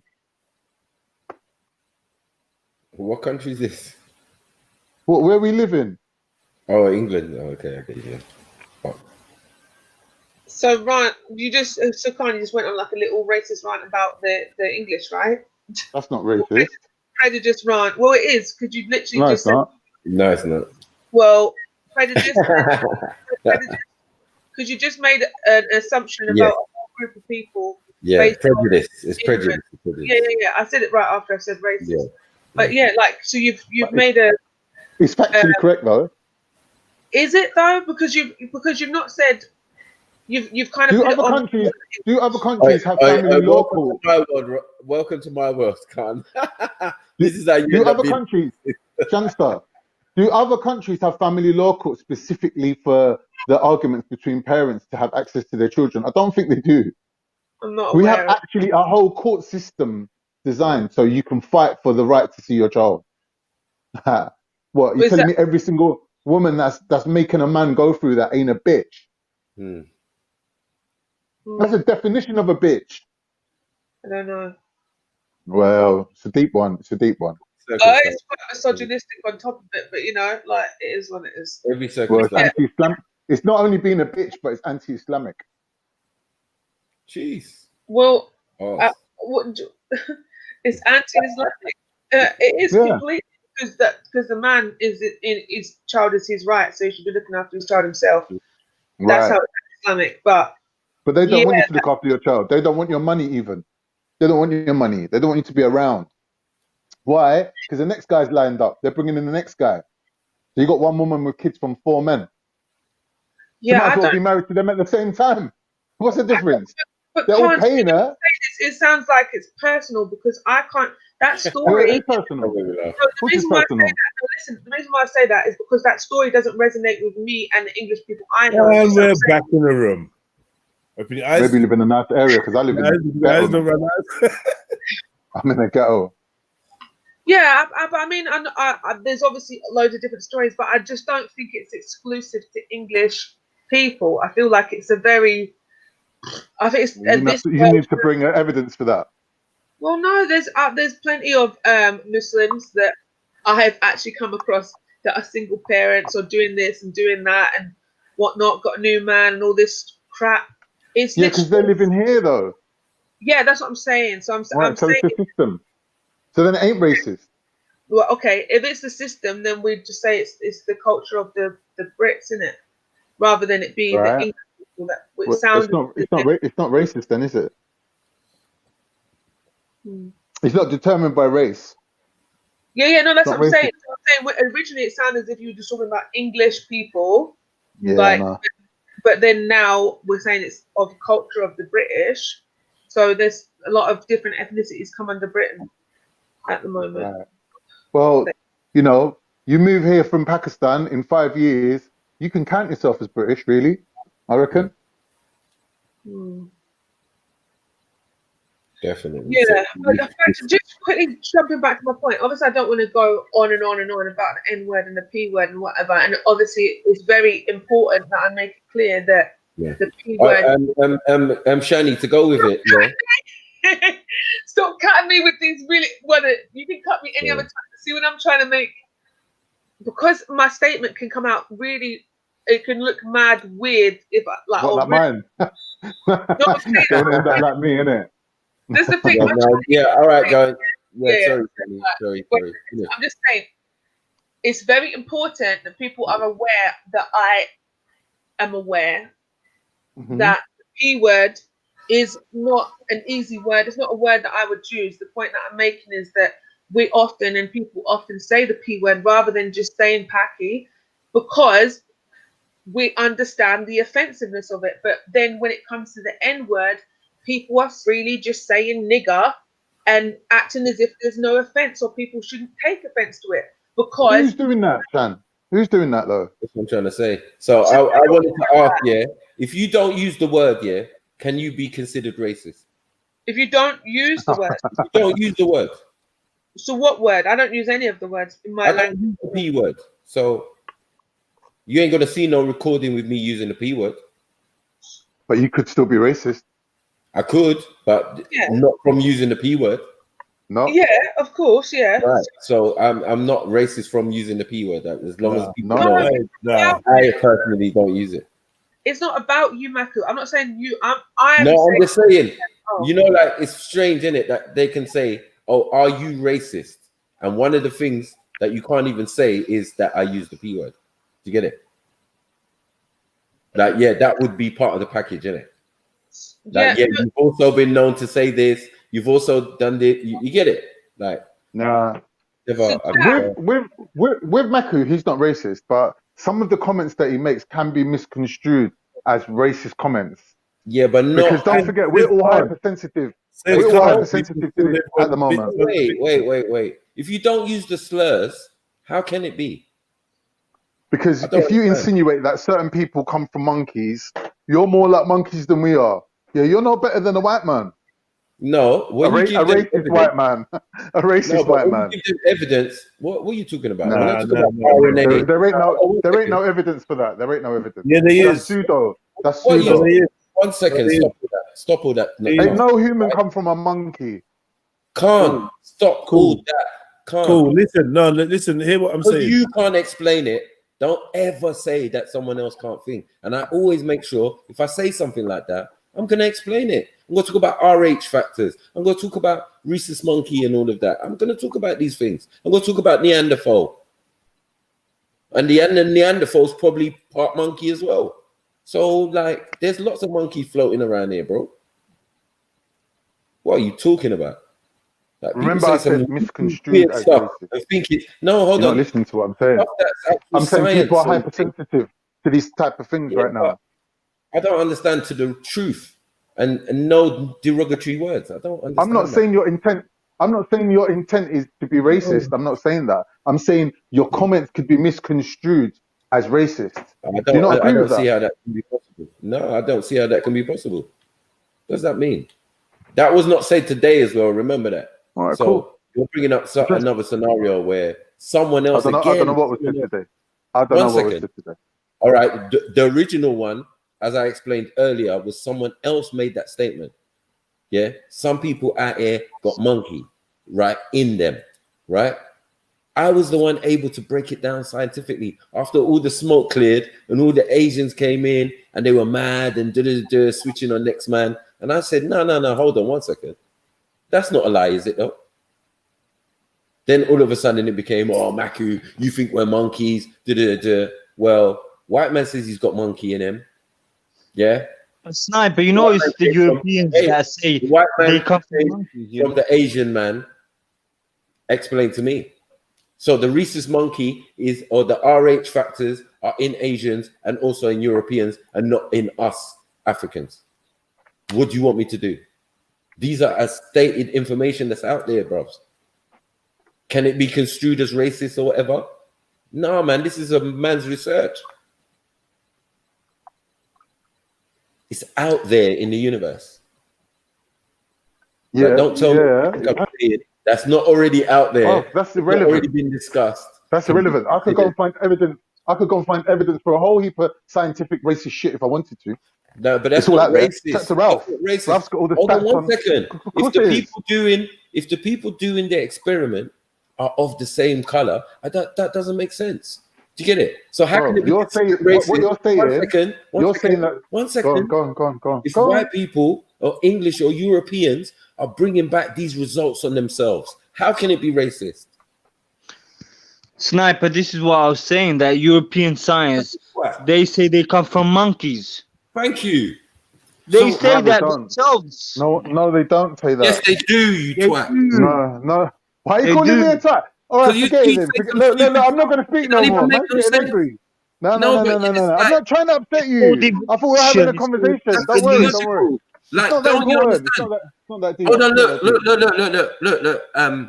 Khan, you got so many people writing the thing in the comments and all of that. RH, look it up. Go on Google and Like, please, Khan. Bro, we've been sitting here for I'm years. personally referring. Wait.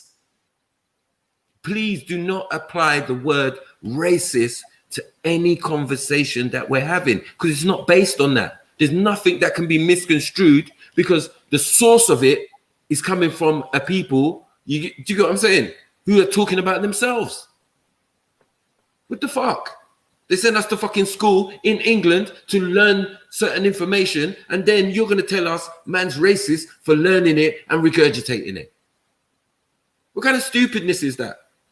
If you have a view that's that's racist and you offer scientific backing for it, it doesn't make it less racist. Shut up, man. Shut up. You can't even apply if you don't want me to talk, I won't talk. It don't make no odds to me, bro. Don't make no odds to me. Ain't no skin off my nose. 1 second. You can't even apply racism to man.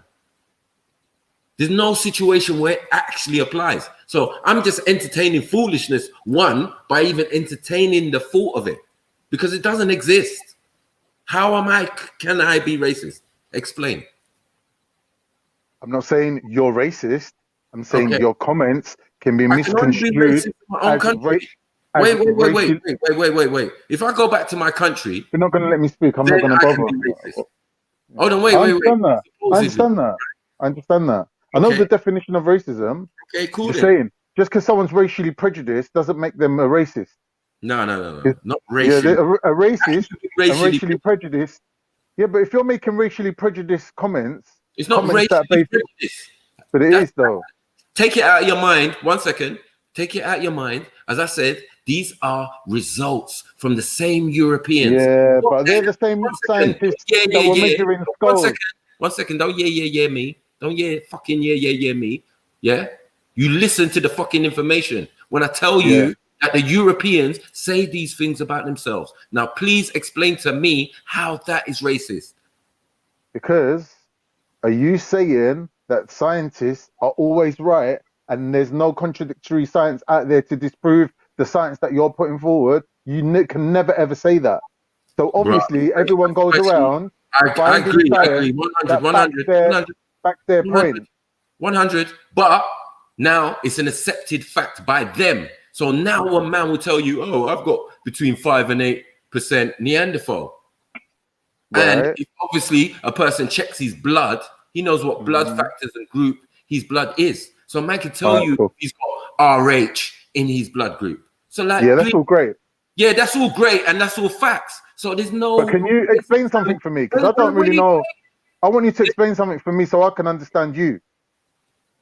You silly man. Listen, what is the missing link? You know the missing link, yeah? I'm sure you're aware of it. What is the missing link? Genus Homo. That's what they call it.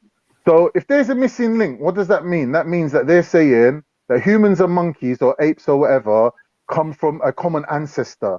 They're not saying that apes resulted in humans. Am I correct? That's evolution talk. I'm not dealing with. Am I correct in saying that though? Wait. Am I correct in saying that? The whole subject. I'm not dealing with that. Evolution. The whole subject evolution. Hold on, wait. You might be right with it, yeah, but that's not what we're talking about. We're talking about. No, but we're trying to be factually correct. 1 second, man. I'm not contradicting you. 1 second, man, identifying markers of other species in their own DNA. What the fuck are you talking about? 1 second, you're talking about genus Homo. We're not at genus Homo. We're Homo sapiens. So we're talking about the differences within that Homo sapien gene, right? Right? Specifically, you're right. You're right. You're right. If they experiment on anyone else in the fucking world, they're going to experiment on themselves and their own people first. And these are the results we're getting. So we know clearly when they know certain things about themselves, when they know between 5 and 8% of their own self is Neanderthal. That's not my fault. Cool. I'm trying to understand what it is you're exactly saying. So what? Well, all my white friends accept it and tell me that. So basically, your argument isn't that apes. It's not an argument. 1 minute. When I mean argument, I don't mean argument as in we're arguing. I mean like your position. No. 1 minute. I haven't even said it yet. Yeah. Chill, man. Like, there's no thing to this. Anyway, it's just a conversation. What I'm saying is this.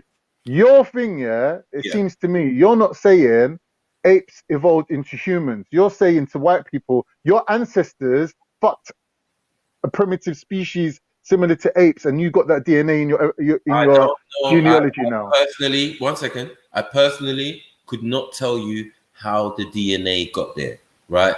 They're the ones telling me it's there, right? So Through how mixing. is that my, hold on one second. How is that my concern? It's like you go into too much detail. I'm dealing with information. If a man puts out information for everybody to see and everybody to know, Mike learns it, yeah, and puts it out there as well, knowing that majority of the audience know this as well. All right, look. What are we doing out here? Like, that's my What whole I'm saying. I'm not What I'm saying. trying to go against the grain with my thinking. My thinking is not against the grain.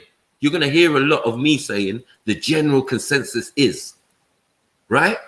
That's me. That's what I deal with. I hear what you're saying, Matthew. Because nothing is perfect, as you know, yeah? But what I'm saying is the general consensus. That means that everybody in every field has come to an agreement on some things. And those things are generally discussed and come to a conclusion on, look, we've got Neanderthal, we've got a bit of monkey, right? We've got the same 99.9% same DNA with a chimpanzee. I'm not saying these things. I'm not being racist. No, but you're using it. One second. You're using it. I am supposed to, because that's the whole point of research and the results. Yeah, but when we read the conclusion, So hold on, wait. Am I not a debater? So am I not supposed to gather information and relay information? Can I get a minute? Personal. This is my whole point when I say to people, you do get personal because you nearly made a whole grown man cry. Wait, man, I don't get emotional about the information. I didn't make anyone cry because no one was on the panel when I was talking. When you was talking with Respect and Big Odds and you started telling him about he's an ape, yeah but I heard the recording. He nearly cried. What are you that's cool. But that's my intention. Was I not in the lion's den? Is my name not Simba in that motherfucker? Was that shit not created around me? Wait. So own it. That whole situation, 1 second, created that whole situation. So it went from a conversation to a fucking roasting session, and it went from one show, Respect show, to the Lion's Den, all within the same stream. Then after that, you can have as many Lions Den as you fucking want, yeah? But the only video gonna be up is the first Lion's Den video, and that is the Big Odds one. All right, cool. So, tell me when you're done, because I do want to say something that's a little bit. No, I'm just saying. You see how this shit works. No, I accept that. Wait. When I'm roasting, but I'm not criticizing you. I'm just clarifying. No. I'm not criticizing you. I'm just saying own it. I'm just saying own it. Criticize a roast, can you? Is that no? That doesn't make sense. I'm not trying to. Okay, so that's what I'm trying to say. I'm not criticizing your roast. You're not criticizing. But I'm accepting that. Mine is a roast with facts. That's the problem. Right. That's why a man's gonna cry. Yeah. Okay. Yeah. But look, let me say something about the science thing now. Go. Let's flip it to the other side and look at, for example, right wingers, like for example Ralph, that brings this evidence that's scientifically, backed to show that, for example, black people in general have lower IQs. Now, he's not just presenting the information and saying you make your own conclusion. He's using that information to back his point that if we allow immigration from Africa to continue, the average IQ of the nation will fall. That's his assessment. So he's using that science to further his own point. So when you do the same, that's when people no, but that's not what I'm doing, though. That's not what I'm doing. And also, when you say to somebody, you lot call us apes, but you're closer to apes than us. Hold on. That sounds very personal. Hold on. We've done this already. I'm sorry. Apes. Khan. Charles Darwin. I'm here. Sorry, Khan. We've done this already. Says this. Sorry, we've done this already, yeah, Khan. Where we've had this discussion about IQ, right? Yeah. You're gonna find that Africans have a very high IQ. Where we have a low IQ, is when the test is done in reverse. Look it up, So even the IQ test is because done by certain standards and European stuffs and whatever. No one's saying that Africans have a low IQ. Hold on, wait. Average IQ. Wait. How can you say people incoming with high IQ are going to lower the IQ of the place that has average IQ?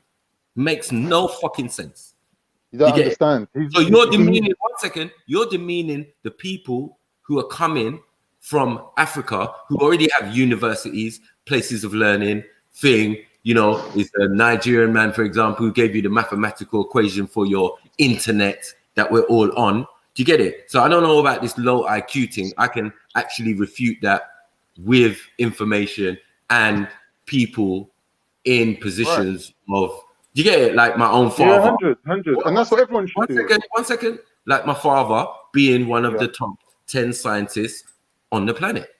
Do you get it? So I get what you're saying, but you're misunderstanding. One second. I can personally refute that, but that's not the thing. I don't. But you're misunderstanding that important point, Maku. Let me just give me 1 second. Okay. They're not saying there aren't Africans with amazingly high IQs. They're not saying that. They're saying when you look at the whole of Africa, the average IQ is lower. Well, we're not dealing with could be one or two geniuses in there. No one's refuting that. Africa is not populated. Like, what are you talking about? We're talking about the That highest. is the evidence that they're providing. Hello. They're saying the average IQ. Okay, that's cool, but the average population is not massive everywhere all over Africa. The largest concentration of people in the whole continent is in Nigeria. So why don't we just stick with Nigeria? Because they made sure they did IQ tests in Nigeria, and we scored very highly above Chinese, above Indian, above everybody. So you can't do that. That's not what they're claiming. That's not what they're claiming. No. With the one I'm saying, yeah, this was a white guy. This was a Englishman or whatever, European man, right? And it was like 3 years ago in the park. Me, Jed's, Uncle Ty. It was Uncle Ty's stream. So if you want to find it, you have to go to Uncle Ty's videos in the park, or probably on one of my playlists where I've got that video on there, where this man explains it, because he's expert in IQ, innit? So he was explaining the IQ test. I was like, what? So we don't score highly on the IQ test? He said, oh, yes. Oh, my God. But when the test is done in reverse. I said, what? What does that mean? They seem to not score so highly. Well, I said, well, you can obviously see the problem, innit? Because they're used to doing the test the right way around. Now you're doing it in reverse. To do what? I don't understand why you would even do that. And then put those results as. But Maku, when it comes to the IQ test, when they usually go by your first test, right? Because no matter how many times you take your test, you're only going to improve by about 5%. So whether they change the order, do it backwards, whatever it is, you'll only increase by 5, and that means everybody across the board would also increase at 5%. So there's no point like looking at how many times a person took the test. For example, you might as well just make them take it once. What's your IQ, Khan? I don't know. It's probably about 100. Right. Now mine's 148. Right. I'm not that intelligent. They say it's just above average. You get it? Just above average, intelligence or whatever. It's not average, but it's just above average. It's decent. Do you get it? Because if you're talking about a 1er and I'm talking about almost 150, do you get it? So this is. I'm just guessing 100. I heard that 120 was the average. But at least I've done it. Hold on 1 second. I don't know really. Right. Okay. But I've done it. Do you get it? So that's the difference. Even though I personally don't believe in it, but I'm just giving you the results that Can I ask you a question then, as a person who took the test? Do you really think by looking at that test that if you'd done it in reverse order, it would actually make a difference? Personally, maybe. I don't know. Personally, probably not, innit? Like, there's only two parts to it, isn't innit? It's never the same. It's never the same. I don't think the tests are ever the same. But there's I don't know two what they're parts to doing. it. I don't even There's know. two parts. I don't even There's know two- why a man would do that. That's what I said, Khan. Yeah. To the Englishman who was talking. I was like, really? How does that Yeah, make so the sense? whole thing And could be made up. The whole thing could be the made way up. he was talking was like he knew his shit. You get it? Yeah, He but was- that's he what went- people do. Yeah, you know them Englishman, and it's like Yeah. because he made IQ an issue, so we made an issue of it to debunk IQ, innit? That was the original. Exactly. Yeah, but I was Exactly. saying, even though let's go by the stats that's out there, where do we score Yeah. on it? You're saying Yeah. us Nigerians score low on the fucking IQ test? Are you fucking crazy? What IQ test was you looking at? You get it? When you know for a fact, I've seen it already, long time ago. You get it? Like, keeps recurring. We're graduating like a motherfucker, finishing uni, doing masters. Obviously. Like, how many members of a man's family will go to uni? My family, I'm talking like, my daughter's in uni now. Do you get it? Of course. Yeah. So this is my whole point. I'm not saying I put any credit in this IQ test thing. No. I'm not saying that either, because as I said, the evidence of what's happening in the real world, is a lot different. The people who are failing are English boys.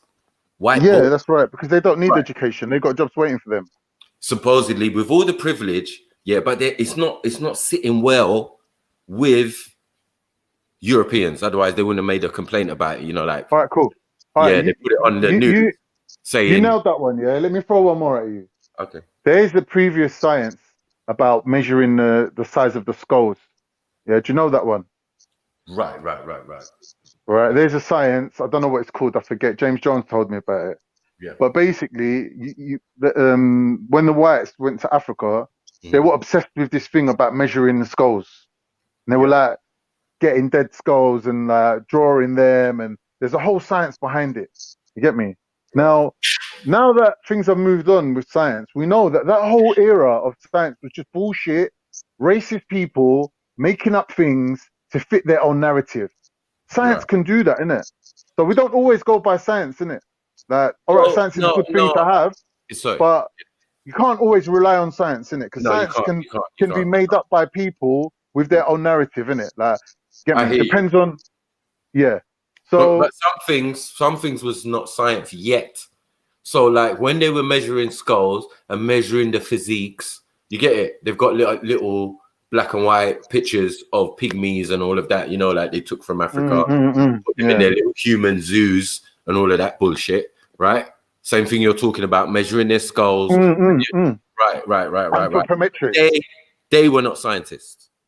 They were basically adventurers, explorers, and circus. No. They were science. When you look at the data collection and the level that they took it to, you could call them scientists of their day. They won't come up to the standards now. But at the time, they were the best available. They were the best available, yes. But their careers were definitely stemmed in other things, more exploration, going to strange lands and finding stuff and bringing it back. So this is why you've got these special zoos or these circuses with these women with hair all over their body, because they've been across the planet and snatched up whoever looks strange to them. So what I'm saying is, if a person's been on the negative end of racist science, let's call it, then you should know from your own history that science can be racist. Right. So that's not from our own scientists. Our own science.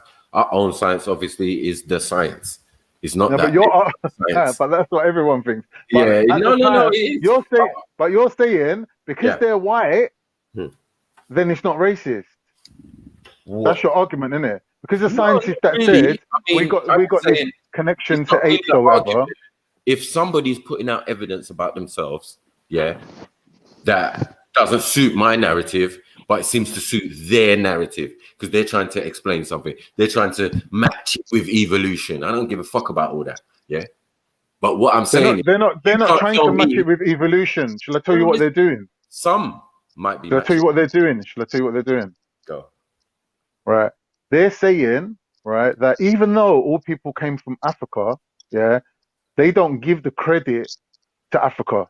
Reason being is they give the credit to them being this unique mixture of African mixed with Neanderthal, mixed with the other one, and they're saying we're unique. So our origin doesn't matter anymore. What matters is that we're unique, and when we see Africans coming over here now, they're going to replace us, and that uniqueness about us is going to be gone. That's the narrative that they're using. Because if you really go with the narrative of everyone came out of Africa and everyone can have children with each other, it's not like I have sex with a black woman and no baby's going to come out.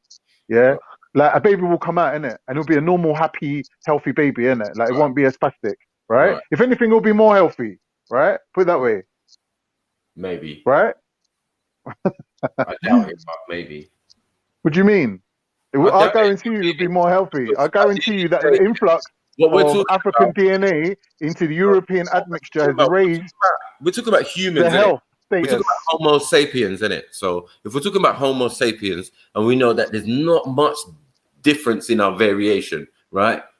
Small, tiny things that make us differ, not on the surface necessarily, but in our blood and in our DNA, and yeah, that's the facts, bro. It doesn't mean that's what they're doing. That's what they're doing. 1 second. That doesn't mean it was there in the beginning. That means at a certain point, yeah, it got in there.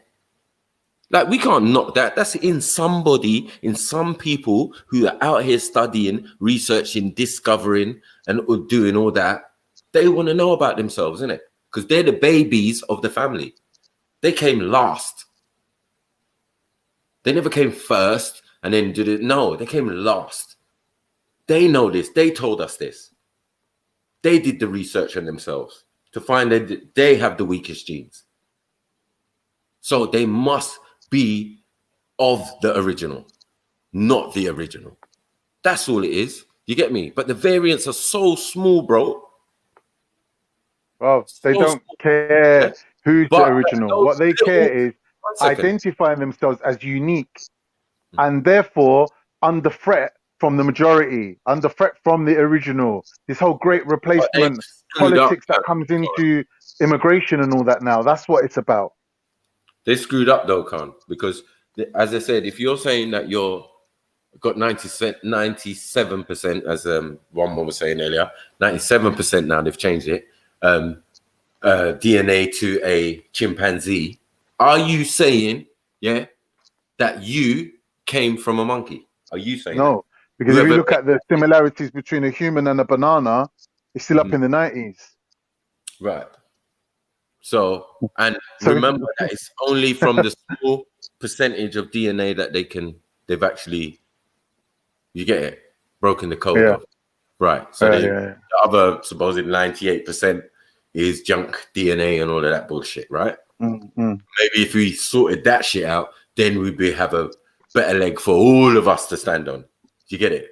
But your little percentage, you're saying within that, for some of you have got 99% connection with a monkey, and then the rest of us don't have that because we don't have the factors. Hold on 1 second. We don't have the factors in our blood, in our DNA that substantiate that statement. So yes, some people have it themselves, so they're going to tell you about it, right?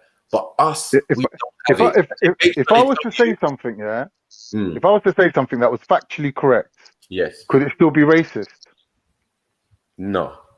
So if I said Chinese have got small willies, Chinese them got small willies, it's a fact, a scientific fact, Ain't that a racially prejudiced comment for me to say that to a Chinese person? Like, you got a small willy. If I was to come and bone your chick, it'll be like she was a virgin again. She'll feel like it was her first time. Like if I said something like that, I'm taking a scientific fact and I'm making it a personal statement to suit my own agenda, which is obviously bragging about my own size. But it's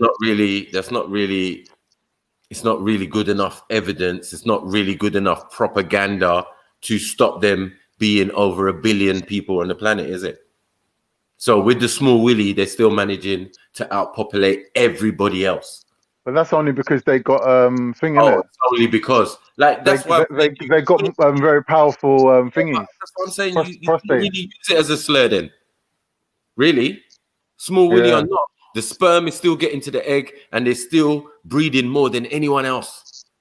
But we're not talking about breeding. We're talking about satisfying women's sexual desires. Your big ting, you're not breeding like them. What's that got to do with the conversation? I'm telling the man, if I fuck his wife, I'm telling the man, I'm telling Yan of China, if I was to bone your chick, she will love it because you got a tiny little willy, and that's scientifically proven. Does that make it racist still? I think it does. I think it's still racist for me to say that to him. That's a racially charged comment. I just think it's a stereotype one. Yeah, it's a stereotype. Yeah, based on race. We do. Even if it's a stereotype, it might be based in some truth, right? because of the phenotype. But then again, we can say it's not true because there's always going to be Chinese men who are above 6 foot 1 or 2, or you know what I mean? Yeah, it's not like Japanese who are a lot taller. Do you get what I'm saying? So yeah, I mean, you couldn't put that same thing to a Japanese man. So you can say it to a Chinese man, you got small willy. But tell the Japanese man who's probably like 6'3", standing over you, like, who's got small willy? Bring your girl, let me see. Bring your girl, let me see who's got small willy. Do you get it? Yeah. It's like, so I know what you mean as an example, but then I also can give an example why that is not racist and it wouldn't even affect a Chinese man in China, in England, or you get it? Like, a lot of these slurs for each of us only have effect outside of the country. Has no bearings on what goes on inside of the country and probably hardly gets mentioned. So they don't know about some of these slurs that we even have as diasporans, to our African brothers. They don't know half the rubbish that we know. Yeah, of course. In insults, slurs, and, you know, racial epithets and all of that. Do you get it? Yeah, they don't know that. They don't necessarily know. Like, you could say back home, they have their own ones, but it's not in the way like ours. You know what I mean? Yeah. Motherfucker still motherfucker. Some of my bitch is still some of my bitch. You get it? Some words are just universal. Yeah. Some of my bitch. Yeah. Like, so they're all universal. Some words are universal in every culture. Fuck or whatever. Yeah. You fucking idiot or whatever. You know what I mean? There's always the slurs. It's like we always learn them first as well. Do you get it? So True, we're on the front line. Yeah, I'm like, yeah. Hey, you're Cypriot, yeah? Hey, what's the swear word? How'd you say fuck you, Cypriot? You know what I'm saying? Yeah. That's when we're 8, 9, 10 and that, primary school. It's true. You get me? Scadafada, musa salada, and all sorts. You get me? What? Your mom eats shit with salad? Like, where did you learn that from? That's the best thing on multiculturalism, though, isn't it? Learning about each other's food and culture and swear words and all that. We especially in London, you know, in North London, it's all gonna good, man. School. Yeah. You're gonna eat chicken tikka. You're gonna, you know what I mean? Like, everybody's food. You're gonna eat my jollof rice. You're gonna be, we did that. Of course. Harvest, you know, like the harvest, we go to the old people's home and give them their food, and you put your own tins in there and all of that shit. You know what I mean? Yeah. And you get a date at the old people's home where the young people help. Why was Shani so upset? Shani, you so upset, like, you there, Shani? She did seem a little bit. Are you okay now? Yeah, what was I upset about? No, like, you saying, like, I really want to get my point across and it's really important. I was hoping that, like, it wasn't something like, you know, dramatic happening. No, I'm just saying, if I'm talking about the P word and the N word, I just didn't want to be cut in between, because I need to say exactly what I want to say so that people can't misconstrue what I'm trying to say. Yeah. I'm But all right. hopefully you did. Yeah. I think you did get your point across, definitely. Yes, I don't mind anyway. I just punch them up. No, you're right. It is fair to stop cutting you. Yeah, and let you finish your thing. Because you're right. You know that a lot of people do that. You're half a sentence, and then that half a sentence is carried, and then it's in the comments, and like, and Shani thinks like this, and like, you don't need all that. So let everybody say their thing to the end, and everyone's clear. So we're in awe, because you said you got 148 IQ, Maka. Yeah, sorry. That's genius level, bro. That's not Yeah, genius. he said it's above average.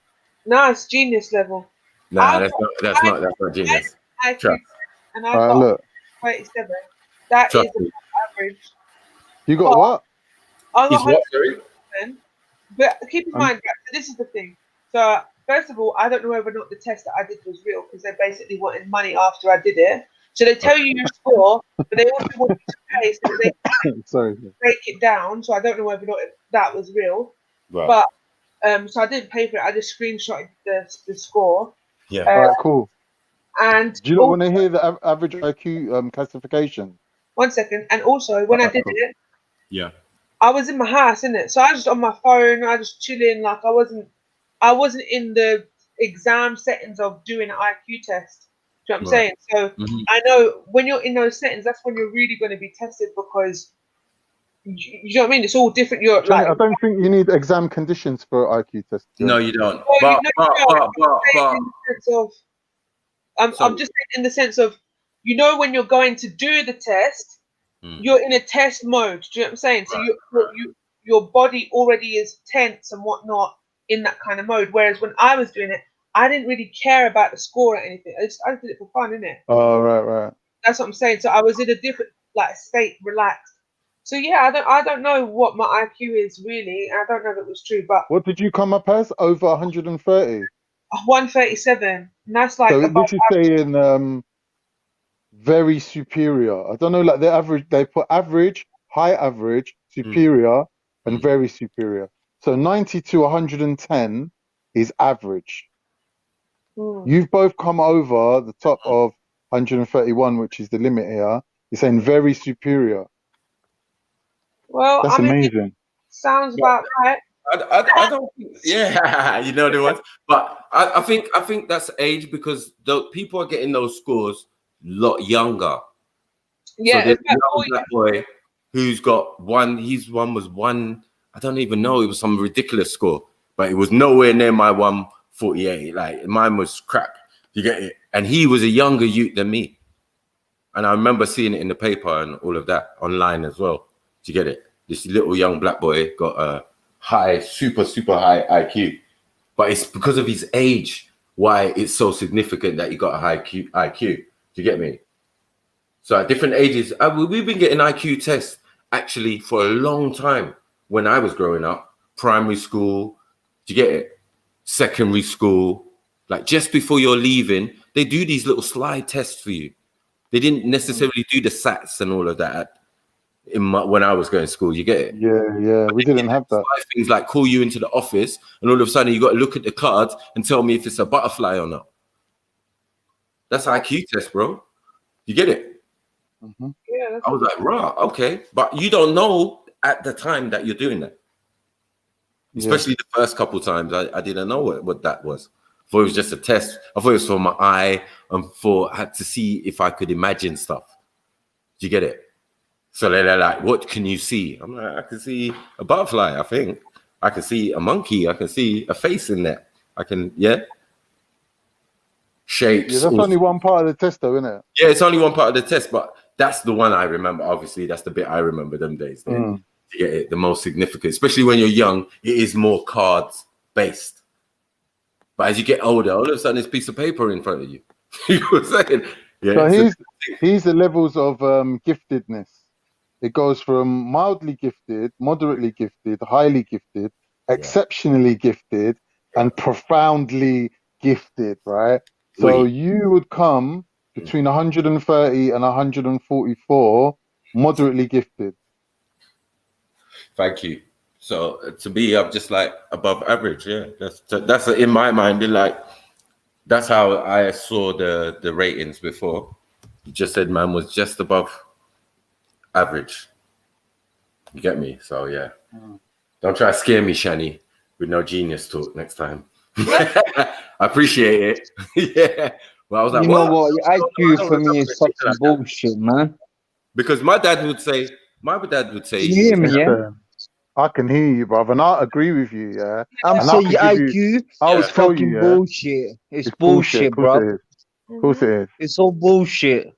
As what I said, it is it's what they based on your call. environment. So if you're in Africa, yeah, some of the things they're going to be showing and asking is a bit weird. It's like they have to make it to suit each country or environment or whatever, but not really for Nigeria, because obviously the education system and the other systems are British based. So and the first language spoken must be spoken, if you want to get anywhere in Nigeria, is English.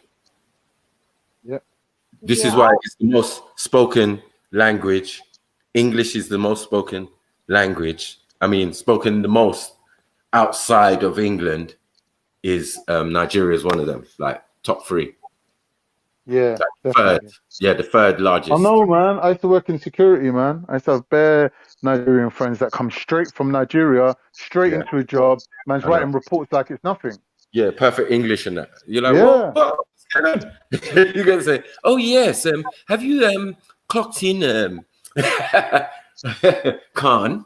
They love using some long words as well, innit? I know. Long words now and then. Yeah. They do that. So yeah, that's when I was like, wow, if they really want to like make these arguments and make these claims, you're doing it right next to Tunde. You get me? He's your co-worker. He's in the lab with you. He's everywhere. You get it? Yeah. I don't think they could ever use the argument that Nigerians have a low IQ. But I think what they mean is across the board of the whole of Africa, where there's people that might not have ever even learnt to read. Like, how really are they going to perform on a test? Yeah, you're right. You're right. 100. Depends if they're getting education. You're right. But like with Nigerians, we know, innit? Like even in America now, they're saying that they're the brightest. Yeah, we come new in there, generation. The ones that especially coming from home definitely come here and excel. I don't really have many cases I could tell you where man came over and was a failure. Didn't go uni. You know what I mean? Didn't go do and ain't got a decent job now. Like, yeah, they're serious. Like India, man, they're into IT, building computers, working for Pentium and all these big computer companies and that. You know what I mean? So it's just the way. Like, Nigerians are very like that, though. They've always been like that. Education is key, first and fundamental. Do you get it? So, yeah, this is why I said like the Indians are very much like how the Nigerians are. Because if you go to Nigeria, you know that half the population love the fucking queen. Do you get it? Yeah, it's weird. So much. And then when they come here, they're so appreciative of the situation. Yeah. They don't see nothing wrong. They don't see the things we see necessarily. Do you get it? Yeah. So police are not a threat to them and all of these type of things. So they will call feds as well. So I'm saying the snitching as a civilian is only being part of England and being part of the culture. Even for Indians, you get it? But what has happened for all of us is that most of us is that we're colonized, isn't it? It's not like Turkey or, you know what I mean? Is this snitching conversation going back to the situation that happened on G Block where someone walked into a police station? Oh, that was added to the conversation. That was added when Natty came on. Yeah, Natty added that bit to the conversation. And I said, so that's been mentioned already. Yeah. So I was like, so you aware of like the situation? Yeah, and I said, boy, again, it shows something the brothers don't do. You get me? Fully Asian brothers do that. Our Asian brothers do that. Like, no, man ain't Asian. He's a thing. He's Caribbean. Yeah, that's what we were talking about as well. Because really, in reality, I've done that situation with Turok. But I'm putting it down to mental health issues, because culturally speaking, that's not the norm. I'm just saying, like, it was just like a random thing the guy had done, innit? Like no, you can't run from. You can't. No, these men are running from Turok. They're like, I'm trying to pass him off. No, if you've seen Turok, I've seen Turok. You get me? Yep, he's an Asian man. He's got locks. He's got dark skin, but he's Asian. Is it Asian? Yeah, man. Asian looking, especially. You get it, right? So, but there are Asians and Indians in the Caribbean, like just raw back from India. Yeah, like, this is what I tried to explain to him. Like, bruvs, don't bring yourself to no Carib and all of that. That's way before your time. You could have come just the other day, because people have been doing that, flying on a plane. I know they're called Indians as well, but they are they're a different type of Indian, though, aren't they? To be fair. No. Some and most are from India. No. Obviously, because they're from trying to convince us. 1 second. They're trying to convince the Jamaicans that there are native Indians that were there before them. It's all bollocks. Yeah, because what do you mean? now, because this is what we're trying to say. How is it bollocks, though? Wait, if we can identify the ones that came in at a certain point, Yeah. And then in the main of the rest of the country, where you still got those rural groups like the Maroons and all of that, we're not seeing Arawaks, we're not seeing Tainos, and we're not seeing Caribs. We're not seeing them. And if they are, they're the same people as the Maroons. From the tip of Alaska to the bottom of South America, Yeah. America was fully populated 2,000 years ago. Yeah, but so there was people there. Not by Asians, because when Asians crossed over the Bering Strait, that's Asian. And Mongolians crossed the Bering Straits, all out within certain dynasties and thing. So in the Chu dynasty or whatever is when the Mongolians came over. So like everything is registered. Like we're not going to deny what you're saying. They're not. They're going to come in. They're not the same Mongolians that you're seeing today. No. Mongolians that a mix with the Olmecs, who are Africans. So that both the Indians and both the Orientals are going to mix, or the Mongolians are going to mix with the Native Americans, who are Africans who migrated there from a long time, like 5,000. You're claiming the Olmecs are African, but that's not. I'm not claiming that. The version that I've heard. Yeah, that's already established fact, bro. There's no doubt about that. We can pinpoint the exact region. We can tell by the jewelry they posted on their basques and all of these type of things. The headbands they wear. It's only a certain part of Africa that man still. No, but let me make it clear. I'm not saying they're not African. Jedi, there's someone backstage, just to let you know. Yeah, rocking the headband and the phenotype and the jewelry. So all of that just from a busk, a 5-ton busk or whatever of the Olmec heads. None of them, not one looks European. Not one. Yeah, of course not. Broad noses, big lips. Yeah, we're not going to do that. We know who it was. You get it? And then some haven't even got helmet or headrest or whatever. Some have actual afro.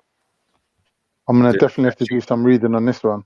Yeah, because the Olmec, so we get Old Mexico or Mexico from Olmec. You get me? Because the place is called Amexem and Axum. These were the names given to the Americas, North and South, by the Northern Africans who controlled it. The Moroccans, or the Moors, if you want to say. Do you get me? They ran it from Casablanca. These are all facts. This is all. There's all documents that help. Obviously, like treaties, because before you can go anywhere, you have to have a treaty. So there's a treaty given by the Moroccans, signed by the British and the French, that they could come to the Americas, because that was basically our holiday home. We had obviously people who resided there and stayed there, but it's always been a travel destination for. All right, Maku, you're giving me more homework as usual, so I'm gonna go to bed now. Yeah. All right, big up. All right, big up yourself. See you, man. Annabelle. Yes, big up yourself, fam. All right, family. Take care, yeah? Have a good evening, yeah? All right, nice one. Yeah. Bless. Yep. Bless. Yeah, what are they saying in the chat, man? What are they saying in the chat? What Let's you want? try that bag of shit, you get me, as usual. Come on. You get me? They need to up the IQs, you get me? Them mans. What? Yeah, even America was ruled by Africans. They were called the Olmecs, Unfortunately, golden Bobby. You get me? Like, I don't know what you're saying. There's no caping. Yeah, Africans was doing what Africans was doing, isn't it? If they went to the Olmecs was black people, they were ruling America, If they went to the Americas over 5,000, 10,000 years ago, do you get me? What's that? What is that a problem? As I said, it can make them American because obviously they're the first ones to go there and do the dirt, but it's something that has always been done. Check out the continental streams that run from Africa to the Americas. One goes into the Middle America, one goes to North America, one goes to South America. You can go travel. Family, The one on the pictures is me and my brother, and I'm the one on the left. Yeah, just to let you know. Wow. Yeah, I'm the one on the left as a young child. I was just trying to say something, and you just gonna do that, yeah? Sorry. Yeah. No, Just someone put a question up on the chat, so yeah. But I apologize. Go on, Michael. okay. What the pyramid in Peru older than 5,000 years? Yeah, that doesn't mean that's Olmec though. Who told you that was Olmecs though? You know, if you look where the Olmecs landed, it's what you're calling Mexico. So that's Central America. Within the curve, you get it? That's where the Olmecs land is. Yeah? And they set up their system. And then the ones that came, the first set of people to come out of the Olmecs are the Mayans. Are the Mayans European? Are they Asian? Are they thing? No, they're not. You've seen busts of a Mayan. Like, don't do that, man. Come on, man. People have to mix, yes. And it did happen. This is why you're going to get Toltecs, Aztecs, Zapotecs, all sorts of texts, yeah? Coming from the original Olmecs, yeah? But some are different mixtures, admixtures. The ones that lean towards the Oriental side, the one that leans towards the East Indian side. In culture, not in their body. Do you get it? Because it's part of them, but they might lean towards it. But they're part African as well because they've done the mixing within the Americas. So whatever time the other people came, which was definitely later. So we can't even put anything on any other people who are going to come and meet the Olmecs because as far as we're concerned or anyone else is concerned, the Olmecs are the oldest people to come to that land. What are we going to do? Yeah, Africans. Yeah, Ugandans. Okay, let me be more. Yeah, brother. Ugandans. Let me hit you up with this IQ nonsense for a bit. All right. So these are some of the stupid questions we used to get in our IQ tests because I'm from Southern Africa and it's about right. And I can tell you why it's silly. You had certain road markings, and you're supposed to be able to read these road markings, right? Yeah, that's silly because you're talking to a village boy who's never seen a tarred road in his life, most probably. You get a set of sports equipment, and you're supposed to be able to tell which sport this goes with, right? You've got a tee. Somebody's never played golf in their life. How do they know what a tee is? Right. A kid who's never played tennis in Africa, but doesn't know what a tennis ball is, right? Yeah. He doesn't know whether this is a formal attire or this is casual attire, right? Because it's not words really, it's certain signs and symbols. But when it comes to, you know, general stuff, square peg, hole, physical stuff, Africans outperformed Europeans, always.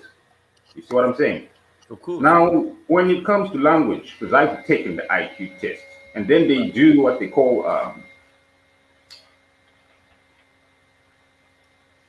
because I'm no longer allowed to take the standard IQ test, standardization. So my IQ is like 164, naturally. But when they do the deviation, it's like 190 something. It's way off the charts. Right. All right. Yep.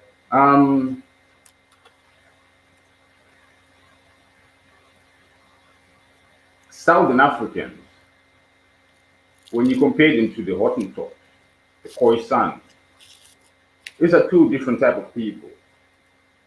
You're talking about us, the Roji, who claim to be descendants biblically from the tribe of Levi, where we can actually trace our history back to those places. We built great Zimbabwe. There's no structures like Zimbabwe south of the Sahara, built in stone without mortar. These are people who mined gold to the point where when the Europeans came to try and mine the gold, it was finished. All right? Yep. So how do you measure intelligence? I was gonna say as Is well. it natural intelligence or is it being clever? You see what I'm saying? Because if we were to design our IQ test for these Europeans, they would also get low scores. You see what I'm saying? It's not fair. Why don't they take these tests in our languages? You see what I'm saying? Yeah. Because for me, it's already a sign of intelligence. When I can take your language, conversate with you in your language, and sometimes you have to ask me, what does that mean? Because I'm speaking to an English person, but the vocabulary that I possess is far beyond his own comprehension. I break down new paradigms as I start to articulate myself in this bastardized language. I'm far superior. Come on. No, I think I mean generally Africans tend to know more than 5 different languages, at least minimum. You get it? Like my mum will know 5. My mum knows 5. 5 of the nearest. She knows Ghanaian. She knows how to speak Twi. She knows how to speak Hausa. She knows how to speak. You get me? Shakiri. She knows how to speak Yoruba. She knows how to speak English. You get it? Like it just the list goes on. And she's not even a person who I would consider like learned. That's just normal. Do you get it? And on top of that, you can practice svenska no. Jag lär mig själv. Om du behöver vi kan prata tillsammans. Så ingen fara med mig. That's Swedish too. Because I understand Swedish now, I understand French a little bit and Danish and a little bit of Dutch. Right. And that's what's the good thing about knowing multiple languages, especially if they're similar within the same continent. It's not really hard. The words are similar. It's just they change, then they have different meanings. So where it might be mai or moi for mom. Yeah. And then it'd be mama for me. You get it? Yeah. But I understand the mai or moi, you get me, of other African tribes and dialects, that are similar to mine. But then the word that they use for like ma would be something else. But they would still have the same word. Do you get it? But what I was saying is, with these standardized IQ tests that they give to us, because they did give us this test going out. All I'm saying is, how can you expect a kid from the villages who's never seen a tennis ball to know what sport it is supposed to be used for? Who's never seen a rugby ball to know what sport is supposed to be for? Right. Between a bat of baseball and a bat for rounders, is this a girl sport? Is this a boy sport? How are you supposed to tell that? You see what I'm saying? Yeah. Who's quoting Apocalypse though? Shani, yeah, it was a good film still. But remember at the end of the film, who are coming to shore? If not the British. So it's way late in the story. Way late. You get it? If the British are only just coming, yeah. As I said, they're the last to hit the water.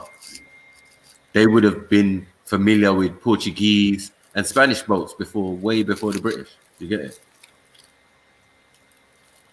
This is the myth they wanna put out there. Because what Mel Gibson's trying to say is that even with the Spanish and the Portuguese interaction, they were still themselves. That only when the British come is things gonna go left. But we can't say it go left because we never found nobody. They never found nobody. Everyone disappeared, it seems. We couldn't find nobody's thing. Just a whole batch of people just missed out. Left their monuments, left their thing. When it wasn't theirs, they inherited it. You inherit something, like you're saying, like the person was saying 20,000 years for one of the pyramids in America. Or 20,000 years or 20 million? Something like that. Anyway. They've got all sorts of numbers in the Americas for their pyramids, tell the truth. But yeah. Yo, Sniper, I'm gonna make a move, fam. You what? I'm gonna make a move. I'm going bed now. Alright, man. Big up, man. Big up yourself, bro. Yeah, it was a good show, man. I enjoyed it still, man. Yeah, come on. Big up Red Pill. 5 minutes. We've got Big 5 up. minutes left, and then we're out. He's done. Eh? He said 5 minutes. 5 minutes. For me. Yeah, Jedi, I'm making a move, fam. Are you still there, yeah? Yeah, you're muted. You're muted yourself. mute. You're mute, so I can't hear you. Yeah, I'm gonna make a move. So Yeah. big up everyone, yeah? Yeah. No, Yeah, Jedi. go, Bobby. Yeah, man. Just go and do your research and stop messing about, man. You get me? Don't hate, man. Big up everyone, yeah? Yeah, I'm yeah. out. One love. Yeah. Yeah, my man. Don't hate, bro. It's one of them things, man. Get me? 5,000 years ago, ain't no Europeans even about, mate. Don't even exist yet. Like, what's going on? So I don't know what you're trying to claim.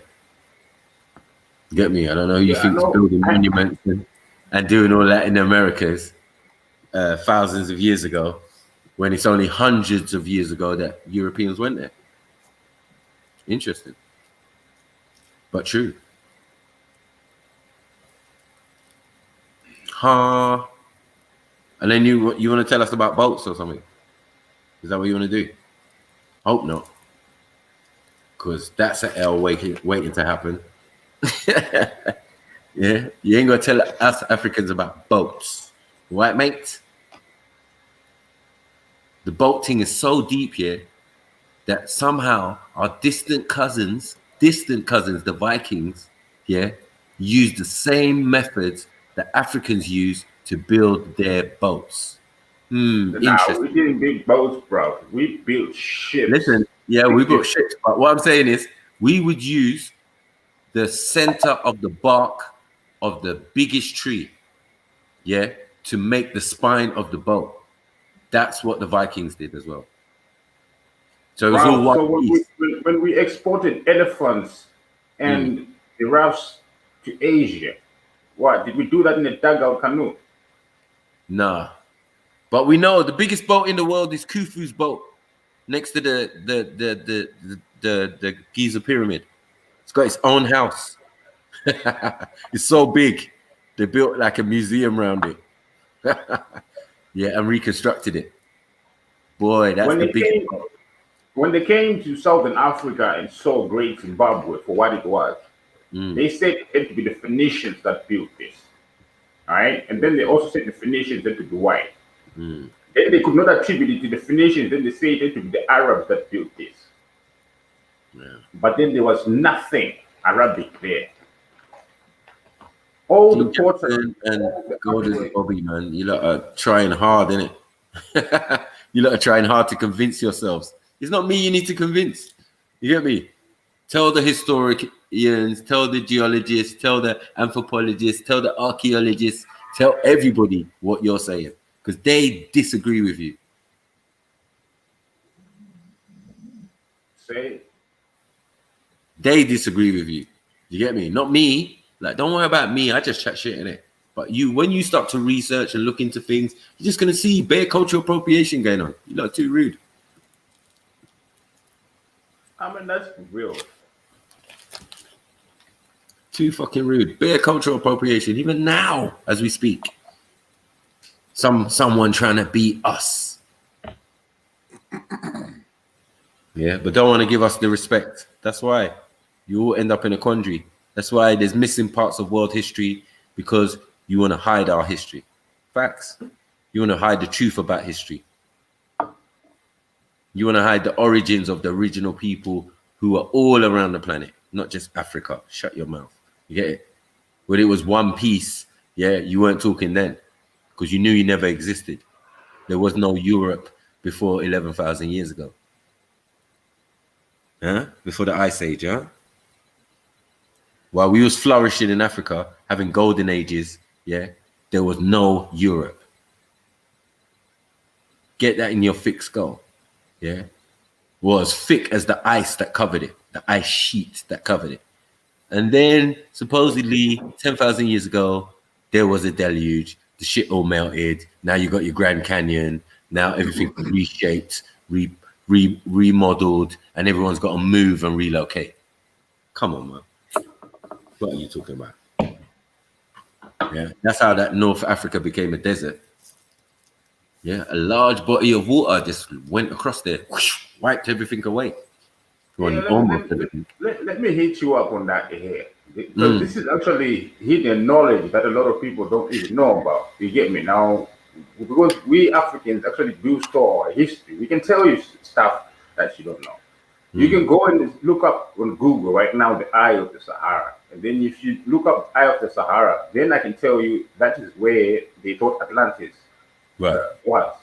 Well, that's actually where Atlantis was, not where they think it was. Because if you want to know where Atlantis was, that's where it was. That's where you find the Atlas Mountains near there, right? Now, you see what happened was, that was a lake there, right? But the time of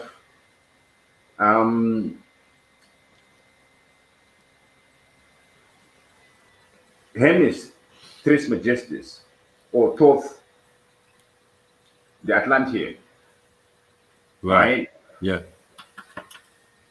When they were mining for emeralds, right? They caused a huge explosion down in the mines, right? It broke off these pillars that were called Hercules pillars by the Greek, or the pillars of Hercules, right? That is what caused all that siltation, because all the water ran out from the inland going into the ocean, right? And if you look at Sahara right now, you can still see the same trend. That the sand is flowing the same way that the water used to be, right? And that is why even now they find whale bones in Sahara. Most def. I keep telling them this. Yeah. Whales with even feet. And they got feet on them. It's only been a few thousand years that happened. Yep. All right. And that's been causing a siltation and mass migrations out of North Africa. So as I said to man, it proved to me that before a couple thousand years ago, there was even a Europe. There's no Europe. No. We're recovering from an ice age in that. You get it? The whole continent or the whole northern and that. Yeah, it's all covered with ice, like.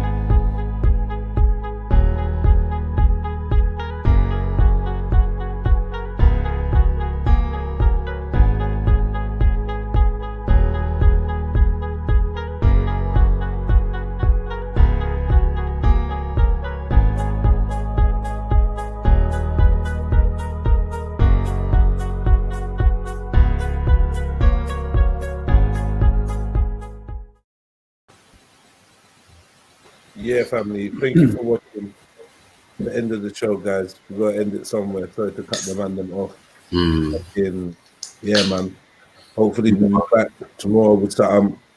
But yeah, man, have a good evening, have a good night, morning, whatever it is, wherever you are in the world. Make sure you like, comment, share, subscribe, and go and check out the playlist.